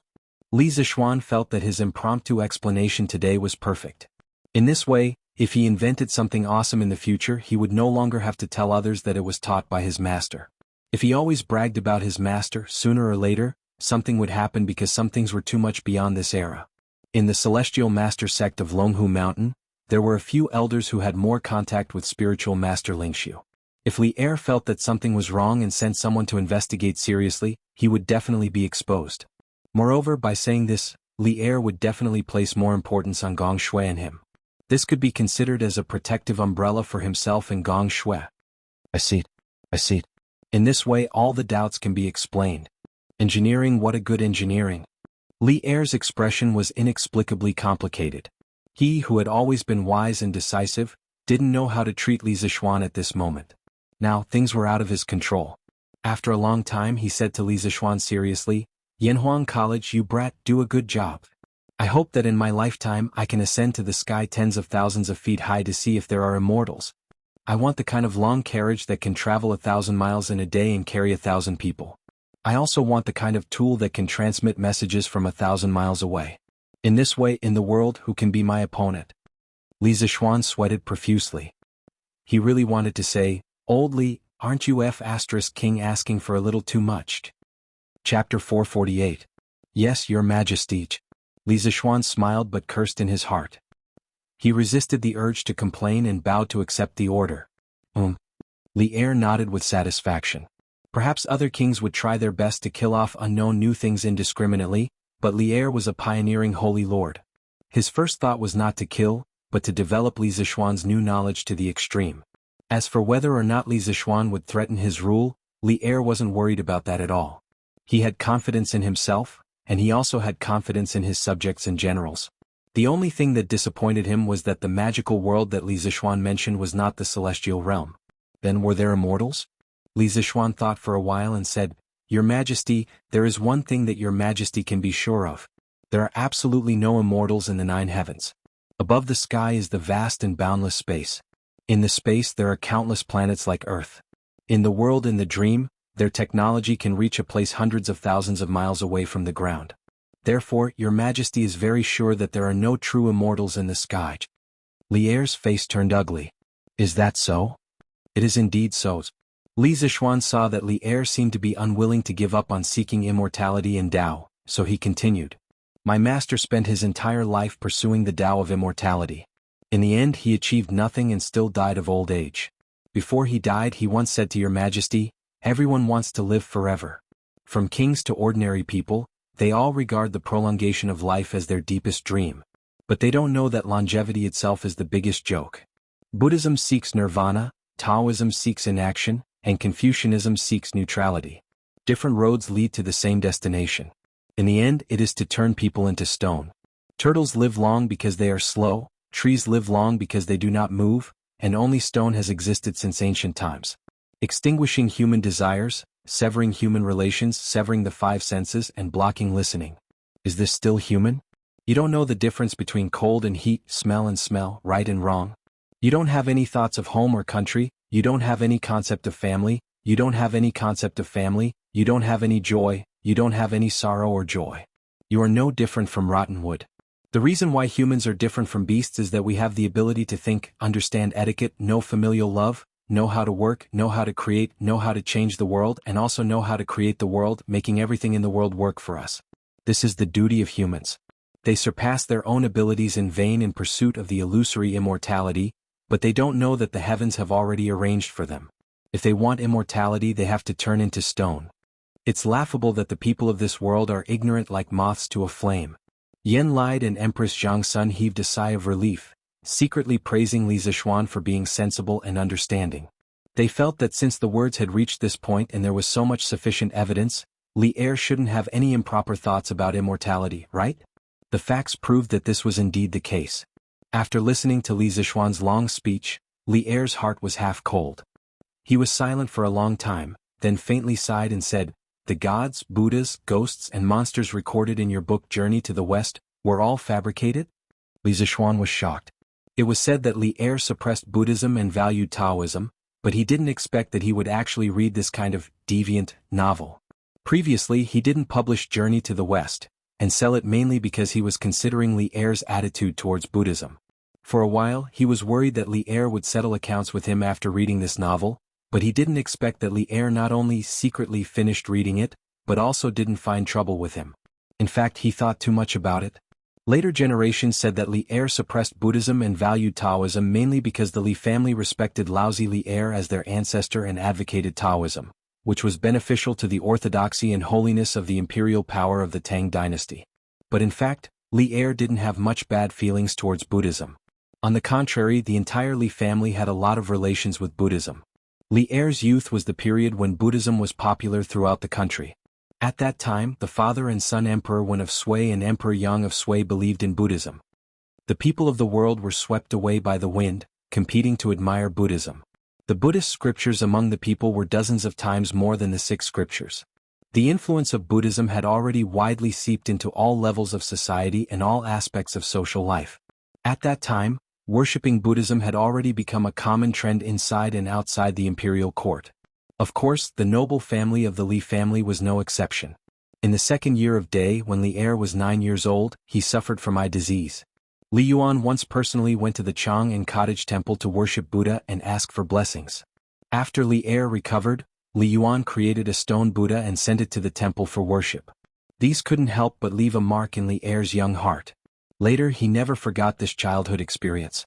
He once personally wrote a poem to praise the founder of the Cottage Temple, Kumarajiva, to express his reverence and remembrance for the previous generation of eminent monks. In the early days the Li family respected Buddhism. This could be seen from the childhood names of Li Yuan's sons. Li Jianqing's childhood name was Sanhu, and Li Yuanji's childhood name was Sanhu. These were all names related to Buddhism. Although Li Er's childhood name wasn't recorded in history books, it was certain that it was related to Buddhism. In the 3rd year of Wuda, Li Er, who was still the Qin king, was ordered to conquer Wang Shichong. The next year he fought between Song and Luo. Zikao, Hui Yi, Tanzong, and the other 13 monks guarding the Shaolin temples by Gu Zhuang captured Jing General Wang Renzi and presented him to the Tang army. Li Er took advantage of the situation to defeat Wang Shichong. This was the famous incident of the 13 staff monks saving the Tang king. Because of this, Li Er had a good impression of Shaolin Temple and Buddhism. However, during the Black Tortoise Gate incident, Buddhism had secretly helped Li Jianqing. This made Li Er very angry after the incident, and he also had a trace of disgust towards Buddhism. At the beginning of the Li Tang dynasty, they had once respected Laozi as their ancestor, so Li Er simply proposed the policy of Taoism before Buddhism. But so far he hadn't introduced any obvious policies against Buddhism. In the Tang dynasty, the Li family pursued the policy of coexistence of Confucianism, Buddhism and Taoism. Li Er was the founder of this policy. Your Majesty, the plot and Journey to the West was indeed fabricated by me. I hope your majesty doesn't take it to heart. Seeking immortality and longevity is just an illusory delusion after all. Li Zishuan wiped the sweat on his forehead and cupped one hand in the other before his chest. Forget it. I'm here today to see how the preparation of your academy is going, not to discuss with you about seeking immortality in Taoism. Li Zishuan waved his hand and said. At this time he noticed the huge sand table in the room. He roughly glanced at it and suddenly said in surprise, Li Zishuan, what is this? Previously, he and Empress Zhangsun only heard Li Zishuan's description of the dream outside the door.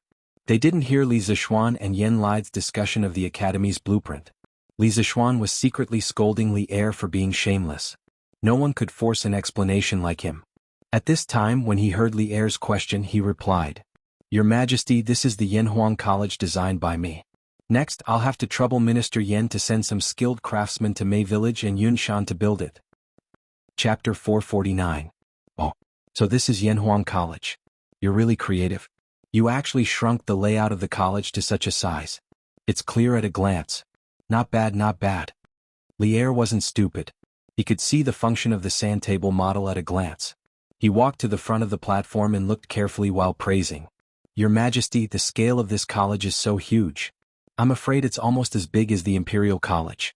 There are mountains, rivers, flowers, grass, pavilions, terraces and pavilions. The disorder is picturesque. It's very beautiful. But why haven't I seen the style of the buildings before? Empress Zhangsun also walked over with Li Er. She looked at the exquisite and beautiful Yanhuang College in front of her and sighed. Oh, this style is indeed not like the architectural style of my Tang Empire. Li Zishuan, come and tell me. And the Empress. Li Er nodded and waved his hand. Your Majesty, I call this big platform a sand table. It's a model of the future Yanhuang College that has been shrunk to a certain scale for people to see. The tall buildings inside are all designed by me with reference to the style of the college in the other world in my dream. As for the layout of the buildings, trees, mountains and rivers, they are all in accordance with the true meaning of Taoism's yin-yang and 5 elements. It can not only ensure that the students have enough space to study, but also allow the students to relax after studying. Li Zishuan cupped his hands and said. Li Er heard him and asked curiously, Oh? The world you're talking about also has a college? Li Zishuan smiled and said, Of course. The reason why the technology in that world is so advanced is inseparable from their perfect education system. The college there is called a school. If a person wants to become a talent, he or she must receive at least 16 years of systematic education. 16 years. There must be a cause for every effect. Li Er nodded thoughtfully and said, Let's build it like this. Although these tall buildings look weird, I think they're quite magnificent. They're quite compatible with your engineering. Yen lied, transfer a group of skilled craftsmen from the Ministry of Works to help build Yanhuang College. This old official obeys.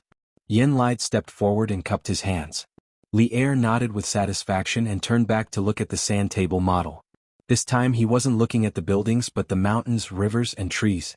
At this moment, a flash of inspiration suddenly flashed through his mind, and he suddenly froze in place. Your Majesty? Seeing that Li Er did not speak for a long time and just stared at the sand table, Empress Zhangsun called out softly. Li Zishuan, can your sand table simulate the topography of mountains and rivers? Li Er turned his head and looked at Li Zishuan with bright eyes.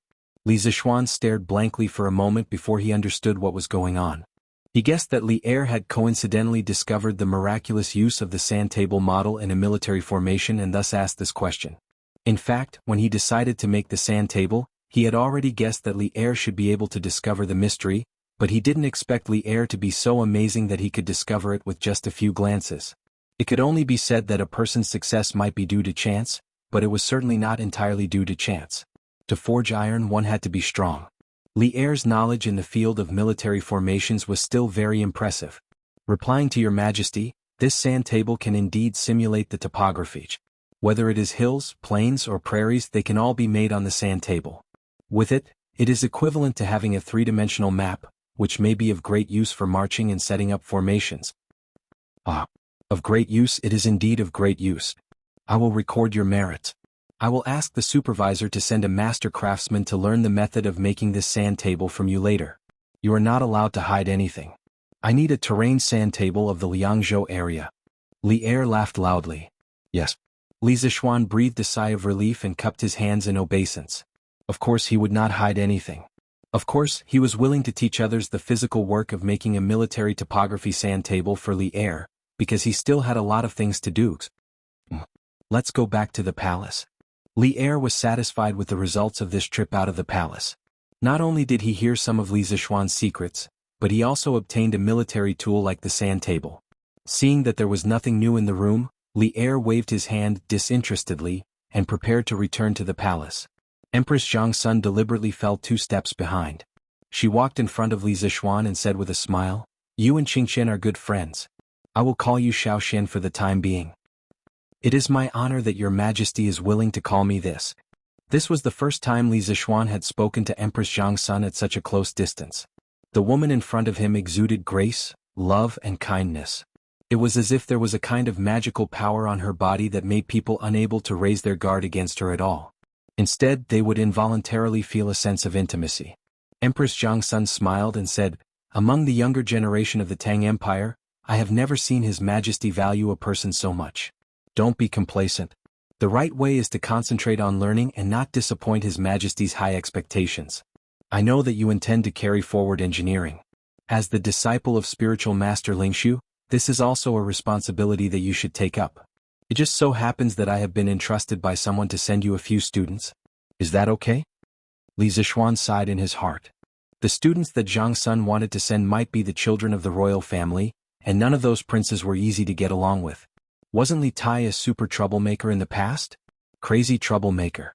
If Li Zishuan didn't have some skills, he would definitely have been messed up by that little fatty. But he had to give face to Zhang Sun. Li Zishuan could only cup his hands and say, "Since your majesty has ordered, I dare not to disobey. So be it the second generation of the royal family." Logically speaking, Li Er had already given his academy a lot of support. He should also return the favor. At worst, the academy would implement militarized management in the future. He didn't believe that he couldn't kill the prestige of this group of playboys. Haha. Empress Zhangsun nodded with satisfaction. Then she glanced at Yan Xiaoning, who was quietly acting like an obedient child, and said, "Yan Xiaoning, I heard that you haven't paid attention to worldly affairs recently and have been indulging in the way of machinery. Although your spirit is good, you have to understand the painstaking efforts of your father, Minister Yan. You are 3 years older than little Xian, but you haven't settled down yet. How about I see which minister's daughter is suitable in the future and arrange a marriage for you? How about it?" What the hell, Zhang Sun didn't like Yan Xiaoning, this technical geek, and wanted to introduce him to a wife. Yan Xiaoning hadn't expected that Empress Zhang Sun would make such a move at the last moment. He had been silent all this time in order to reduce his presence. Flabbergasted, he said, "Your Majesty, isn't this? Thank you for your kindness, Your Majesty. I will remember it in my heart." Unfilial son, quickly thank her. Just when Yan Xiaoning was about to refuse, Yan Lide hurriedly interrupted him and thanked Empress Zhang Sun with cupped hands. Chapter 450. Empress Zhang Sun finally left, but she left with a mysterious smile. She left quietly, but she left behind a bomb that could explode at any time for Yan Xiaoning. "Dad, why did you agree to it? I'm only 18 this year, why are you in such a hurry?" Yan Xiaoning only mustered up his courage and said pitifully after Zhang Sun left, "Bastard. Her Majesty Hong En, are you going to reject her? Besides, what the Empress said is exactly what I'm thinking. Look, Xiao Xian is 3 years younger than you, but he's already married. What about you?" Yan Lai glared at him and said angrily. Yan Xiaoning shrunk his neck, wiped the spittle on his face, and looked at Li Zishuan bitterly. His eyes were clearly saying, "Damn it, it's all your fault. Sometimes it's a pain to have a friend who's too outstanding." Li Zishuan rolled his eyes helplessly, which meant, "Brother, I'm just that outstanding, there's nothing I can do about it." Yan Xiaoning almost vomited blood. If it weren't for the wrong occasion, he would have fought Li Zishuan to the death. "Ahem. Uncle Yan, I'll leave the construction of Yanhuang College to you." After exchanging glances with Yan Xiaoning, Li Zishuan felt a little uncomfortable because he felt that this kind of exchange was a little gay, so he looked at Yan Lide and said seriously, "Oh, no problem. His Majesty has personally instructed that the Ministry of Works will fully cooperate with you. Fortunately, the higher-ups haven't given the Ministry of Works any urgent construction tasks recently, so according to my initial estimation, the Ministry of Works should be able to allocate 220 skilled craftsmen for you. A few of them have participated in the construction of Tsuewei and Yuhua Palace with me, so they're very experienced in building buildings. As for the ordinary workers, you'll have to hire them yourself." The imperial court won't conscript them for free. Yen Lide raised his head and thought for a while, then said while stroking his beard. 220? That should be enough. As for the workers, I will definitely hire them myself. Uncle Yin, you don't have to worry about this. What I want to ask is, with the construction skills of the Ministry of Works, is it possible to build such a tall building? Li Zishuan nodded and asked. He knew in his heart that in the entire imperial court, except for Li Er and a few generals who were close to him who supported Yanhuang College, the rest of the ministers were either watching or objecting in their hearts. After all, this involved the competition between schools of thought. Under such circumstances, it was already very generous of Yen Lide to be willing to transfer so many craftsmen to him. As for the ordinary workers, he had never expected the imperial court to use corvée labor to help him conscript them for free. Since he had made up his mind to build Yanhuang College, he had never thought of saving money. The crux of the problem was whether the Great Tang could build a 10-story building with its current construction techniques.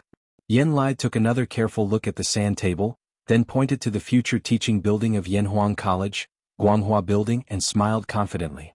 Little Shin, you're worried that the building is too tall and the craftsmen can't build it, right? Actually, you don't have to worry at all. This building only has 10 stories, and the total height is estimated to be no more than 120 feet. It won't be a problem to build it. Little Shin, you've seen the Big Goose Tower in Jinchang Square, right? That tower has a total of 20 stories. Compared to the Big Goose Tower, your building may occupy a larger area, but as long as you put in more effort into the supporting pillars between the floors, it won't be a problem to build it to 10 stories. The Big Goose Tower was located in Jinchang Square in the South Jin dynasty of Chang and City. It was also known as the Buddha of Mercy Temple. After several renovations, it was 64.7 meters, about 190 feet, tall, which was equivalent to the height of a 20-story building. 1,000 years ago, it could be called a skyscraper in the Tang dynasty. However, the awkward thing was that Li Zishuan rarely went to the south of the city, let alone to the Big Goose Tower. This was worthy of his reputation as a homebody. That's good. Li Zishuan was a little embarrassed, but at the same time he was relieved. However, he was still a little curious. Such a tall building would definitely not be built with only wood, because wood couldn't bear such a large weight. But if it was brick, the problem would arise. There was no cement in the Tang dynasty, so how would the wall be built? Uncle Yen, what kind of materials do you plan to use to build this building? Such a stupid question made Yen Lide speechless. He said, bricks of course. Such a tall building can't only be built with wood. Li Zishuan's old face did not look too good after being treated as a stupid C*T. He directly asked the main question, then what kind of material should be used to glue the bricks? Yen Lide's expression became even more strange. He paused for a while before saying, of course it's glutinous rice mortar. Little Shen, you don't even know this? Then why did you design such a tall building? I really don't know. This kid wants to design it first and see if it can be built. If it can't be built, this kid will think of other ways. Uncle Yen, are the walls made with glutinous rice mortar reliable? Yen Lide was speechless. He was still praising Li Zishuan for his proficiency in architectural design. Now it seemed that this guy was a complete novice in some aspects. He shook his head and said, of course it's reliable. The walls of Chang and City are made with glutinous rice mortar. Don't you think it's reliable? In fact, the ancient construction technology was far from as low as Li Zishuan imagined. Although there was no cement at that time, there were many substitutes. The West initially used clay as a cementing material. The ancient Egyptians used the mud of the Nile River to build uncalcined clay bricks. Around 3000 BC to 2000 BC, the ancient Egyptians began to use calcined gypsum as a building cementing material. In 146 BC, the Roman Empire annexed Greece and inherited the Greek tradition of producing and using lime. The way the Romans used lime was to first dissolve the lime's saliva and mix it with sand to form mortar. Then they used this mortar to build buildings. Some of the ancient Roman buildings that used lime mortar were very strong and had even been preserved until now. Later, the ancient Romans improved the use of lime. Not only did they add sand to the lime, but they also added ground volcanic ash. In areas without volcanic ash, they added ground bricks that had the same effect as volcanic ash. Some people called the lime volcanic ash sand three-component mortar Roman mortar. In the history of European architecture, the Roman mortar had been used for a long time. Its performance was basically close to modern cement. However, in the 9th, 10th, and 11th centuries AD, the mortar technology was almost lost. In ancient China, Although there was no Roman mortar or cement, the hard-working and intelligent ancient working people still invented other alternatives. The most widely used and the longest circulated was glutinous rice mortar. According to records, at least not later than the northern and southern dynasties, 386 to 589 AD, glutinous rice mortar had become a relatively mature technology. Mixing glutinous rice mortar with aged lime paste could increase the cement strength, surface hardness, toughness, and impermeability of the mortar. It significantly improved the firmness and durability of the masonry. Today, many ancient buildings that used glutinous rice mortar, such as the ancient city walls of Nanjing, Xi'an, Jingzhou, Kaifeng, and other places, as well as the Ming and Qing fish-scale stone pond in Shentang River, were still very strong despite hundreds and thousands of years of wind and rain. Facts proved that glutinous rice mortar was an outstanding building cementing material. The engineering quality of the ancient buildings built with glutinous rice mortar was not inferior to some of the modern reinforced concrete buildings. Therefore, the wisdom of the ancient people was not to be underestimated. The technology of the ancient people was not useless. There were still many shining points. Chapter 451. In the afternoon. Li Zixuan thought for a while, then took the carriage to the workshop. He wanted to ask Faubert to help and see if he could make cement. In the morning, Yen Lide said that glutinous rice mortar could be used as a binder between bricks and stones, but the cost was very expensive. In this era, although prices were low, glutinous rice was a grain that was 3 to 4 times more expensive than rice. It would be a very extravagant thing to use it to build a wall. Therefore, the houses of the Tang dynasty were basically made of wood. Only the imperial palace, Zhaoling Mausoleum, and the city walls could afford to use bricks and glutinous rice mortar. How could ordinary people afford to use such things? Yen Lide and his son also gave Li Zixuan a rough cost estimate in the morning. If Yanhuang College followed Li Zixuan's original intention and used bricks and stones, the cost of building materials alone would be more than 400,000 strings of coins, not including labor and decoration costs. This number had far exceeded Li Zixuan's budget. The reason was that Li Zixuan did not have a fresh understanding of the current construction technology and construction costs. Now, with such a huge capital hole, it would be harder to fill it in a short period of time than to reach the sky. However, Li Zixuan would definitely not give up on Yanhuang College. After thinking about it, Li Zixuan decided to gather everyone's wisdom and see if they could make cement with better effect and lower cost. There were so many protagonists in time travel novels. Didn't they like to make cement, perfume, and mirrors when they time traveled to ancient times?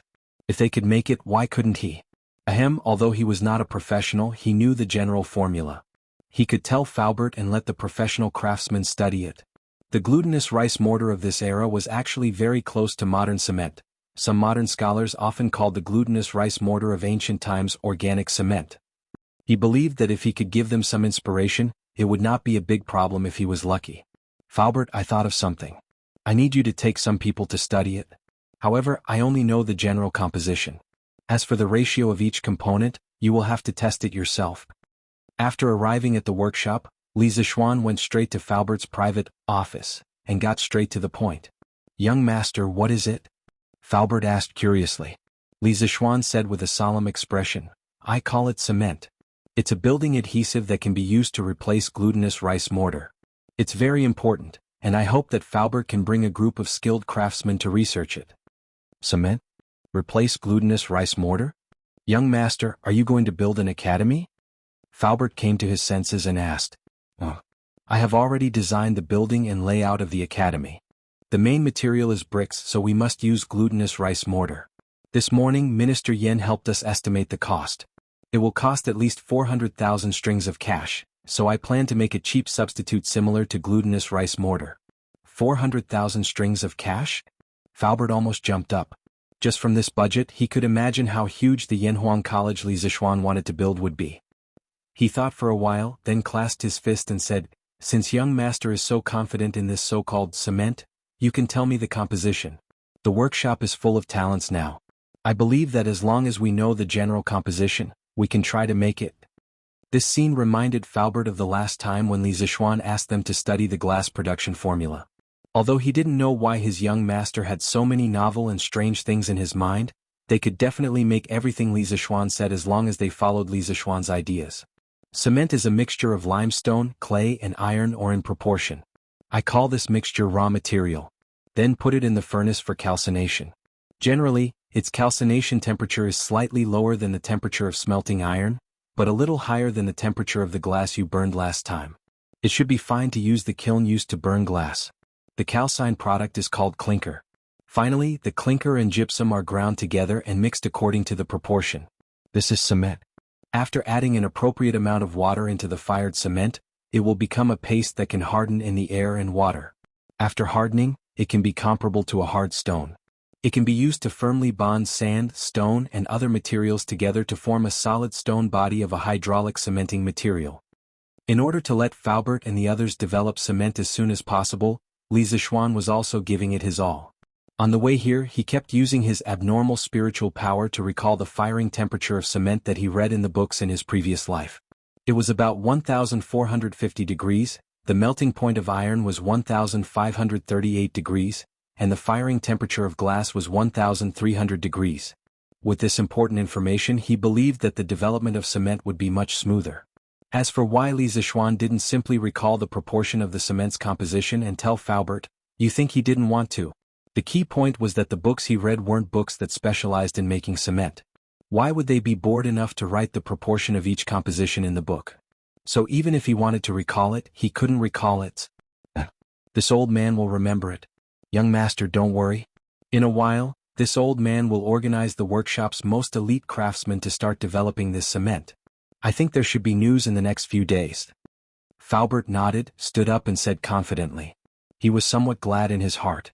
Compared to the last time when they were developing glass, Li Zixuan gave them more detailed information this time. It would be much easier for them to really research it. Then I'll leave it to Faubert. Remember, the people who enter the mud kiln must wear masks. Li Zixuan reminded him worriedly. He didn't want those craftsmen to get lung disease after a few years of work. Yes. Young master, don't worry, this old man will arrange it. Also, the workshop's relocation plan will still be carried out, but you can delay the specific date for a while. Wait until I'm done with the Academy's matters in the near future. Faubert, you can go to Plum Village to claim the land. Li Zixuan rubbed his temples with a headache.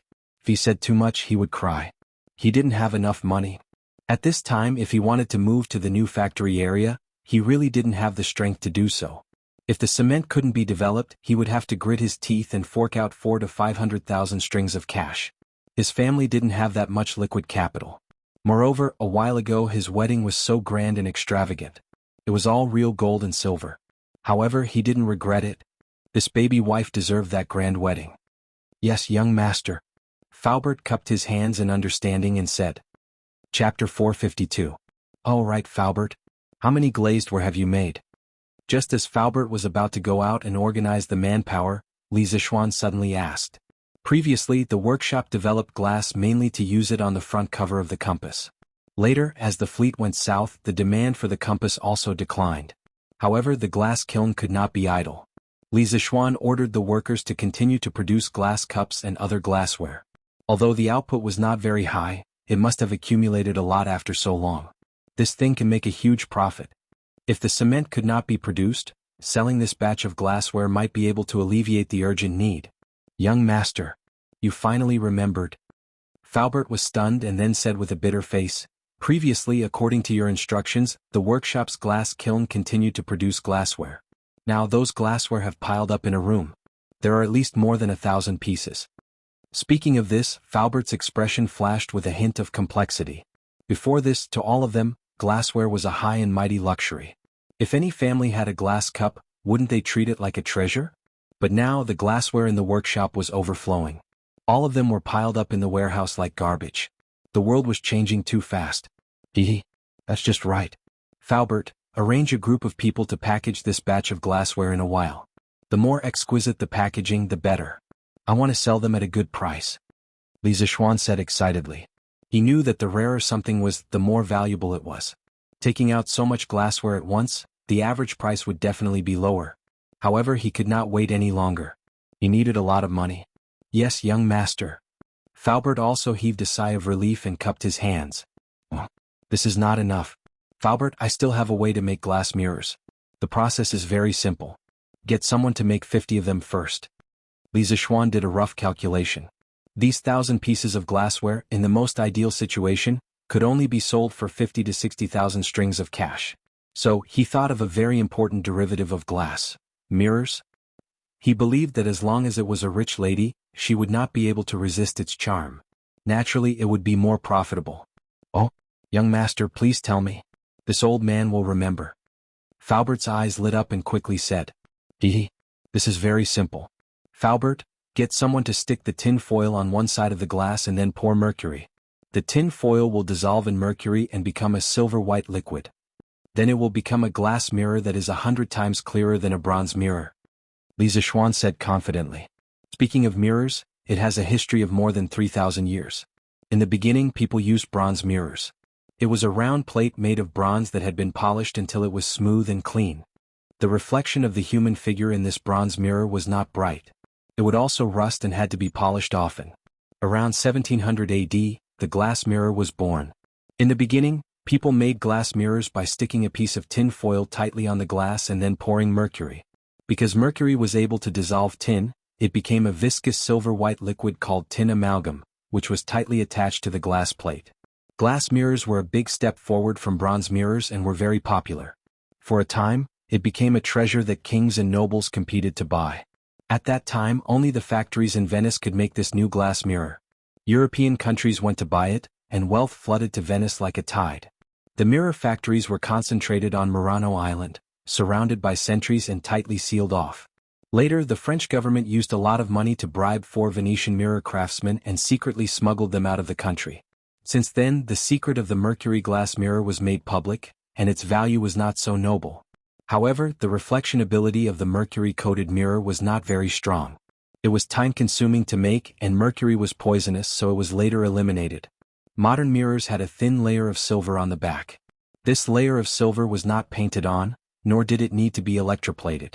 It was painted on by a chemical silver mirror reaction. Glucose water was added to the ammonia solution of silver nitrate. The glucose reduced the silver ions into silver particles and deposited them on the glass to make a silver mirror. Finally, a layer of paint was applied. Li Zishuan also wanted to make this kind of silver mirror, but it would take a lot of effort to make nitric acid. He wanted to leave this difficult task to his future students. As for the key material of glass mirrors, tin foil, it was already available in the Tang dynasty. Tin foil was a handicraft product unique to Shaoxing in the early years. In ancient times, its main use was to make underworld money to worship ghosts and gods. It first appeared in the Han dynasty. It can be done like this? Can it really be done, young master? Falbert was excited when he heard Li Zishuan say, 100 times clearer than a bronze mirror, and quickly asked, Of course, I don't have time to explain the principles of this to you, Falbert, but as long as you do as I say, you will definitely be able to make this kind of high-quality glass mirror. Ah, good. I'll arrange it now. Falbert couldn't wait and wanted to go out and take people to do the experiment. Li Zishuan quickly stopped him and said, Falbert, wait.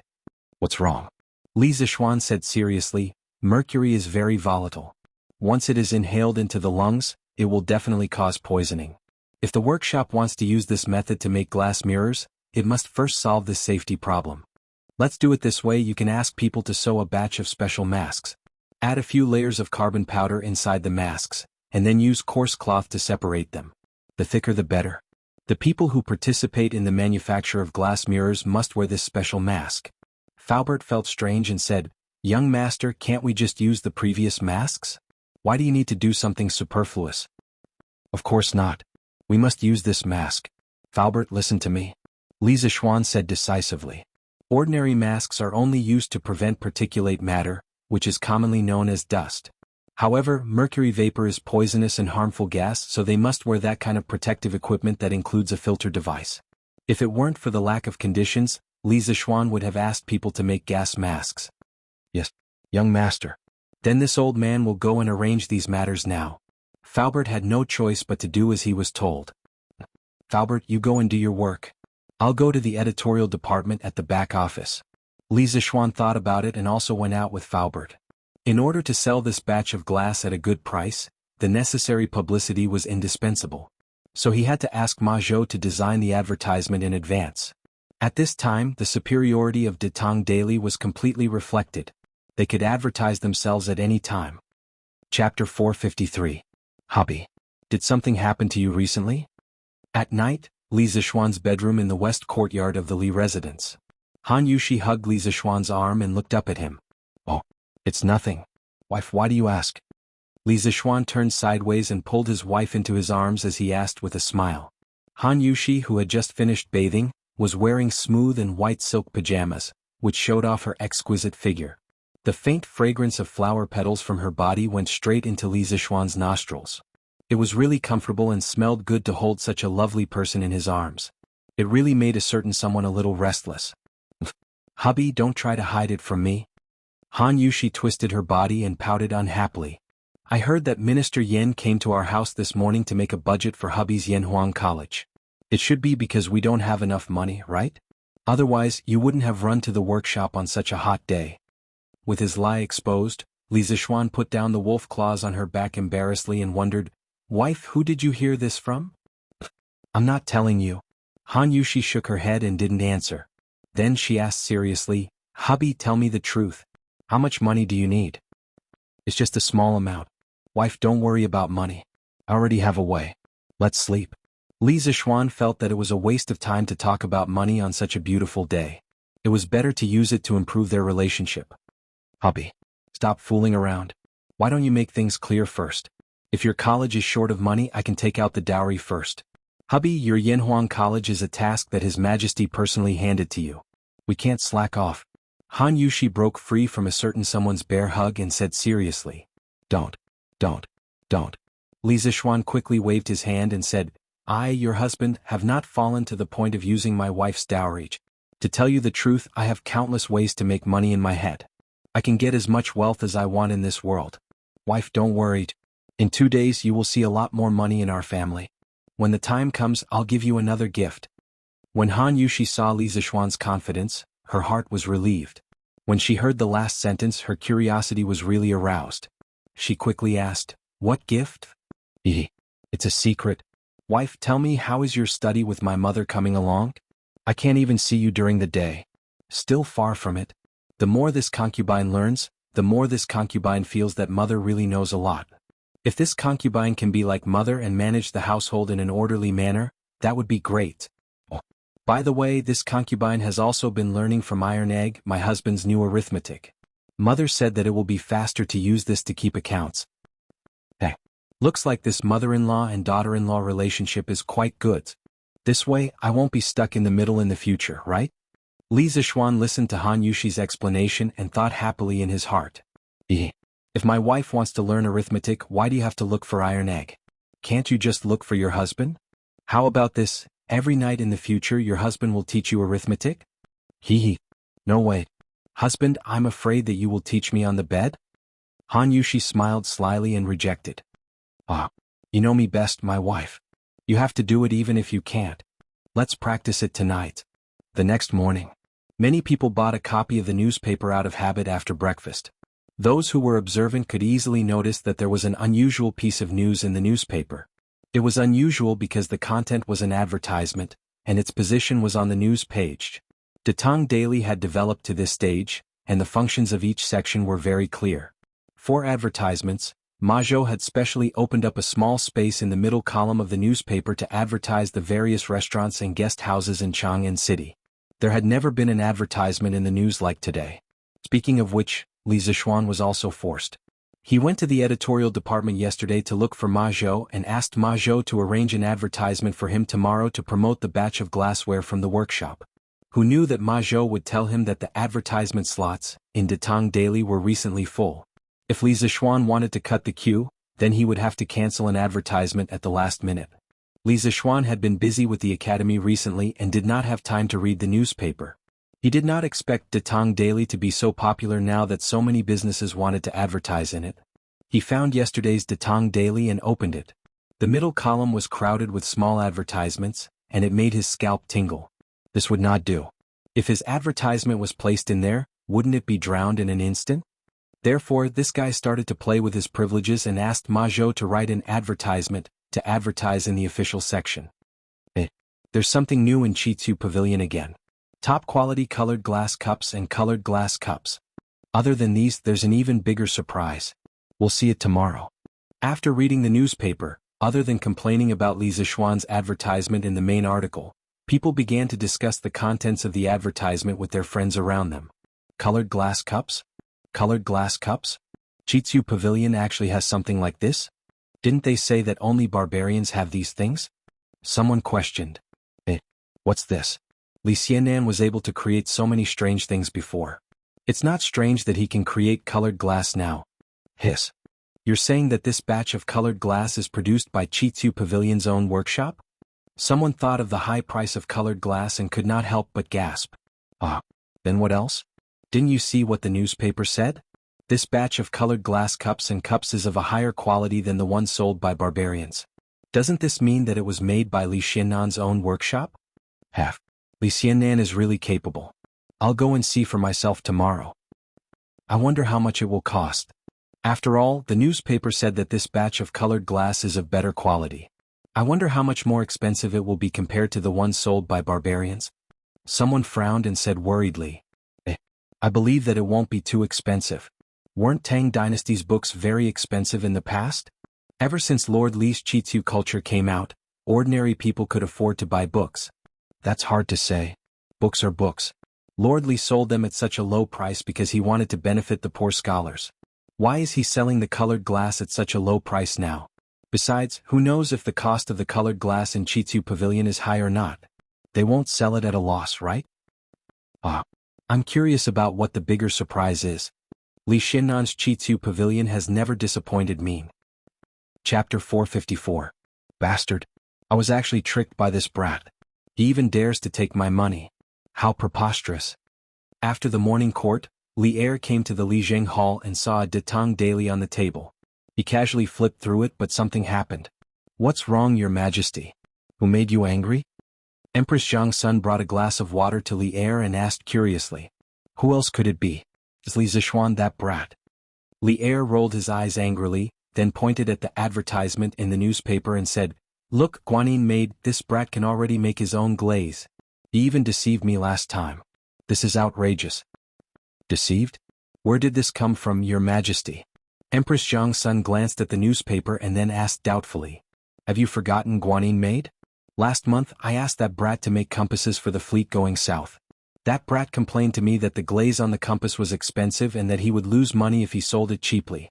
In the end, that brat sold 200 compasses to the imperial court at the price of 4 strings of coins each. At that time, his workshop would be able to make colored glaze on its own. That brat deliberately hid it from me because he wanted to make a fortune from me. Li Er slammed the table and said hatefully. Empress Zhangsun couldn't help but laugh when she saw Li Er's angry look.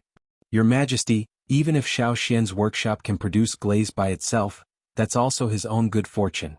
Besides, the quality of their glaze is not inferior to that of the Hu merchants. It's understandable that they sell it at such a price. Li Er glared and said, Although that's the case, I'm still more or less uncomfortable after being tricked by this brat. Your Majesty is magnanimous. Why lower yourself to the same level as a child? You just finished the morning court. Drink some water. Empress Zhangsun smiled sweetly and handed the cup to Li Er. Li Er took it and thought for a moment. Forget it. I'll let this brat off on account of Guanyin maid. Empress Zhangsun joined in the fun and said, Then I thank Your Majesty for giving me face. Maid Guanyin, you don't need to be so courteous. All right, Your Majesty. Xiao Xian suddenly took out so much glass to sell. Was he short of money? But this concubine doesn't think that child is short of money. Empress Zhangsun had clearly seen the contents of the newspaper before. Now that Li Er had specially brought it up, she had some doubts. He must be short of money. Didn't Maid Guanyin follow me there yesterday? The Yanhuang College designed by that brat is almost as big as my palace. Although there are not as many buildings as the palace, I'm afraid that it will cost a lot to build it. I don't know where that brat got the confidence to build such a big college. Li Er took 2 sips of water and muttered to himself. So that's how it is. I only saw the magnificent design of the academy yesterday, but I really didn't think about money. Your Majesty, how much do you think it will cost to build this academy? Empress Zhangsun said in surprise. According to my estimation, if it is built according to the scale on the blueprint, this brat will have to fork out at least 500,000 strings of cash. Otherwise, he won't be able to build the same effect as the sand table model. Li Er's knowledge was quite broad. After some calculations, he was actually pretty close to the mark. The budget of 400,000 strings of cash that Yen lied made before didn't include labor and decoration costs. It seemed that Li Er's budget of 500,000 strings of cash was reasonable. 500,000 strings of cash? Such a huge number made Empress Zhang's son, the mother of the country, couldn't help but cover her mouth in shock. Then she said worriedly, although the Li family is rich, I'm afraid they can't fork out so much money. And now that the treasury is empty, the imperial court can't support him with money. Sigh this child. In my opinion, it would be better for him to build a smaller academy. It's all about teaching and educating people. What's the difference if the environment is better? Even if the treasury of Chang'an City is full, the officials in the imperial court won't let me spend the money on Yanhuang College. Li Er sighed, patted Empress Jiangxuan's back and said, Guanyin maid, you're still thinking too simply. Although this brat has just entered the imperial court not long ago, I have a clear understanding of his nature. No matter what he does, this brat is never someone who is content with his lot. Everything he does, he wants to be different from the rest and do it the best. Let him do as he pleases. Your Majesty, that's 500,000 strings of cash. Where can this child get so much money? Empress Zhang's son was still a little worried. Guanyin mate, your worries are groundless. In terms of the ability to make money, no one in the entire Tang Empire can make more money than that brat. He must have a way to solve it. Li Er pulled Zhang's son into his embrace and laughed loudly. While advertising Qitzu Pavilion's Lioli, Li Zishuan also asked Faubert and Wang Zhong to start recruiting workers and craftsmen. Now that the Imperial College's field vacation had begun, there were only 2 months left for the construction of Yanhuang College. It would take more than 2 months to build at least 3 buildings, the teaching building, the dormitory building, and the cafeteria. As for the bathhouse, although it had to be built first in terms of scale, it shouldn't be considered a building. Logically speaking, it was very difficult to complete. In modern times, it was simply a fantasy. However, Li Zishuan didn't believe it because he had a lot of manpower and money. Yen Lai transferred 220 craftsmen who were proficient in construction from the Ministry of Works. In the workshop there were also more than 100 craftsmen who knew how to build. In total, there were more than 300 construction elites, and each of them could command at least 30 to 40 workers to participate in the construction. There were also many experienced craftsmen among the people. Li Zishuan was rich and he planned to recruit all of them. He wanted to use numbers to compete with speed. His plan was to recruit more than 400 experienced craftsmen and no less than 15,000 common laborers. With such a large construction team, he didn't believe that he couldn't complete the construction on time. Of course, it would be very troublesome to manage so many people. Li Zishuan definitely wouldn't do it personally. He wanted to leave this glorious and difficult task to Yen Xiaoning and Faubert. Even so, time was tight and the task was important. The earlier the construction started, the faster the progress. Thus, Li Zishuan was fighting on 3 fronts at the moment. On one hand, he let the elites in the workshop study the cement. On the other hand, he used the batch of glass to raise money. On the other hand, he was still recruiting craftsmen and workers. For the sake of Yanhuang College, he was really worried sick. Chapter 455. Hey, we're hiring. We're hiring. Qitzu Pavilion Workshop is hiring. As long as you have the strength and can work, we're hiring all of you. 30 copper coins per person per day. If you do well, you'll be rewarded. If you have experience in building houses, 80 copper coins per person per day. If you want to sign up to earn some money, come and take a look. In the streets and alleys of Chang'an City, as well as the villages outside of Chang'an City, one could see 2 or 3 servants in green clothes and hats shouting at the top of their lungs. 30 copper coins per day? That high? You're not lying, are you? In the first year of Zhenguan, prices were very low. Correspondingly, wages were not very high either. Ordinary people would only earn 10 copper coins per day if they worked tirelessly at the docks to carry sacks. Those who helped people build houses also earned about the same price per day. If you met a boss with a conscience, they would give you a raise. However, 20 copper coins per day was already the limit. Now, Li Zishuan was offering 30 copper coins per day, which was very attractive. The onlookers were all eager to make a move. The only thing they were worried about was the authenticity of this recruitment advertisement. Oh, brother, isn't it wrong for you to say that? Do you see the clothes I'm wearing? This is something only the people from Qitzu Pavilion can wear. Do you know Qitzu Pavilion? That's our young master's business. Do you know our young master? He's a baron personally conferred by the emperor, the recently promoted Crown Prince Zhan Shi. Let me tell you, if the workshop manager didn't say that I didn't have enough strength, I would have done it myself. Otherwise, I wouldn't have come all the way to Lu village to recruit people. When the servant heard that someone doubted him, he was immediately unhappy. This fellow was also a chatterbox.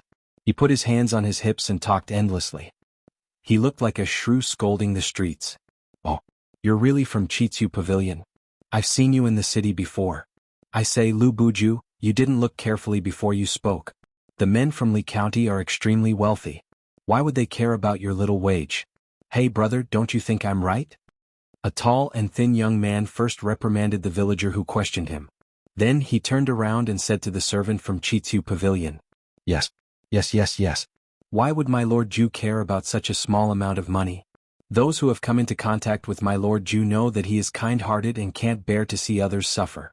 Why would he do such a deceitful thing? The servant of the Strange Interest Pavilion nodded in satisfaction, then proudly raised his head and said, Yeah, Lu Buju, you really are an ungrateful brat. Previously, when Li Xiannan made the curved plow, he helped everyone in the manor. How can you say that? Lu Buju, you heartless rascal. You dare to doubt such a good person like Lord Li? I hope you don't get it up for the rest of your life. Brother, Lu Biji, sign up. Don't even mention 30 copper coins a day.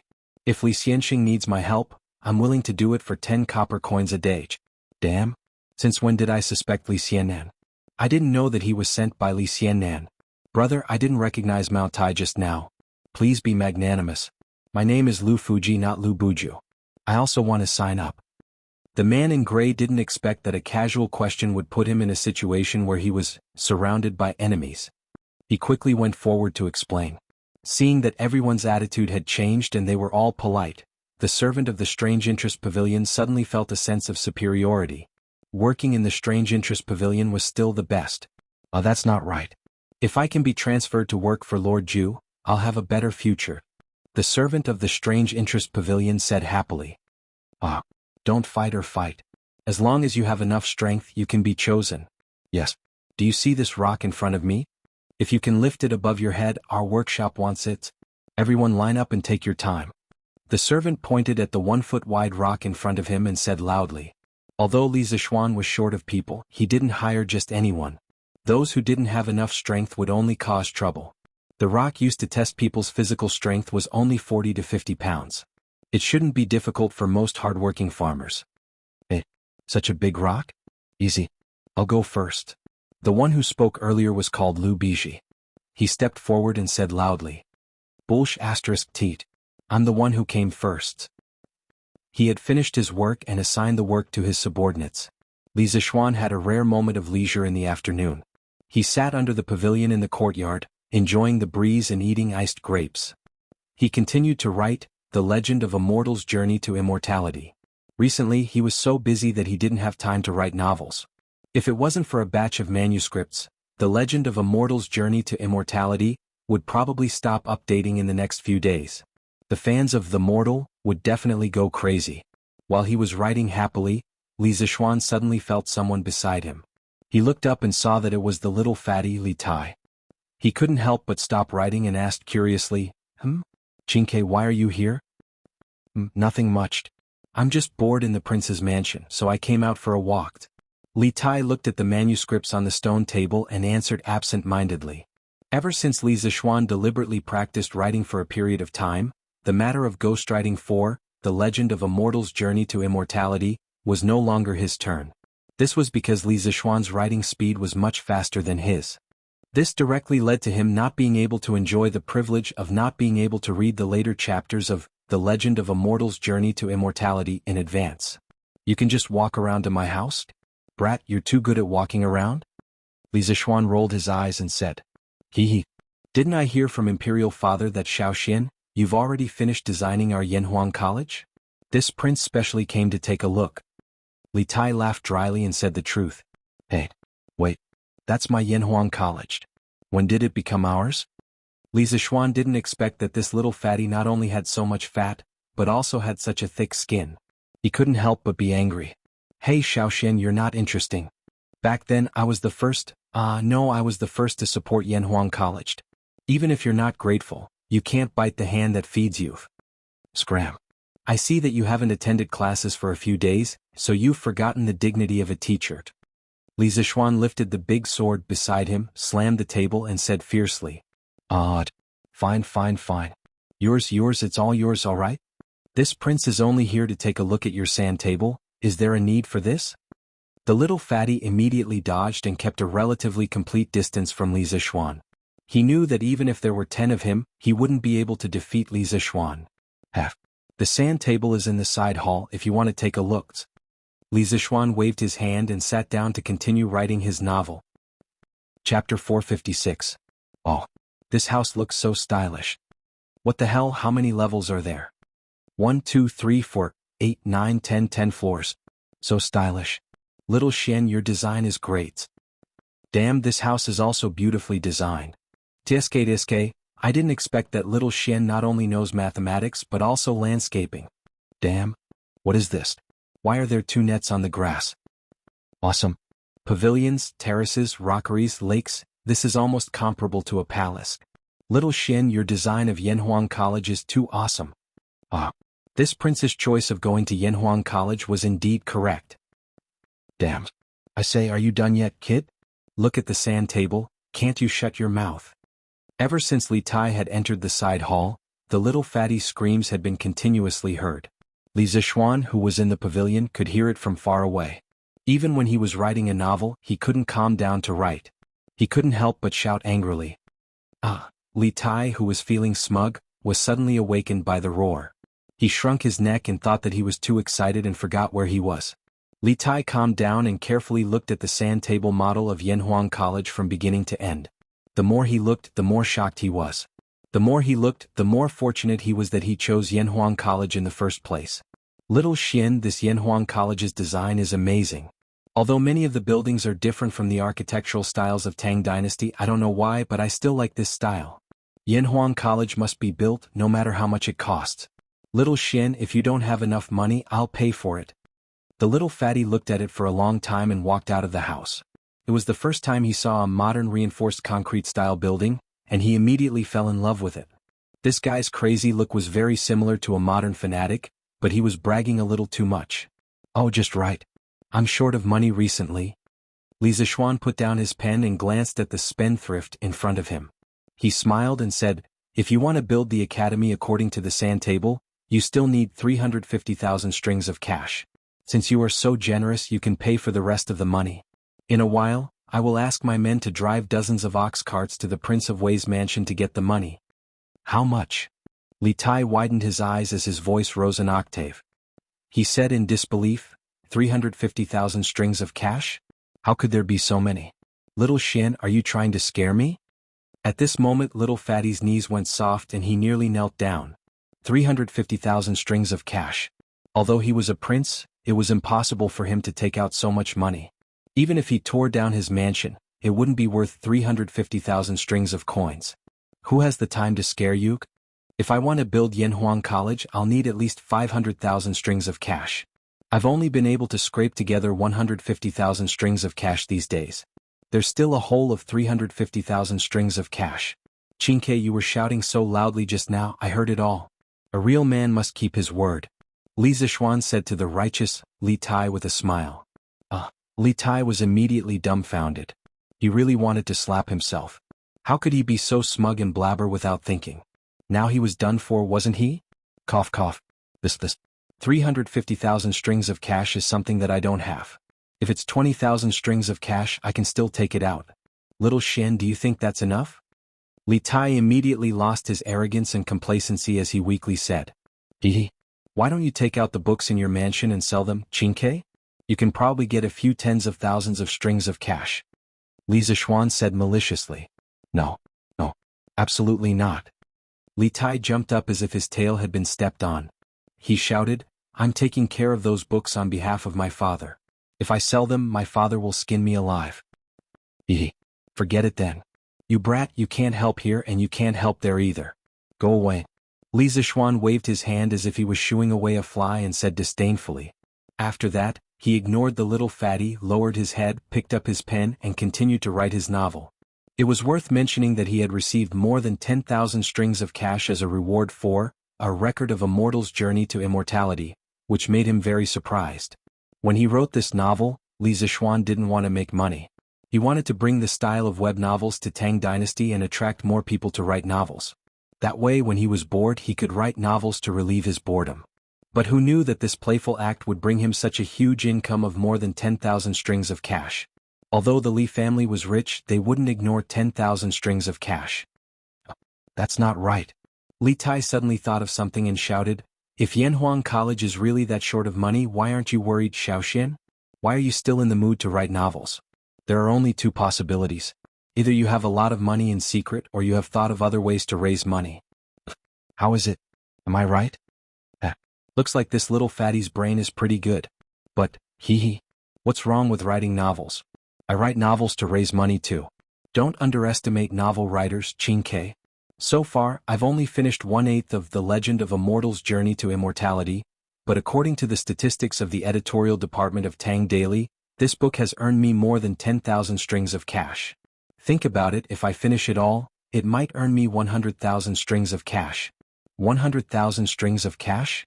Li Tai was stunned. He never thought that writing novels could earn so much money.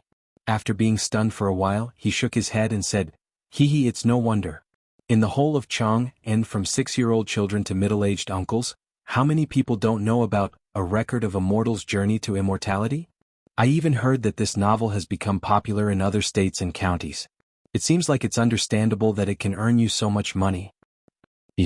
Back then, someone even wanted to use a salary of 20 strings of cash to hire me to write novels for him. TSK, it seems like that person really knows how to do business. Amazing. Amazing. Li Zixuan recalled the situation when he first met the little fatty and couldn't help but make fun of him. What the F***ck? Don't expose people's shortcomings when you're scolding them. How long ago was that? Why are you still bringing it up, Xiaoxian? Li Tai's face turned red as he said angrily. Fine. I won't talk about it anymore. It's time to get down to business. You little brat, go play by yourself. Chapter 457. All right, Xiaoxian. I heard that Curious Pavilion is going to sell a batch of glassware tomorrow? Li Residence West Courtyard.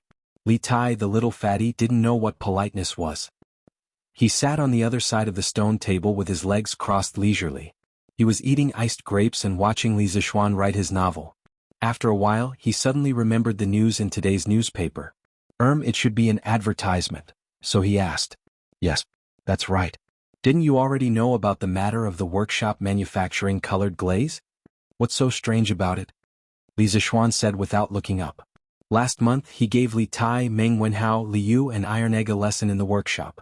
Not only did he talk about the principle of geomagnetism, but he also touched on the knowledge of glassware manufacturing. I don't find this strange. When you used the glassware on the compass, I knew that you would use it to make money one day. What I find strange is, what is the bigger surprise you mentioned in the newspaper? Li Tai rubbed his hands and laughed. He looked a little wretched. Li Zixuan looked up at little fatty, curled his lips and said, this thing might be a surprise to others, but to you, Ching, what is it? Li Tai rolled his eyes. He suddenly had a very bad feeling. It's a surprise to others, but to you it's a shock, haha. Li Zixuan laughed. What he said was not without reason. The glass mirrors and strange interest pavilion were mainly for the beauties and rich ladies. Li Tai was a fatty with a face full of fat. Even if he bought a mirror back, he would not be willing to look at himself. F***ck, get lost. Why the F***ck is it a shock to me? I want to see what it is. Li Tai said angrily. You'll see it tomorrow. Qingke, you'll see if I'm right. I'll be waiting. Little fatty slapped the table and left in a huff. Greetings, Your Highness. When Li Tai walked to the gate of the West Courtyard, Han Yushi happened to come back from Madame Li of the East Courtyard with 2 little servant girls. Seeing that it was Li Tai, Han Yushi subconsciously curtsied. Li Tai was so scared that his legs trembled. He hurriedly helped her up and said, Sister-in-law, Shermu, please don't be so courteous. You've killed Tai. A few months ago, Li Zixuan had single-handedly challenged the mountain stronghold for Han Yushi. Li Tai had heard about it. Usually he could play and joke with Li Zixuan, but that was just romance between men. Now, facing Han Yushi, he didn't dare to be too cheeky. Otherwise, it was hard to guarantee that Li Zixuan wouldn't kill him with a sword. Han Yushi hesitated for a moment. Only then did she remember that the prince in front of her was her husband's student. With such a complicated relationship, she didn't know how to address him anymore. Shermu, just call me Chinke. Sir is writing a book in the pavilion. He has something to do at the Thai residence, so he'll take his leave first. Shermu, please help yourself. I won't send you off. Li Tai waved his hand and fled. He didn't dare to hear Han Yushi call him His Highness anymore. If Li Zixuan heard it, he might make things difficult for him in the future. Are you still busy, husband? I just saw Prince Wei. Why are you so flustered? Han Yushi came to Li Zixuan's side and couldn't help but ask. What? You met that guy just now? Yes, I happened to meet him at the door. Did that guy use his identity to show off in front of you? No, he didn't. Instead, I felt that he was a little afraid of me. Husband, what were you talking about just now? Nothing. Wife, sit here for a while. Let's go eat together after I finish writing this chapter. The next day, when the East Market opened in the morning, a small group of people headed straight to Curious Pavilion with a clear goal in mind. Previously, the new carriage Don't Touch Me had brought many purple and even red members to Curious Pavilion. These people enjoyed huge discounts and priority in queuing. Whenever Curious Pavilion released a new product, they would be the first to arrive. To them, it was a profit if they could buy it. One had to admit that although Curious Pavilion's products were expensive, Curious Pavilion had already proven that everything here was worth the price with their high-quality products. Therefore, those who could enjoy the discounts always liked to shop at Strange Interest Pavilion. Curious Pavilion had already prepared for today. When the first batch of customers arrived at Curious Pavilion, they saw dozens of shelves in the open space. There were even red cloths on the shelves. Clearly, the shelves were filled with glass cups and glasses that were going to be sold today. Other than that, there were two huge signboards that were as tall as a person at the entrance of Curious Pavilion. They were still covered with red cloths so no one could see what was inside. There was a lot of discussion below. Brother Chow, you're also here? Haha, I had nothing to do, so I came here to take a look. Chow Wundong chuckled as he fanned himself. Brother Chow probably isn't just here to take a look, right? In a little while, I hope that Brother Chow can leave some soup for us to drink. Those who had come to line up so early were not idiots. Many of them were merchants with a keen sense of smell. In this era, the glass of the Central Plains was completely supplied by Hu merchants. It could be said that the Hu merchants had a monopoly in this area, and the merchants of the Central Plains had no right to a share of the profits. They could only follow behind and eat the leftover rice and soup, earning a fee for running errands. The fact that the Odd Interest Pavilion was able to provide such a large amount of glassware made the peddlers move immediately. Most of them had membership cards for the Odd Interest Pavilion. In their opinion, being a peddler for the Odd Interest Pavilion would definitely earn them more than buying from the Hu merchants. These people had never considered the problem of not being able to sell their goods. Although Hu merchants came to the Great Tang to sell glass, they usually sold in very small quantities. Glass was a rare commodity in the Great Tang, so there was naturally no need to worry about not being able to sell it. What are you saying, Brother Mengyang? This Chow comes from a small family, so I don't have such a big appetite. Let's make money together, Brother Chow is indeed a straightforward person, Brother Chow, what do you think those two things at the entrance are? This must be the surprise that the newspapers were talking about, right? As for what it is, this Chow doesn't know. Brother Chow, you're really modest. There are only a few merchants in Chang'an who can talk to Li Xiannan. A few days ago, Li Xiannan just got married. This one remembers that you went to Li Xiannan's residence for a visit. Chapter 458. Sigh. Why isn't shopkeeper's son here yet? Did he oversleep? How is that possible? You're in too much of a hurry. According to the usual practice, he should be here soon. Sigh.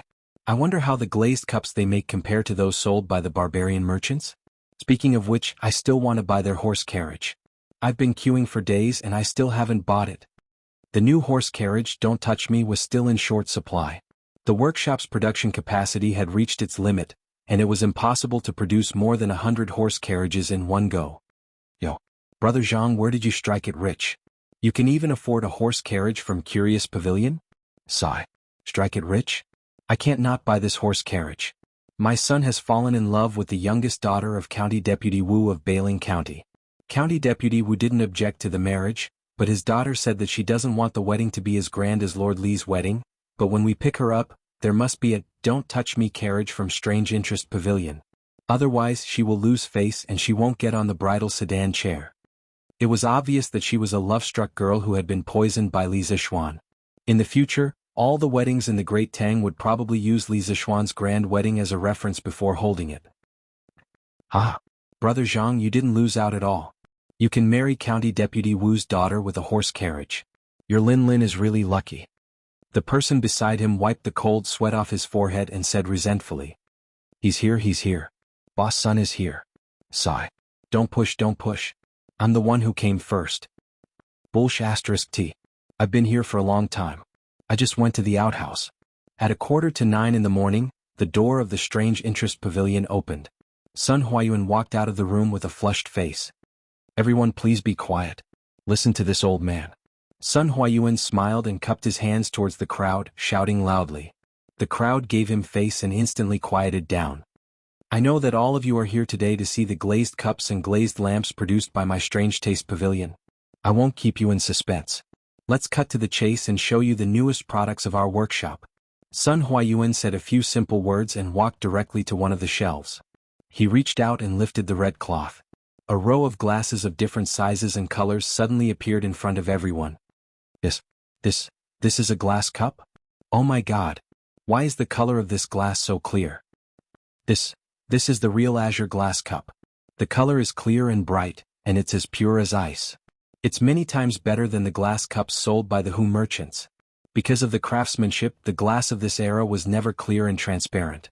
Basically, all the glass was turbid, with some having a greenish hue and some having a yellow hue.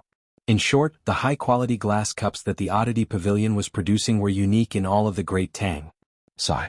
Do you see the style? The style of this glass cup is also different from the ones sold by the Hu merchants. Look, the patterns on it are really beautiful and the shape of the cup is also very unique.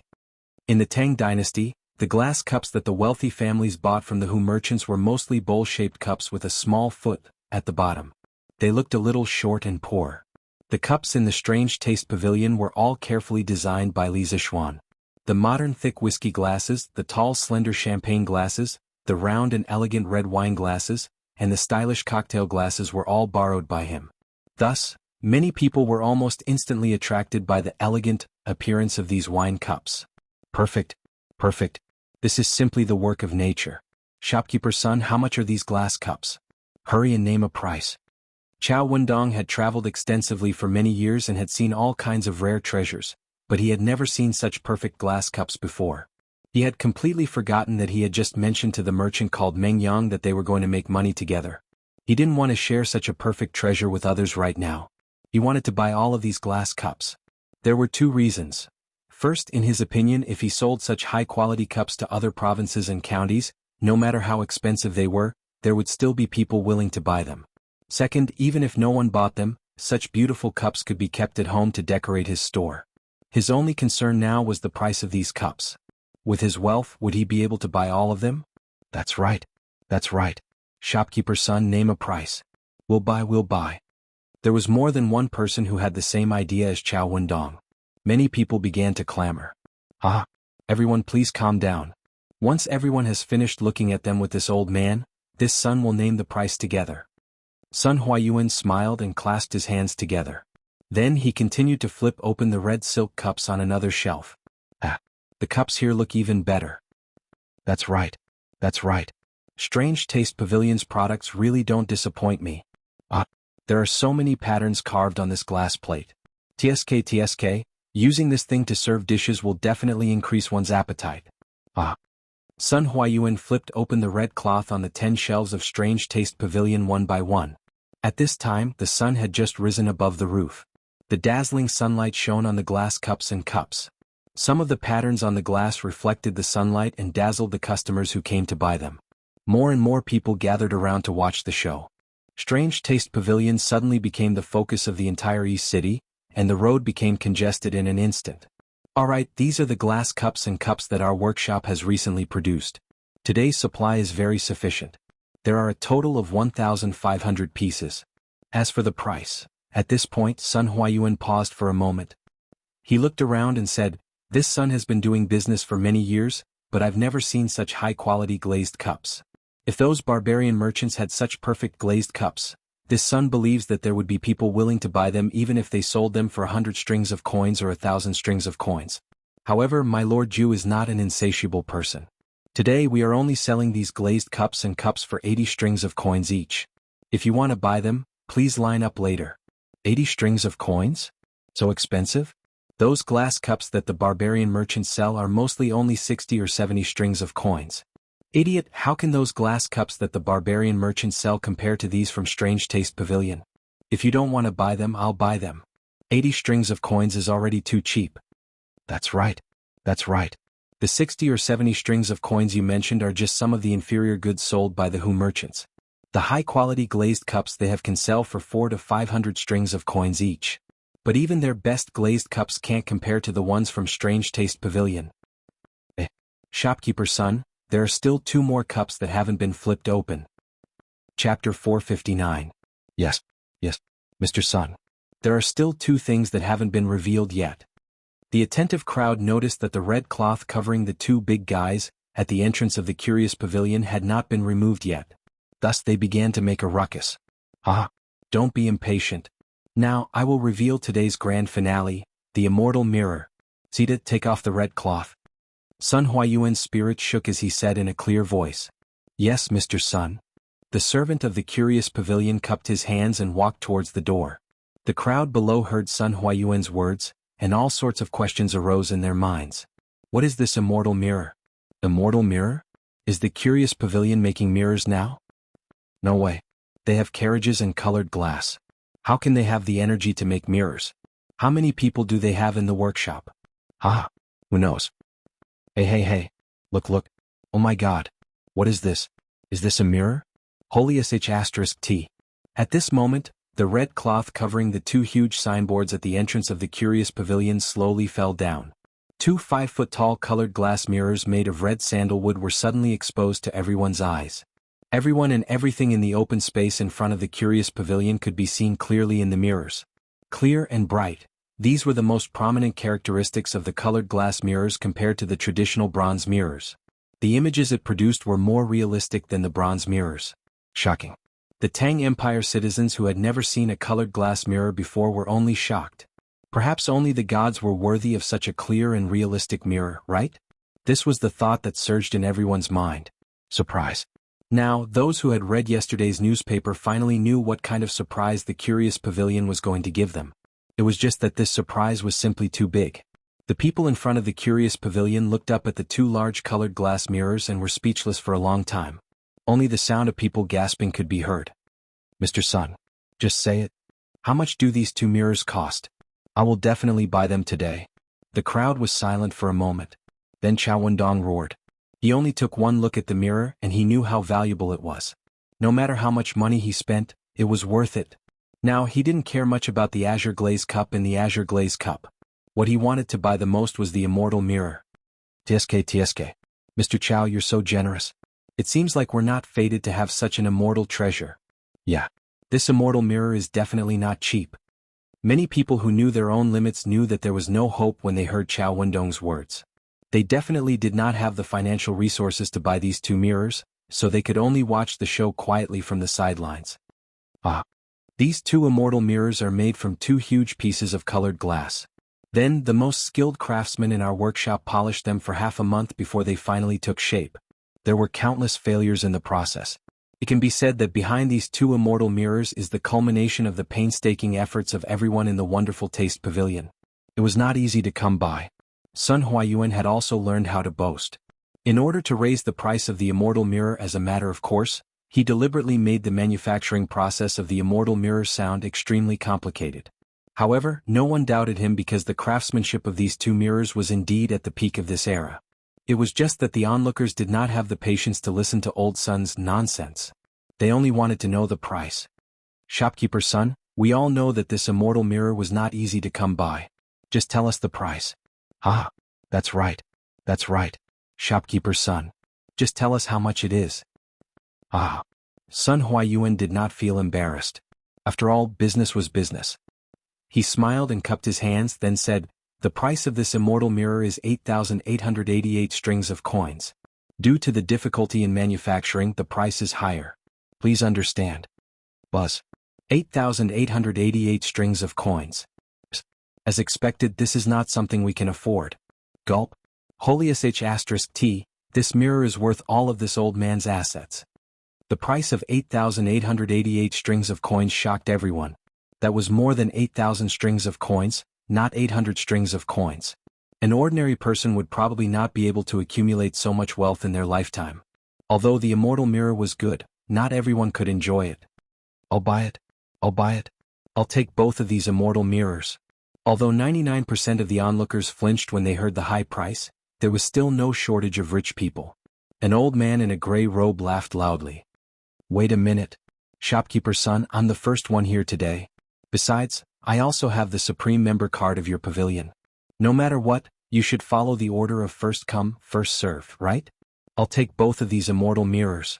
Chow Wendong quickly jumped out and said anxiously. Although 10,000 strings of coins was a lot, the Chow family could still afford it with their financial resources. Ah, you're right, Mr. Chow. The Curious Pavilion is also a place with rules. I'm sorry, brother. Then these two immortal mirrors will belong to Mr. Chow.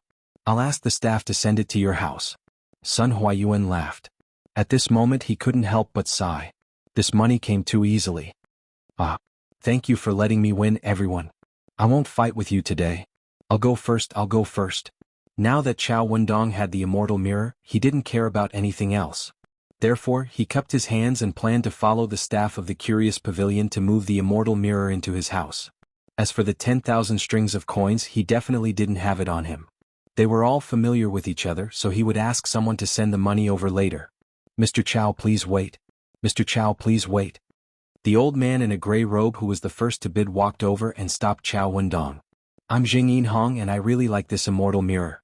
I'm willing to pay 20,000 strings of coins. I wonder if Mr. Chow is willing to part with it? 20,000 strings of coins?